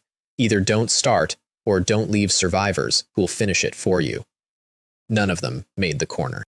I stood in the empty street after, breathing hard, checking the math for regret, and finding none in stock, just the cold arithmetic clicking one gear further. Song Lei would keep sending. Liuxia would keep escalating. Unless the escalation became unaffordable, tonight, at the source. They had a headquarters. I had an air force. I want to be careful narrating the next hour, because it's the hour the whole province would spend a season arguing about. Past midnight, a shape crossed Haibin's skyline, too high for the streetlights to name, and over the Liuxia Guild's headquarters compound, the shape opened its claws and let go of what it carried. My Earth Dragon, all 280 strength of it, dropped like a delivered invoice and detonated on impact, triple stats, at the base of their proud glass tower.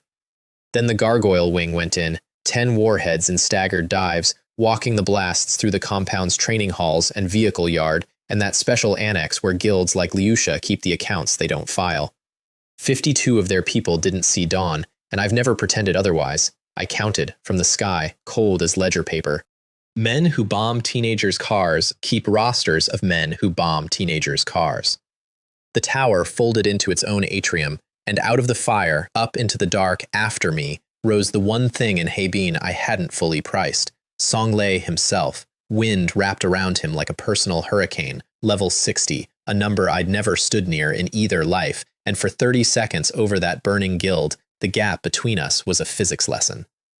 Wind blades shaved bone off my dragon's wings faster than I could bank, so I stopped banking, dove through my own smoke column, detonated the dragon behind me as a curtain, and re-summoned it under my falling body 200 meters lower, a trick I'd been saving and hoping never to test. The hurricane lost half a second to astonishment.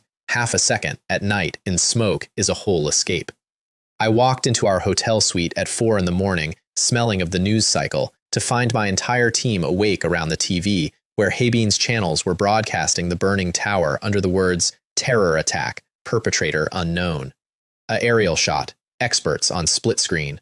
A Liuxia spokesman with soot on his collar promising consequences. 4 heads turned as I closed the door. 4 faces did 4 different versions of the same question. Gu Xiaowei's forensic stillness, He Ziyi's round-eyed awe already halfway to admiration, Yu Hu's rapid calculation of accessory liability sentencing guidelines, and Liu Tianyu just looking at me, bandaged, with the burn blisters from his car on his arms. If it was me, I said, taking off my coat, would I be back this calm? There was a pause with a whole jury deliberation inside it. Gu Xiaowei opened her mouth, closed it, visibly elected to be a lawyer some other night. Yu Hu said, too fast, I saw nothing and was asleep. And then Gu Te, bandaged, sedated, magnificent Gu Te, propped in the corner armchair with his medicinal wine, raised one finger like a judge. Exactly. The boy was here, resting, all night. I'd swear it anywhere they'd like, on anything they provide. And he went back to watching the fire with the deep, glowing contentment of a man whose family's enemies were having a spectacularly bad night. Motion carried. Alibi by committee, notarized by a clan elder. Liu Tianyu didn't vote.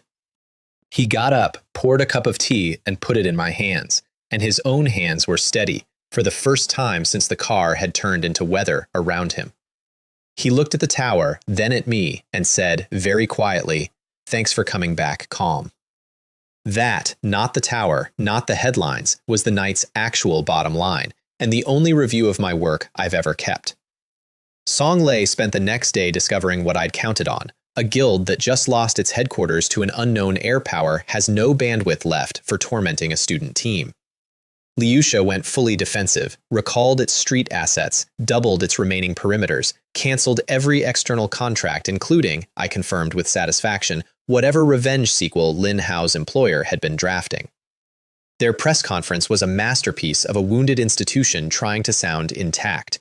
The vice president, smoke hoarse, promising the perpetrator would be found, while behind him his own people were quietly briefing that the attacker was a foreign power, a rogue realm entity, at minimum level 60, anything other than admitting the possibility that lived in their gut. The city's betting parlors ran an actual book on the bomber's identity. Unregistered dragon tamer led the odds. That summoner kid from Jiang City was listed at 1 to 200, mostly as a joke. I did not bet. There are limits. There are, somewhere, limits. The finals bracket, suddenly, was just a tournament again.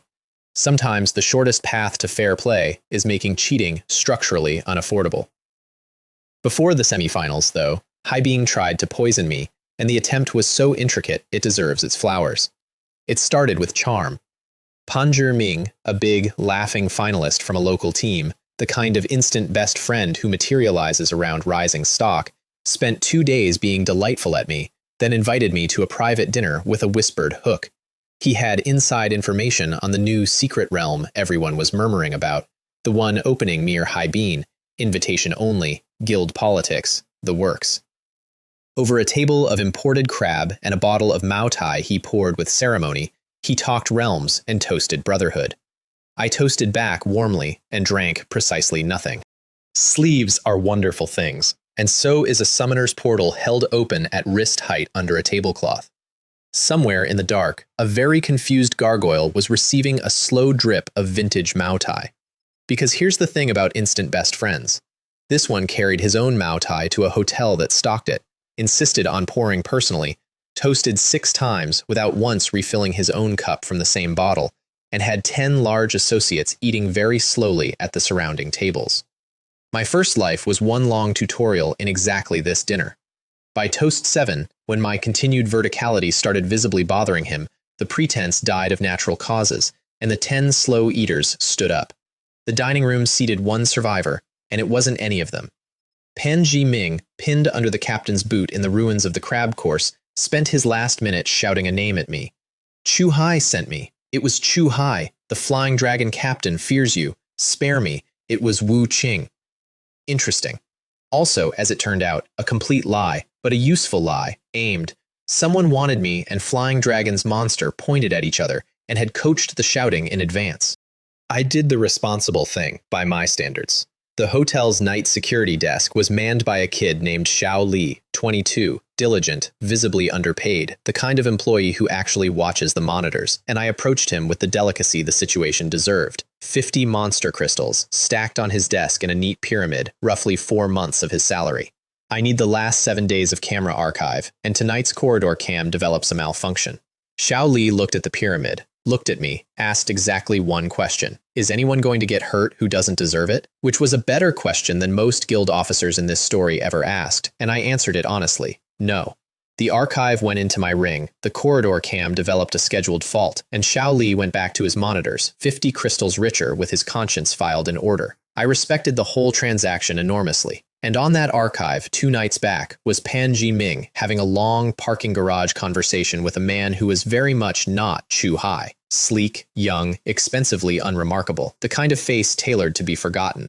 Facial cross-check against the tournament rosters took me 10 minutes.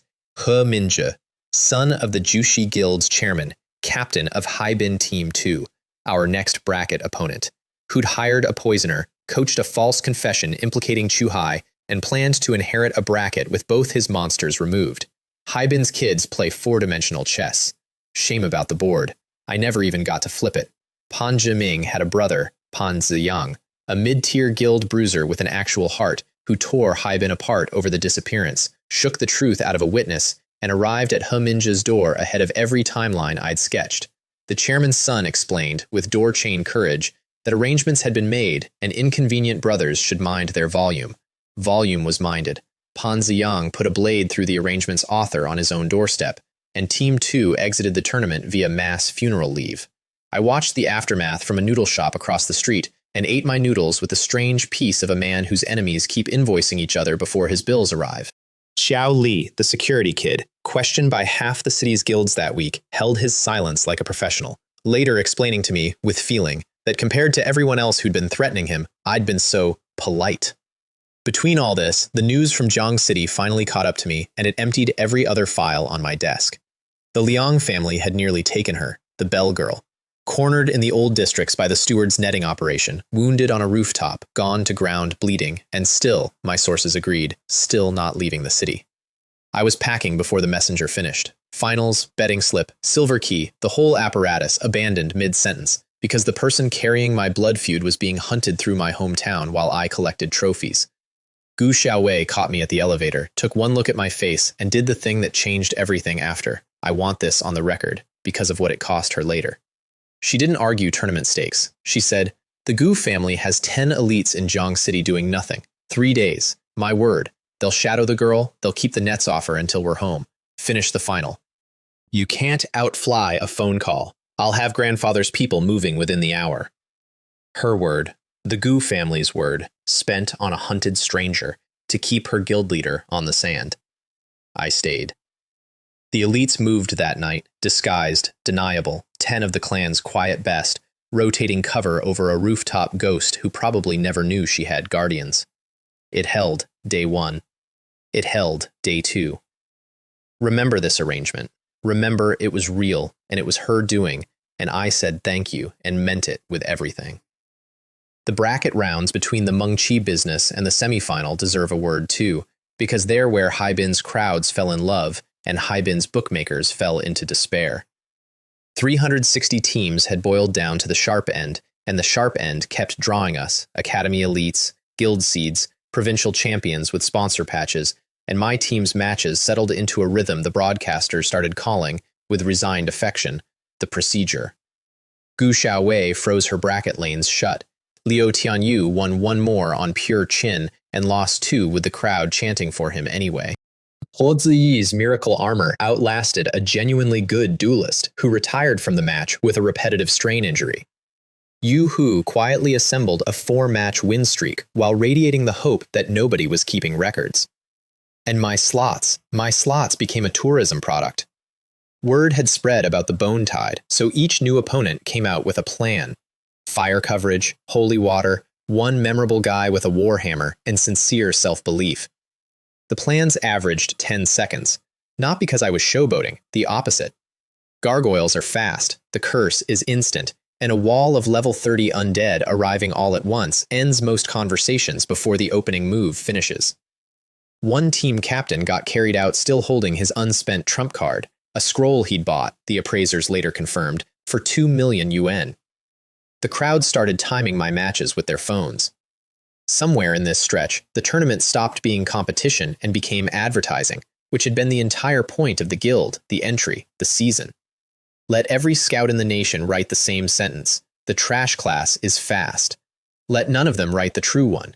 You have seen maybe a fifth of it. Then the semifinal came, and Chuhai, and the Scythe, and while the whole province was watching me collect Flying Dragon's monster, quieter monsters were doing arithmetic in the VIP glass. Housekeeping between rounds, conducted at midnight on the hotel roof, because some ceremonies need privacy. I finally risked the big gamble of the season, a quality stone against the Death Scythe, epic to whatever lies above epic, odds unknown, stakes being the finest weapon I owned. Full ritual, obviously. I stood on the roof of a 5-star hotel, alone, a national semi-finalist, and performed with complete solemnity. Up, down, left, right, A, B, A, B. Hands together. Bow. The stone crumbled to dead sand in my fingers. Failure. I stood there in the wind, betrayed by my own religion, running diagnostics on my faith. Had my heart been impure? Had I rushed the bow? Was the ritual, perish the thought, venue sensitive?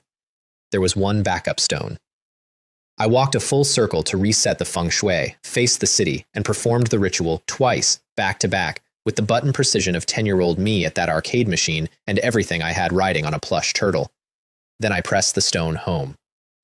The scythe drank it, shuddered, and changed color from below, like dusk running up the blade, and the system used a word it had never used on any gear of mine before. Legendary. Plus 180 total stats across the board. The death aura deepened until standing near the resting blade felt like standing near a verdict. A moth flew through its arc and simply opted out of continuing.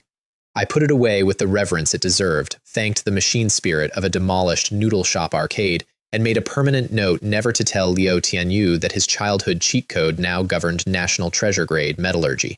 He'd want royalties, and honestly, he'd deserve them. Meanwhile, in Jiang City, 2 phone calls were deciding things about my life without me. Call 1, relayed to me by an apologetic Gu Tu. He'd rung the patriarch, Gu Haisheng, and, bandages still on, made the case of his life. Sign Sheng Kai now, whatever it costs, before the rest of the country sees what we've seen. And the old man, from the depths of his ancestral chair, declined. A wild blade with no hilt, he called me. Let the boy exhaust himself, lose something, learn his size. Then he'll crawl to us, and we'll price him properly. Guta apologized to me for his own grandfather. I told him honestly, it was the first Gu family decision I'd ever fully understood. Patriarch's debt on gravity. My whole plan was to stop obeying it. Call 2 I didn't hear about until it was almost too late, and I'll give it to you the way I got it, in fragments, out of order, each one colder. The red-eyed girl. Still in Jiang City, the Liang family's bounty had matured, and Sword Tiger's enforcement squads had joined the hunt officially, the steward's men and guild professionals, netting the old districts block by block. She'd been living on rooftops for weeks, with a whole city's underworld beneath her, and the fragments agreed on the strange part. Cornered twice, wounded once, she kept not leaving, kept orbiting the same districts. My districts. Like the assignment mattered more than the bleeding. She took my blood feud, and she was paying interest on it in a city I wasn't in. The finals ran 3 more days. I made the finals my day job and her extraction my night planning, and the day job kept demanding attention because the last brackets were where the country's real monsters surfaced. Chief among them, Chu Hai, captain of the Flying Dragon Guild's seed team, a shadow assassin whose matches averaged 9 seconds, who put 2 opposing captains in intensive care smiling, and whose file I received from an unexpected direction. Cho Dao found me in the practice hall, a scholarly, gray-templed man, Flying Dragon's own vice president, which made no sense until he talked. Chu Hai was guild-raised, guild-trained, and about to defect to the Dragon King Palace, the Continental Superpower Guild, taking a decade of Flying Dragon's secrets in his head. That was the political half. Then Cho Dao put a dossier on the table and let me read the other half. 3 cities, 5 women, patterns that turn your stomach. Guild connections had buried every case. We can't touch him. The palace watches our hands, Cho Dao said. But a tournament accident from an outsider with no history. He slid an upgrade stone across the table as the fee, watching my face. I read the dossier twice and slid the stone into my ring. Keep your reasons, I said. I have my own now, but I'm keeping the stone. Consulting fees are consulting fees. The bracket gave us Chu Hai's team in the semifinal, and the arena sold out to watch the 9-second man meet the Bone Tide. Scalpers outside were quoting months' wages numbers. The broadcast added a second commentary team. Somewhere in the VIP glass, 2 guilds watched the same match with opposite prayers. It went 11 seconds longer than his average, and I earned every one of them. His opening shadow step was genuinely faster than my eyes. I want that on the record. First opponent of my second life to beat my frame rate. A smear of dark that crossed the sand between 2 heartbeats and put his blade through the space my throat had just, barely, on drilled reflex alone, stopped occupying. The graze along my collar took 3 days to close through my own resistances. The crowd's scream arrived after the exchange was over. That's what 5 women in 3 cities never had a chance against, and the thought put a coldness in me that lasted the rest of the match. But assassins are burst mathematicians, and I am compound interest. His second flicker met a Death Knight rotation that had already closed the return lane. I'd spent his whole showcase reel learning that he always exits opposite his entry, and he had to burn a cooldown just to leave. The curse settled over the sand and began billing his tempo, each step a fraction late, each shadow a shade thin. I fed him lanes that looked open and charged him tolls at the far end. And when he flickered in for the third strike, impatient now, the 9-second man deep in overtime, aware of the VIP glass watching his stock reprice, the ground grew hands and held, and my scythe met his descending arm on the way down. The arm, and as he twisted free, screaming toward the medics, both feet at the tendon, 1, 2, surgical, public, unhealable through the death aura, for exactly long enough to matter. The stadium went silent as a held breath. Up in the VIP glass, Flying Dragon's box was carefully, professionally expressionless, except, I checked, Chu Dao, cleaning his glasses with tremendous focus. The commentators called it a tragic accident of tournament intensity. 5 women in 3 cities called it Tuesday, and none of them were consulted. His teammate tried to avenge him, a tiny, fierce lightning mage who'd spent the week sneering at my peasant guild, and I wanted on record that I do not discriminate. She left the arena the same direction her captain did, just softer. The rest of their bracket surrendered en masse. We were in the final. Also in the final, my wallet, and this subplot deserves its own trophy case. The tournament ran an official tote, and back when Freedom Guild was a regional curiosity with a comedy class captain, the bookmakers had installed us at 1 to 100 for the championship. 1 to 100. I read that board the way saints read scripture, walked to the window, and quietly loaded 10 million yuan on us before the first high-bin whistle. The clerk asked me twice if I understood how odds worked. Sir, I understand them better than anyone in this building. As we tore through the rounds and the odds collapsed, I kept pressing. Every payout rolled forward onto the next bracket at whatever line was left. And then the market provided a gift. Song Bo. My banquet rival, the wallet duel casualty, had tracked us all the way from Jiang City specifically to bet against me at scale. 50 million on our finals opponents, placed loudly, out of what I can only describe as artistic spite. When I heard, I did the only reasonable thing. Had an intermediary offer him a private side wager on top. Double stakes, straight odds, his money against mine. He accepted the same hour. Some men attend tournaments. Song Bo attended his own financial funeral and paid for premium seating. Meanwhile, inside my own locker room, the betting bug bit differently. Liu Tianyu marched to the tote with his entire liquid net worth, 1,000 yuan, increased notes, saved from what I do not want to know, and put it all on us with the gravity of a man mortgaging an estate. The clerk gave him a receipt. He had He Ziyi bless it. And then there was Yu Hu, who was spotted by Liu Tianyu, who reported it in tones of biblical betrayal, placing 100,000 yuan on Group F, on our opponents. The team meeting that followed remains a classic of the genre. Yu Hu, sweating, explaining that it was a hedge, that it's called risk management, that if we won, he'd be delighted to lose the 100,000, and Liu Tianyu pursuing him around the suite with the receipt held aloft like a war crimes indictment, shouting, "Traitor!" while He Ziyi tried to heal the situation, which is not a thing Sacred Radiance does.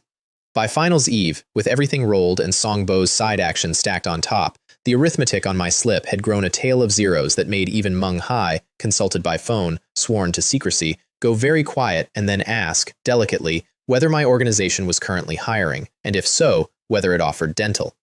Everything rode on the last match, which is exactly how I like everything to sit.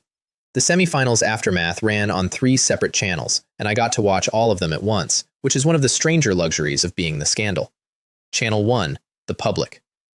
The broadcast replayed my scythe work on Chu Hai from 6 angles under the word accident, and the city, which had watched him hospitalize 2 captains smiling, conducted its own trial in the comment sections and returned a verdict of extravagant, unprintable joy. By evening, there was street food named after me, a skewer stand, the Bone Collector special. I ate one, anonymously, in a hood. It was pretty good. Channel 2, the guilds. Flying Dragon issued a statement of concern for their captain's tragic injury that was, to a trained reader, a resignation letter written in his blood. No demand for inquiry, no compensation claim, a single bouquet delivered to the hospital with no card. Chu Dao passed me in the venue corridor the next morning and adjusted his glasses in a way that, in Scholar, means the invoice is settled. The Dragon King Palace's channel was quieter and worse. Their recruiters had stopped calling my guild with offers. You have to understand guild grammar to feel the cold in that. Offers mean they want to buy you. Silence means they've moved you to a different list, and the other lists don't have signing bonuses.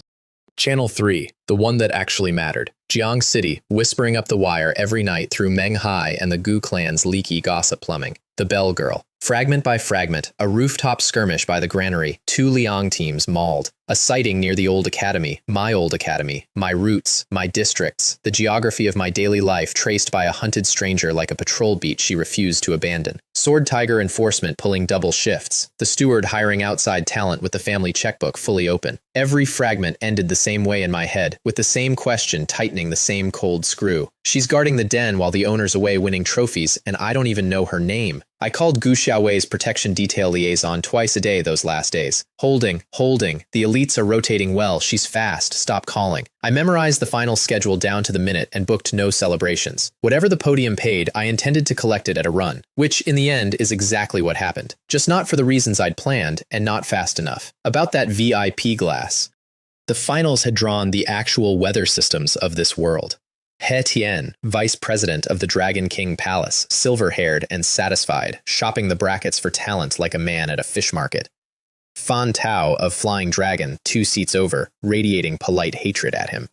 And one visitor who made even those two adjust their posture, a young man introduced as Gu Ziyang of the imperial capital's Gu family, the main bloodline, the trunk of the tree Jiang City's Gu clan is one distant branch of.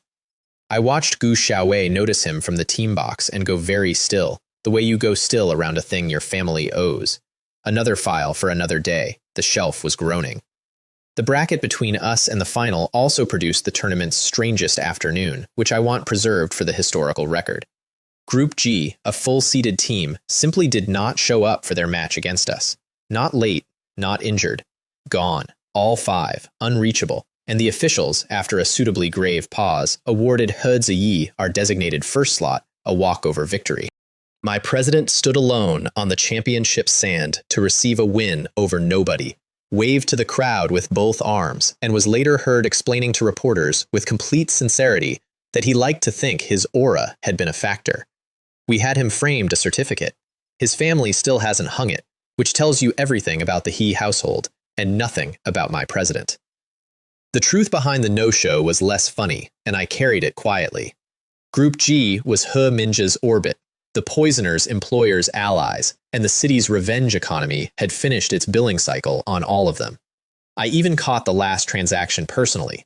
Crossing the venue's backlot, I watched Pan Ziyang, the brother, the avenger, the man who'd solved my He Minja problem for me, get put down in broad daylight by a single bodyguard in Jushi Guild livery whose scan read level 52.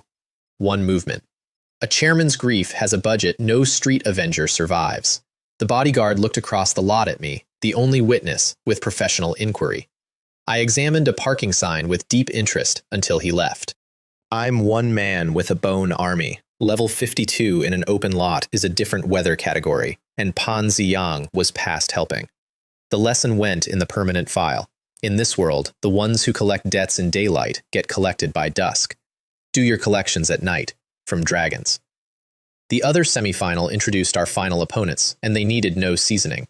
Dragon King Palace's own Seed Squad, Group F, 5 rare classes deep. Their showcase was a ghost shadow assassin named Shi Yuan, who won his semifinal by strangling a downed opponent with living shadow slowly enough that the boy's raised, trembling surrender hand couldn't be, technically, confirmed, and the crowd got to watch talent and cruelty introduced as synonyms. It took He Tian himself, image-conscious, to signal the release. There was also a mountain-shaped berserker named Duan Fang, who broke her bracket's arms with festive enthusiasm. Charming roster. I took notes with my whole spine. Oh, and between semifinal and final, I became a godfather. Sort of. I transferred 5 million yuan to Liu Tianyu unannounced, filed under signing bonus, retroactive, and got to watch my best friend's phone-checking face journey through confusion, horror, recount, and awe before he sprinted across the hotel suite and attempted to return it by force. We wrestled over a phone like children. He lost, because I've been strength stacking since the ancient battlefield, and he finally accepted the money on the condition His condition, that he now owed me a life debt, minimum. I told him he'd already paid it by existing in both my timelines. He didn't understand that, teared up anyway on general principle, and went out that same evening and spent the first chunk of it on gifts for his parents, because of course he did. That's the whole man in one receipt. But the final's most important match that week happened in no arena, and I wouldn't learn its score for a long time. In a records office in the Dragon King Palace's regional tower, an intelligence officer named Meng Yun, remember the name, you'll hate it properly in due course, had been handed my background check after the semifinal made national feeds. Routine famous person paperwork. Family, finances, affiliations, leverage points. He expected an afternoon's work on an orphan miracle. Instead, my file behaved like no student file he'd ever pulled. The father. Service record present. Service defaults sealed above Meng Yun's clearance. The mother. Name, birth year, and then a wall of redaction bars like a prison window. Ordinary people don't get redactions. Redactions are expensive. Meng Yun was very good at redactions, and behind them, cross-referencing decommissioned rosters against a leaked logistics manifest, he found a single word that made him get up and lock his office door. Pioneers. Both parents. The state's ghost corps, the ones who walk into unmapped realms first, who don't appear in casualty lists because they don't appear in lists, whose existence is a rumor even at Meng Yun's clearance. The tournament kid with the joke class was ghost corps blood on both sides. And deeper, in a file inside the file, 2 lines that he transcribed by hand because he didn't dare print them. 1. My mother's name carried a flag whose meaning sat above his access, only the flag's color came through, and the color code meant traitor. 2. Appended, a standing observation order on the surviving son, me. Filed 5 years ago by an authority the document didn't name, reviewed annually, never rescinded. Somebody had been watching me since I was 12, officially, in paperwork, and the tournament had just shown the whole country where I was standing. I knew none of this. I was busy being famous and being robbed of something worse, because on Protection Day 3, Finals Eve, the Liang family played a card nobody costed. Their steward requested a formal audience at the Jiang City Gu estate, was received in the ancestral hall with full, frigid courtesy, and opened his business by laying an object on the patriarch's tea table, a Gu clan token, blood-crusted, pulled, he explained pleasantly, off a most skilled gentleman encountered during last night's rooftop operations in the old district, a gentleman who had escaped, regrettably, but whose token had not, and whose fighting style 4 separate Liang men had described, independently, as unmistakably Gu clan sword work. The hall's temperature dropped into single digits. Gu Haisheng didn't touch the token. Patriarchs never touch the evidence. I'll speak plainly, as elders may, the steward said, and did. The Sword Tiger Guild stands with the Liang family on this hunt. The girl butchered guildmen, too. Ask Vice President Guo's office. So, your granddaughter shares a guild with the girl's known accomplice. That is a scandal, containable. The young are foolish. But Gu clan elites, bleeding on rooftops in defense of the city's most wanted assassin, that, Old Master Gu, is not a scandal. That is a war against 2 powers at once over a barefoot stranger. Your clan has stood in this city 400 years by knowing which fights are yours. He rose, bowed with terrible correctness, and left the token where it lay. Choose by morning. We'll know your answer by the rooftops. And Gu Haisheng, who'd told his own grandson in arms that I was a hiltless blade, who had never, in 40 years of stewardship, bet the clan on anything he couldn't price, chose like a patriarch. The 10 elites were recalled that night, quietly, completely. No sunset clause, no farewell shift, no anonymous tip to the hunted girl that her invisible ceiling was gone. The rooftop ghost's guardian rotation simply stopped existing mid-shift with the nets still closing. The only people in the world who knew were the old man, the steward, and, because the recall order routed through her as guild liaison at 11 at night, Gu Xiaowei, alone with her phone in a high-bin hotel room on the eve of the biggest match of her life, reading her family's signature on the withdrawal of her word. Finals Eve. She knew. She stood outside my hotel room door that night. I heard this from He Ziyi, who saw her there, stood a full 5 minutes with her hand half raised, and didn't knock. Because telling me meant I'd be on the dragon in 4 minutes, finals forfeited, guild sunk, her word to me broken by her own family's hand in front of the whole country. And not telling me meant the girl's odds, alone, 1 more day. She weighed a stranger's rooftop against everything her name had promised. She chose the sand. She went back to her room and, her own words, later, did not sleep, and could not decide which of the two people she'd betrayed worse. I woke up finals morning knowing nothing, rested and lethal and cheerful. Ate Ziyi's ceremonial team breakfast. He'd ordered longevity noodles for luck, and a cake shaped like our guild crest, which we don't have, so it was shaped like his best guess, which was a friendly skull. Suited up. Walked the athletes' tunnel into a stadium sound like standing inside a heartbeat. 60,000 people and the national feed, the whole country tuned in to watch the trash class's fairy tale get graded by the Dragon King Palace. And I shook hands at center sand with Group F's captain, Weibo, a broad-shouldered ace named Hubo, who looked down at me from a full head's height with the serene, genuinely warm pity of a man reading the odds board.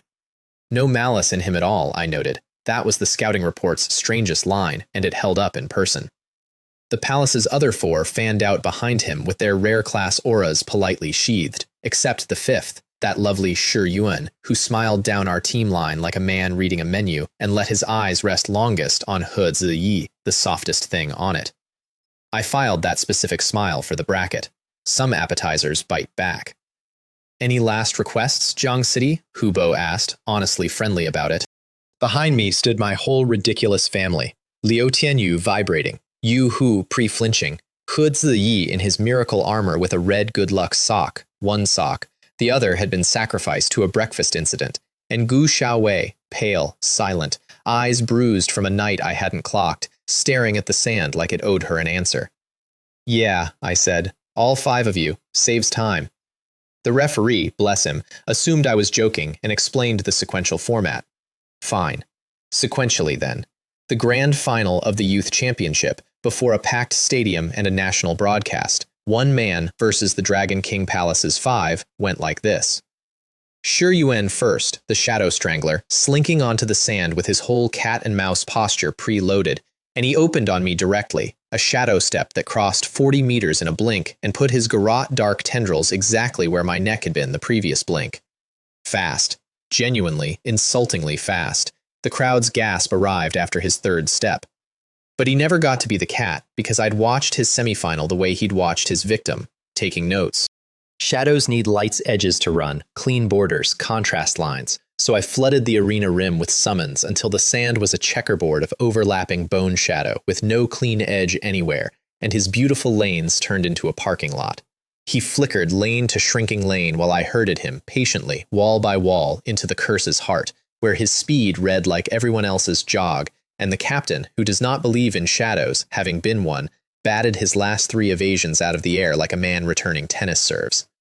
When the ghost stepper finally stumbled out of his last shadow, exhausted, reaching to surrender, I thought about the boy from his semifinal with the trembling, technically unconfirmable hand, and I had my knight hold the moment. 1 second, 2, 3. The stadium dead silent, the referee half risen, Shi-Wan's eyes going wide with the exact flavor of understanding he'd fed someone else 2 days before. Then I allowed the raised arm to be seen. Petty? Educational. The applause that followed had a strange edge to it, the sound of a crowd agreeing to something. The stadium understood exactly what it had watched. Duanfang the Berserker came out second, rolling her shoulders, and the crowd braced for a war. She'd spent the tournament breaking arms like party favors.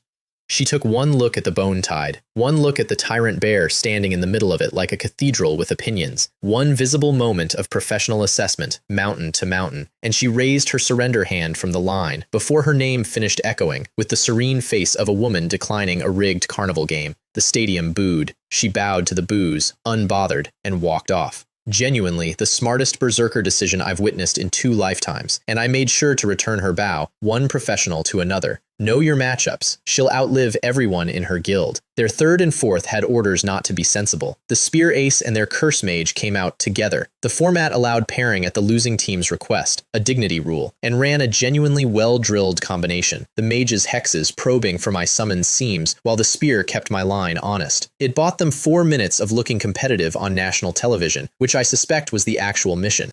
It ended the way it had to. The Curse Mage discovered that hexing an army with no morale, no fear, and no pulse is shouting legal threats at the ocean, and the Spear Ace lasted long enough after that to be respectable, which is the kindest sentence I can construct about either of them. And then Hubo came down to the sand, and the stadium found out why the palace had seated him captain. Dragon Warrior. A class off the extinct list, actual dragon blood awakening, decades since the last one, and he transformed on the walk, scales sheathing his arms, eyes going molten gold, and his opening dragon breath torched a lane through my front rank that stayed torched. No respawn and reform, the burn squad came back, and he burned the return, faster than my rotation, roaring joy. Genuinely strong, strongest thing I'd fought on sand, and immune, I discovered with real professional dismay, to the curse, dragon blood shrugs debuffs. My generals bought minutes. The tyrant bear wrestled him to a draw until his dragon stomp cratered the arena and cracked the barrier glyphs. The Lich King's Frost Star and Withering finally found purchase on the mortal parts of him, 30 seconds of black frost that had him fighting mist with a furnace. And then the Dragon King Palace cheated in broad daylight, and the whole stadium politely agreed not to see it. Mid-fight, cornered, Hubo bit down on something from his gauntlet, and his aura doubled, a surge to level 40, a war crime elixir straight past every equipment inspection in front of referees who developed synchronized eye trouble. So here was my actual final, a level 40 dragon-blooded ace versus me with my two best generals spent in front of a nation with my whole heavy arsenal politically radioactive. Because you understand my problem, right? Somewhere in this city was a smoking guild headquarters, destroyed by aerial bone monsters and mass detonations. One dragon summon, one undead bomb on this broadcast, and tournament champion became arrested terrorist in a single news cycle. Every winning card in my deck had my crimes printed on the back, which left the card nobody expected from the trash summoner class. Me. I walked out from behind my army at the level 40 dragon man with a scythe, and the stadium made a sound like a gasp falling downstairs. Up in the commentary box, someone said, "What is he doing?" directly into a hot microphone. Hubo himself actually paused, scales steaming, and gave me one honestly concerned look, the look of a man watching a pedestrian step into traffic. He said, not unkindly, "Kid, get back behind your bones." First exchange. His tail sweep took my legs and I rolled through it and opened his thigh on the way up, and the death aura sealed the cut against every drop of his dragon blood healing, and I watched him notice. Second exchange. He was faster, genuinely faster, a golden blur, and the entanglement billed his footwork at the worst instant of each combination, half steps stolen at the moment of commitment, and his speed kept arriving places I'd already left. Third, he hit harder. One connected shoulder check threw me 8 meters, and I felt it in my teeth for a week, but everything he hit square had already cost him 3 swings that hit nothing. Because here's the thing about us two. Hubo was strong the way weather is strong, a gift wearing a boy, and he'd spent his whole gifted life letting the class do the thinking. I'd fought 42 levels worth of Lin Hao in a burning street. I'd fought a level 40 monster at Knife Dark and 9 Dark Nights with 1 interruption-free minute on a corpse. Dragon Boy here had fought tournaments. Every graze I landed stayed landed. His war crime elixir meant every minute cost him double. The mathematics had one exit, and we were both walking toward it. Him at a roar, me at a bookkeeper's pace. 4 minutes of the best fight of my life later, the golden eyes were guttering, the scales were cracked and weeping where the aura had kissed them, his breath came in furnace heaves with no fire left in them. And one last overcommitted haymaker, thrown with the whole honest desperation of a champion who'd never needed a plan B, met my edge coming up under it. And Hubo, captain of the Dragon King Palace Seed Squad, sat down on the sand, transformed back into a large, tired young man with his scales dissolving like frost, and stared up at me with an expression I can only call betrayed arithmetic. "What are you?" he asked, honestly, no anger in it, which was the most Hubo thing about the whole match. Just a big, gifted, exhausted young man meeting the edge of his gifts map and genuinely wanting the cartography. "Undead Summoner," I said. "It's a trash class, you wouldn't know it." He stared at me. Then, and the broadcast caught this, it's in every retrospective, Hubo, sitting in the crater of his own finale, started to laugh. Deep, helpless, wheezing laughter, shaking his big shoulders, one hand slapping the sand. "Trash class," he managed. "Trash class. Oh, they're going to write books about how stupid we all were." Between you and me, of every enemy this season handed me, the one who laughed at the bottom of his own defeat was the only one I'd have had a drink with. Remember him, too. Dragon blood grudges have long lifespans, and this one was already on its feet by the medal ceremony, staring at something in my prize pile. The referee's flag came down. Champions. Jiang City's Nobody Guild. 5 wins and a rock. The whole absurd run. Liu Tianyu got to me first, and his tackle hug took us both into the sand. His second successful tackle of the tournament, he'd want me to note, making him statistically our most reliable finisher. He Ziyi arrived next, and healed injuries I did not have, while crying enough for the whole roster. Glowing gold from stray radiance, 1 red sock, triumphant. Yu Hu stood at a respectful tribute distance, applauding like a man whose investment had matured. Then he made the tactical error of saying, within Liu Tianyu's hearing, that he'd always believed in the team, at which point the receipt for 100,000 yuan on Group F resurfaced from Liu Tianyu's pocket like an indictment from the sea, and our victory celebration included, live on national broadcast, 1 warrior joyfully throttling 1 assassin, while our president tried to heal the assassin MID throttle, which, I checked with him later, he genuinely believed was mediation. The commentators called us colorful. The stadium chanted a guild name that hadn't existed a season ago. Gu Xiaowei stood slightly apart in the confetti, and when I caught her eye and pointed up at the scoreboard, her tournament, the thing she'd bullied me into at my kitchen table, she gave me a real smile, the first unguarded one I'd ever seen on her, and it lasted almost a full second before something behind her eyes shut it down. I didn't understand that yet. I would within the hour. Somewhere up in the glass, He Tian of the Dragon King Palace watched his seed squad's wreckage carried off, looked down at me for a long, appraising moment, and, witnesses swear, smiled like a collector. Let him file me. That night, under stadium fireworks, the podium ceremony paid out a season of planning in front of the whole country. They called our guild name, a name a clerk had stamped for a kid and a beaming stranger a few months ago, and 5 of us walked up through a wall of noise. A B-rank warrior with a taped eyebrow, a coward with a win streak, a priest in 1 red sock who waved at every individual camera, an ice heiress, and a trash class. The trophies came out on velvet, quality stones in a presentation case, 3 upgrade stones, the vault stock deepening for whatever the system wanted next, crates of epic gear that would re-equip my whole team twice over. Then the necklace, frosty 9 provinces, 9 linked shards of ancient ice glowing faint blue under the lights. It went straight onto Gu Xiaowei's palm per our oldest deal, her tournament, her price, paid in full, and she closed her fingers over it without meeting my eyes, without a word, which I clocked, even in all that noise, and misread completely. I thought it was feeling. It was arithmetic. She was holding the payment for a promise she already knew was broken. And the headliner, a silver key, presented on black silk by the tournament chairman personally, with a speech about doors and futures. Heavy, cold, humming against my hand like the bronze key's bigger sibling, the same hidden instance resonance, an octave deeper, a door rated for whatever I'd grown into. Somewhere in the VIP glass, I felt, more than saw, a dragon-blooded finalist watching that key touch my palm with the fixed attention of a magpie in church. And my betting slip settled. All the rolled winnings, Songbo's side action, the 1-100 ancient history, 2.5 billion yuan, wired in tranches that made 3 separate banks phone to confirm I existed. Songbo left Haibin by night train. Meng Hai, receiving my transfer custody paperwork back home, reportedly sat down on the pavilion floor. Champion, billionaire, silver key in my pocket.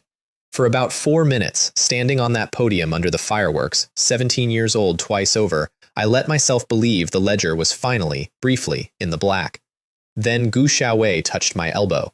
She waited for the cameras to swing to the fireworks, positioned herself so her back covered us both from the press line, even breaking, she was precise, and said, in a voice I'd never heard her use, small and level and rehearsed all night, "I have to tell you something, and then you're going to leave, and you should.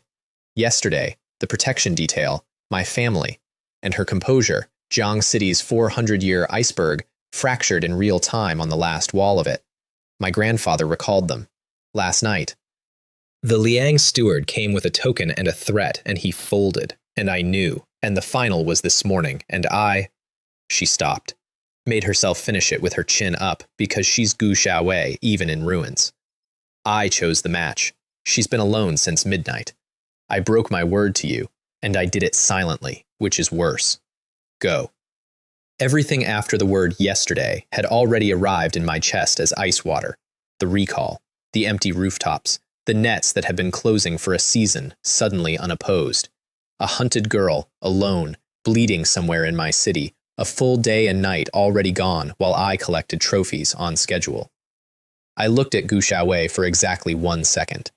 There would be a later for what sat between us, the weighing, the fairness math, the fact that she'd confessed unforced with the necklace still warm in her hand. 1 second was all the later could have right now. We're not done, I said, meaning the conversation, meaning the guild, meaning, I think even then, the forgiveness. But yes, I'm leaving. I don't remember leaving the podium. Liu Tianyu says the fireworks were still going when the dragon cleared the stadium rim, headed north, and I'd left the champion's crate, the gear, all of it, spilled on the stage. Everything except the key, my scythe, and a debt with silver bells on it. 2 hunts left Haibin that night, and I only knew about mine. The other one was Hu Bo. My tired, dragon-blooded finalist had spent the awards ceremony watching exactly one prize on that podium, the silver key. Dragon warriors, it turns out, get obsessive about dragon-adjacent treasure the way magpies do about foil, and a hidden instance key reads to their blood like a birthright being handed to a bone-farming peasant. Within hours of the fireworks, he'd talked his bruised squad into a piece of freelance idiocy that no superior had approved, intercept the champion convoy on the highway home, relieve it of one small key, blame bandits, apologize to nobody. He hit the Gu family convoy at dawn with commandeered trucks and full paint-scraping drama. Trucks broadside across the highway, his squad fanned out in travel cloaks that hid exactly nothing. Hu Bo himself performing simple highwayman with the bone-deep unconvincingness of a man whose face had been on national broadcast 18 hours earlier. Gu Xiaowei, I'm told, identified him from the lead car before he finished his opening line, and conducted the entire robbery negotiation in the tone of a woman mentally drafting the incident report to his guild. They searched the convoy twice. No key, no me. Growing desperation, and a rattled junior Gu retainer, one Gu Mingwei, a man whose whole career was built on protecting the young miss and whose nerve was built on considerably less. He decided the fastest way to make the scary level 40 dragon man leave her convoy alone was to volunteer, loudly, that Xiong Kai had flown ahead, alone, hours ago, that the key was in the sky, that robbing this convoy was robbing an empty box. It worked. Hu Bo's whole posture snapped from bandit to bird dog, and the trucks cleared the road inside a minute. Gu Xiaowei spent the rest of the ride staring at the back of Gu Mingwei's neck, in a silence I'm told had texture, and the retainer spent it discovering that saving the young miss by selling her guild leader's flight path might not net out the way he'd hoped.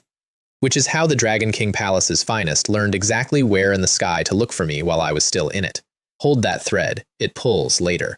I was ahead of all of it, wrung out over dark country with the dragon's wing beats eating kilometers and Gu Xiaowei's confession eating me. Somewhere over the border hills, I made myself do the thing I'd been saving for a quiet hour, because the next hours were not going to be quiet, and I was flying toward a city full of hunters with a body that had just fought a dragon-blooded finalist, and I needed everything I could unlock. 10 upgrade stones out of the ring, a season of tournaments, dungeons, corpses, and consulting fees laid out on a bone dragon's neck at altitude in a line of humming light. The system's long-locked door, and me finally holding all 10 keys. Upgrade. The panel bloomed like a struck match, and for a second the night sky had 2 sets of stars. Super system, intermediate. Passive experience, 10 points per second. 10 per second. I did the lottery ticket math 3 times, wind tearing at my eyes, 600 a minute, 36,000 an hour, 864,000 a day. The 1 per second drip that had built everything I owned was a river now, a level a day at my bracket for the crime of continuing to exist. While I slept, while I grieved, while I flew through the dark toward a fight, the meter running, always, on everyone who'd ever laughed at the certificate. And behind that, a second unlock unfolded, and this one made me pull the dragon into a full hover to read it twice. The Undead Asura Arena. A private training dimension where my extracted undead could be leveled, directly, immediately, by feeding them my experience like coal into furnaces. I actually said, oh no, out loud, alone, over the hills, with delight. Because my summons had always carried the one hard ceiling of the whole class, frozen forever at the level of the corpse I pulled them from. A dead level 10 is a level 10 soldier until the end of time. That was the law. That was the tax the class paid for all its other crimes. The ceiling was now a menu, with prices. I tested it right there in the night sky, because I was flying into something and refusing to arrive at yesterday's strength. The Hell Dragon first. Level 20 to 30, 4 million experience poured through the arena's furnace, and the bones thickened mid-flight beneath me, vertebrae swelling under my boots, wing struts going from scaffolding to architecture, a building deciding at altitude to become a fortress. The wing beats changed pitch. Our airspeed rose without being asked. Then the Dark Knight captain summoned to the dragon's back beside me for his promotion ceremony at 3,000 meters. 10 to 30, 8 million experience, and the red armor drank the power and darkened to arterial, the dents of 100 battles smoothing out like the past being renegotiated. He looked at his own gauntlet, then at me, and inclined his helmet exactly once. Knighthood has its protocols. 12 million experience gone in minutes, a tournament's worth of banked carnage, spent before the fireworks back in High Bean had cooled, and worth every point. My 2 cornerstones now matched my own bracket for the first time since the class began. The arena hummed with further invoices, the Lich King, the Bears, the whole roster, all upgradable, all hungry, a military budget disguised as a menu. Later, home first. Home was on fire. Jiang City came over the horizon wearing its worst news like a crown, smoke threads over the old districts, and my phone finally in tower range, delivering the night's intelligence in one long horror scroll.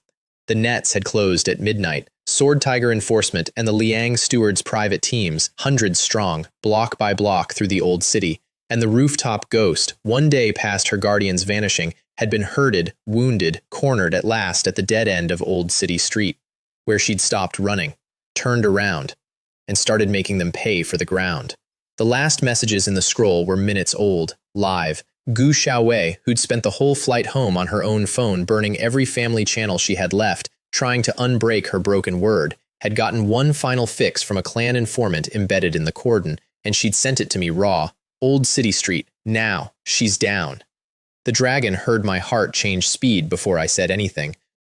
We dropped out of the cloud deck like a decision, and I got my first look at the arithmetic below.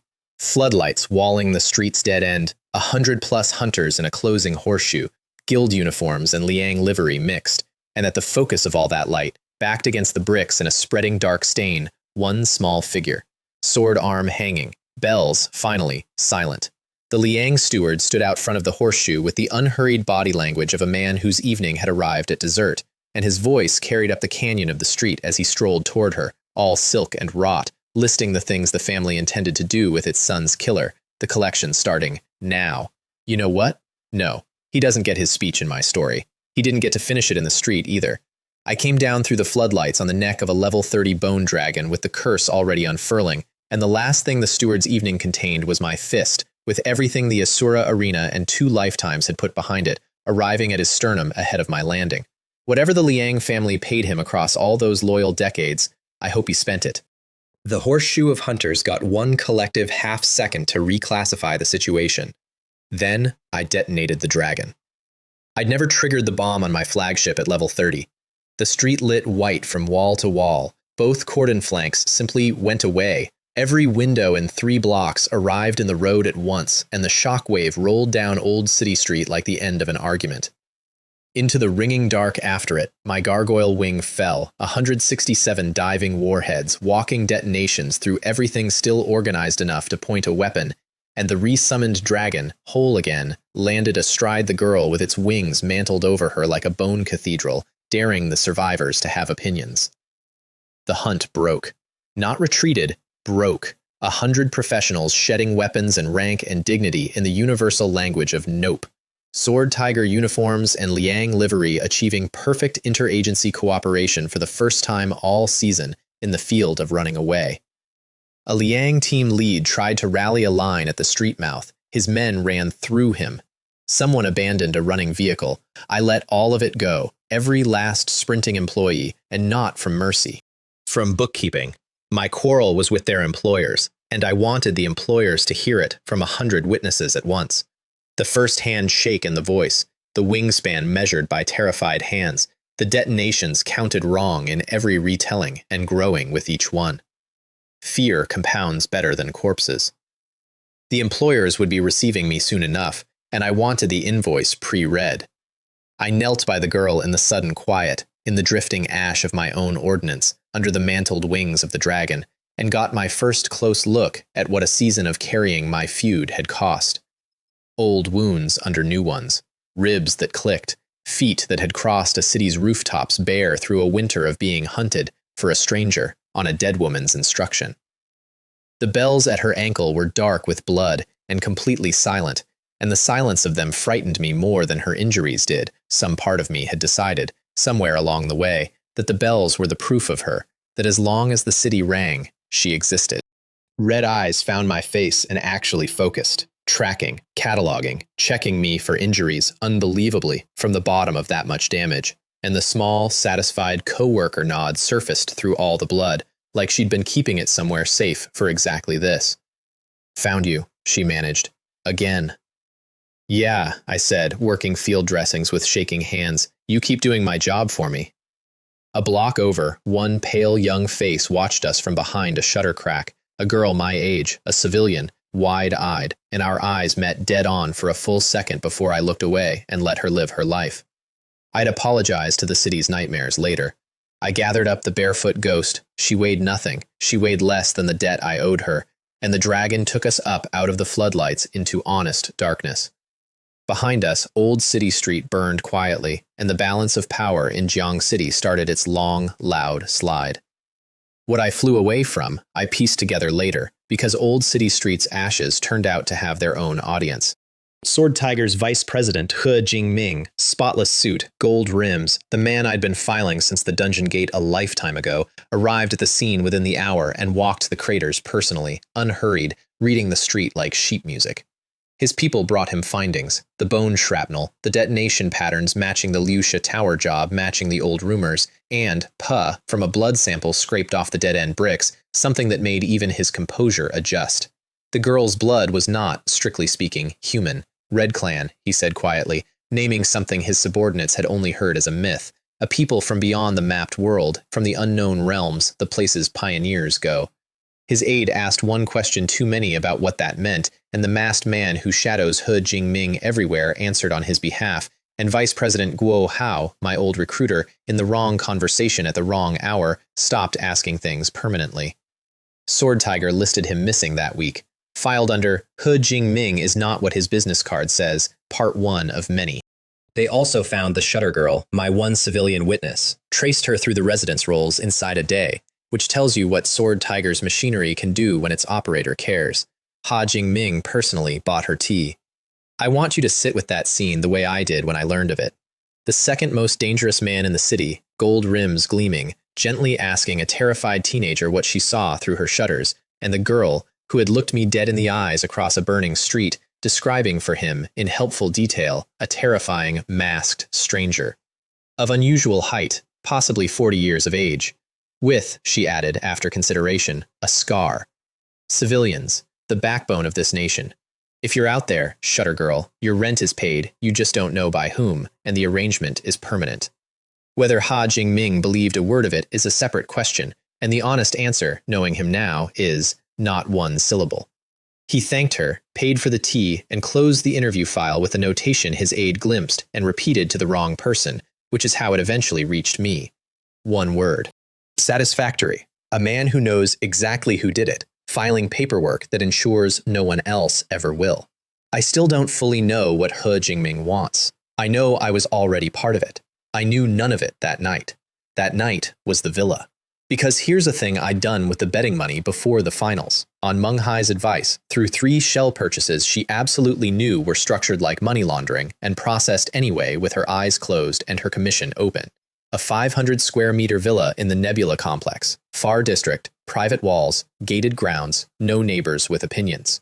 The complex's gate guards had initially declined to admit my extremely modest car, on the grounds that I was visibly not a resident of anything, a reasonable read, and the impasse resolved when I showed the senior guard my banking app with the tournament settlements freshly landed. He looked at the balance. He looked at me.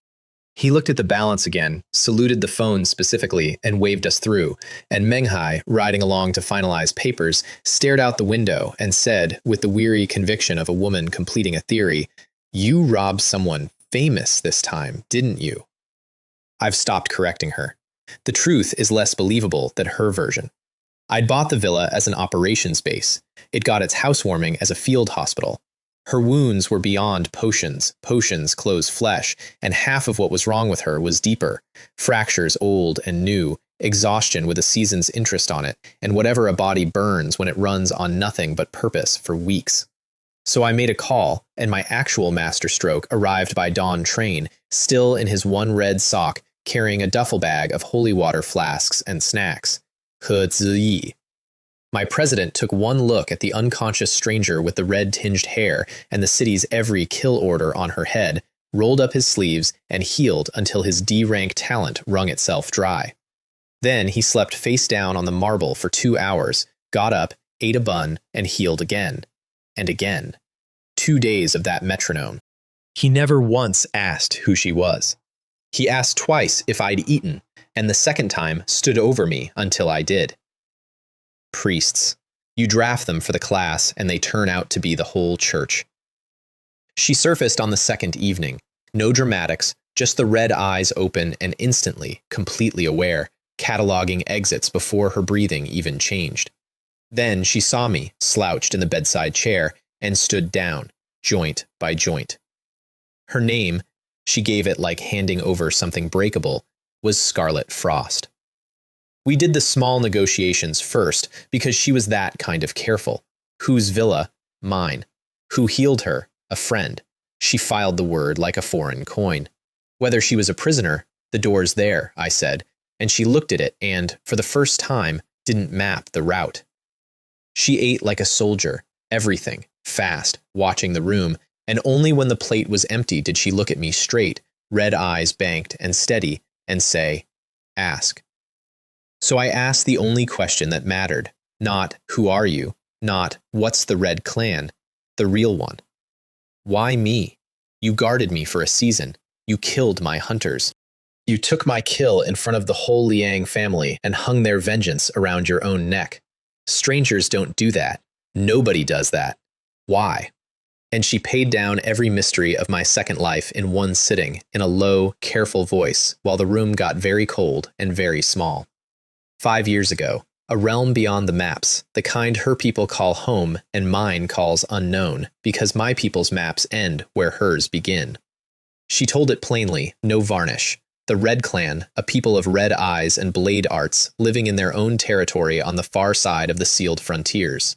And then outsiders in expedition gear, pioneers, my country's ghost corps, the ones who walk into unmapped worlds first, and a purge, though she didn't use that word. She used the Red Clan word and didn't translate it, and I didn't ask twice. She was 12. She was dying in the ruins of her district when a pioneer woman found her, a human woman with kind, tired eyes, who looked at a wounded enemy child and made a decision that broke every protocol the Corps runs on. Hid her, fed her out of her own field rations, treated her wounds with human medicine that burned. 9 days, moving between ruins, one step ahead of the sweep. And this is the part where Scarlet Frost's careful voice went quiet and even, the way you flatten a story to keep carrying it. 9 days in which the woman talked to her, taught her human words, showed her, over and over, a creased photograph from inside her jacket, a huge laughing man and a boy. My husband, my son, Xiong Kai. He's about your age. The way you show your family to someone you are deciding, day by day, to die for. The Corps found them on the 9th day. Doctrine on realm contamination is 1 sentence long, and the order was given by her own expedition. And the woman, my mother, Li Yuehua, field pioneer, wife of a berserker, owner of a silver ankle bell and 3 photographs worth of surviving evidence, refused it, and put herself between the child and her colleague's blades, and said, according to the only living witness, "Then file me with her." Her husband broke formation trying to reach her and was cut down and left for dead. He lived, Scarlet Frost said. She learned that much later. Lived and was carried home broken to a son who'd be told nothing for 5 years. The woman didn't. She died holding the core off a child she'd known 9 days, and the last thing she did was press something into the child's hands, small, silver, still warm, and tell her, "Run, live, grow strong." And a child who spoke 40 human words ran, and lived, and grew very strong, and carried the warm silver thing across a sealed world frontier to find a face from a creased photograph. "The Yue Hua," said Scarlet Frost, and my mother's name in a stranger's mouth took the floor out of the room. "I came to repay her. I found you at the school gate in autumn. You looked like the photograph." A pause, the red eyes steady on me, twin coals absolutely refusing to look away from what came next. "Your mother is dead because she saved my life. Everything I have is yours to collect against that. It won't be enough. It's what exists." I don't know how long I didn't say anything. Who enough that the room's silence developed geological layers. 5 years of a locked door, not qualified, not yet, not strong enough, and the key had walked in off a rooftop wearing someone's blood and no shoes. My mother didn't die in an accident of the deep realms. She was executed by her own core for the crime of saving a child, and my father crawled home carrying that and buried it in silence, and took the beatings of the world for 5 years rather than hand his son a war he couldn't win yet. The Pioneer Group, the Ghost Corps, my mother's own colleagues. "Their names," I said when my voice worked. "You saw faces. You were there." "Some faces, some names," the coals banked. "When you go to collect from them, and you will, I come with you. That debt is mine too." And then, standing to test her healed leg, she moved, and I heard it. The sound that had been haunting my city's rooftops for a season, a thin silver chime at her ankle, a little bell on a worn cord, dark with years, and stamped into its curve, half worn away, one character. Rue, my mother's name. My mother's bell. I knew that bell. It lives in the 3 photographs we own, on a kitchen shelf in every one, in a home that doesn't exist anymore. The thing pressed as a dying gift into a running child's hands, 5 years and one whole world away, now chiming softly in my villa at ankle height on the person my mother bought with her life. "She said," Scarlet Frost offered quietly, following my stare, "that as long as it rings, someone is watching over me." She reached down, unknotted the cord, held it out on her open palm. "It should come home." I closed her fingers back over it. Couldn't have explained why then. I can now. Some things are exactly where the dead left them. The city spent that week deciding what to call me. The news tried The Champion. The guild circulars tried The Anomaly. The street, which always finds the true name first, settled on the one that stuck. They started calling the undead summoners passing overhead the Scourge, half in fear and half in that proud civic way cities adopt their monsters. The Scourge of who, they didn't specify. They didn't have to. Everyone with a reason to worry already knew, and everyone else just watched the sky and felt, weirdly, safer. So that's where this chapter of the ledger closes, a villa with 2 lights on and a city holding its breath. Take the season's inventory with me. 3 months ago, I was a dead man's memory in a 17-year-old body, holding a certificate the whole square laughed at, with a father who coughed blood, and a class the record books filed under comedy. Tonight, the laughing square watches the sky when it hears wings. The boy who murdered me in my first life went home to his family in a box in this one, 3 years early, with my reign on him. The trash class swept the National Youth Championship 5 for 5, bankrupted a betting house, bought a villa with the change, and parks a dragon on it. And the 2 great mysteries of my life, the locked door named 5 years ago, the silent guardian with silver bells, turned out to be one mystery, sleeping down the hall, wearing my mother's bell on her ankle, and my mother's death on her conscience, where I'll spend however long it takes teaching her it doesn't belong there. My mother saved a stranger's child, and her own people executed her for it. My father ate 5 years of silence to keep me off their list. He failed, by the way. I'm on the list. I've seen enough shadows to know it, and here is my formal response to the Pioneer Group, the Ghost Corps, my mother's loyal colleagues, filed from a stolen villa at 3 in the morning. Keep the list. Add to it. Underline my name. You now exist for one purpose, so that a woman who died in 9 days' worth of kindness can be paid what she's owed, and I am the collections department. Not yet, though. That's the discipline the Second Life taught me. Not yet is a weapon. 10 experience a second, a river running while I sleep, an Asura arena full of hungry veterans, a silver key humming in my ring for a door I haven't opened, a Liang family down one heir and one steward, mortgaging its pride tonight for alliances and knives, absolutely certain of who owes them blood, and absolutely right. A suited man with gold glasses who reads my craters like love letters and knows exactly what I am, and smiles and files it. A dragon-blooded champion who lost to a trash class in front of his whole guild and will not sleep until the rematch. Let them all come. Let them coordinate even. I'd hate to make separate trips. I did the rounds before turning in, the way I do them now. The wards on the walls, the summons parked in the dark of the grounds like patient statuary, the Asura arena's furnaces banked and glowing with the day's deposits. Checked my phone, Hudzi, 3 messages, all snacks related. The OTNU, a photo of his parents wearing the ridiculous matching coats he'd bought them, captioned, Godfather funded. Gu Xiaowei, nothing. And I let that sit, because some apologies need to choose their own morning. Meng Hai had sent a single line at midnight. Your accounts are healthy, and I am not asking about the news. The whole strange family my second life had assembled without permission, checking in from their corners of a city that thought it knew what had moved in. Down the hall, faint through 2 doors, a small bell chimed, Scarlet Frost, turning in her first safe sleep in 5 years, in a fortress her 9-day mother's son built out of spite and lottery odds. As long as it rings, someone is watching over you. Mom's rule. House rule now. And when it stops being enough to watch, when the door with 5 years behind it finally opens all the way, the ones who made it necessary are going to discover what the Laughing Square already learned. The class isn't the joke. The joke was ever thinking I'd stay level 1.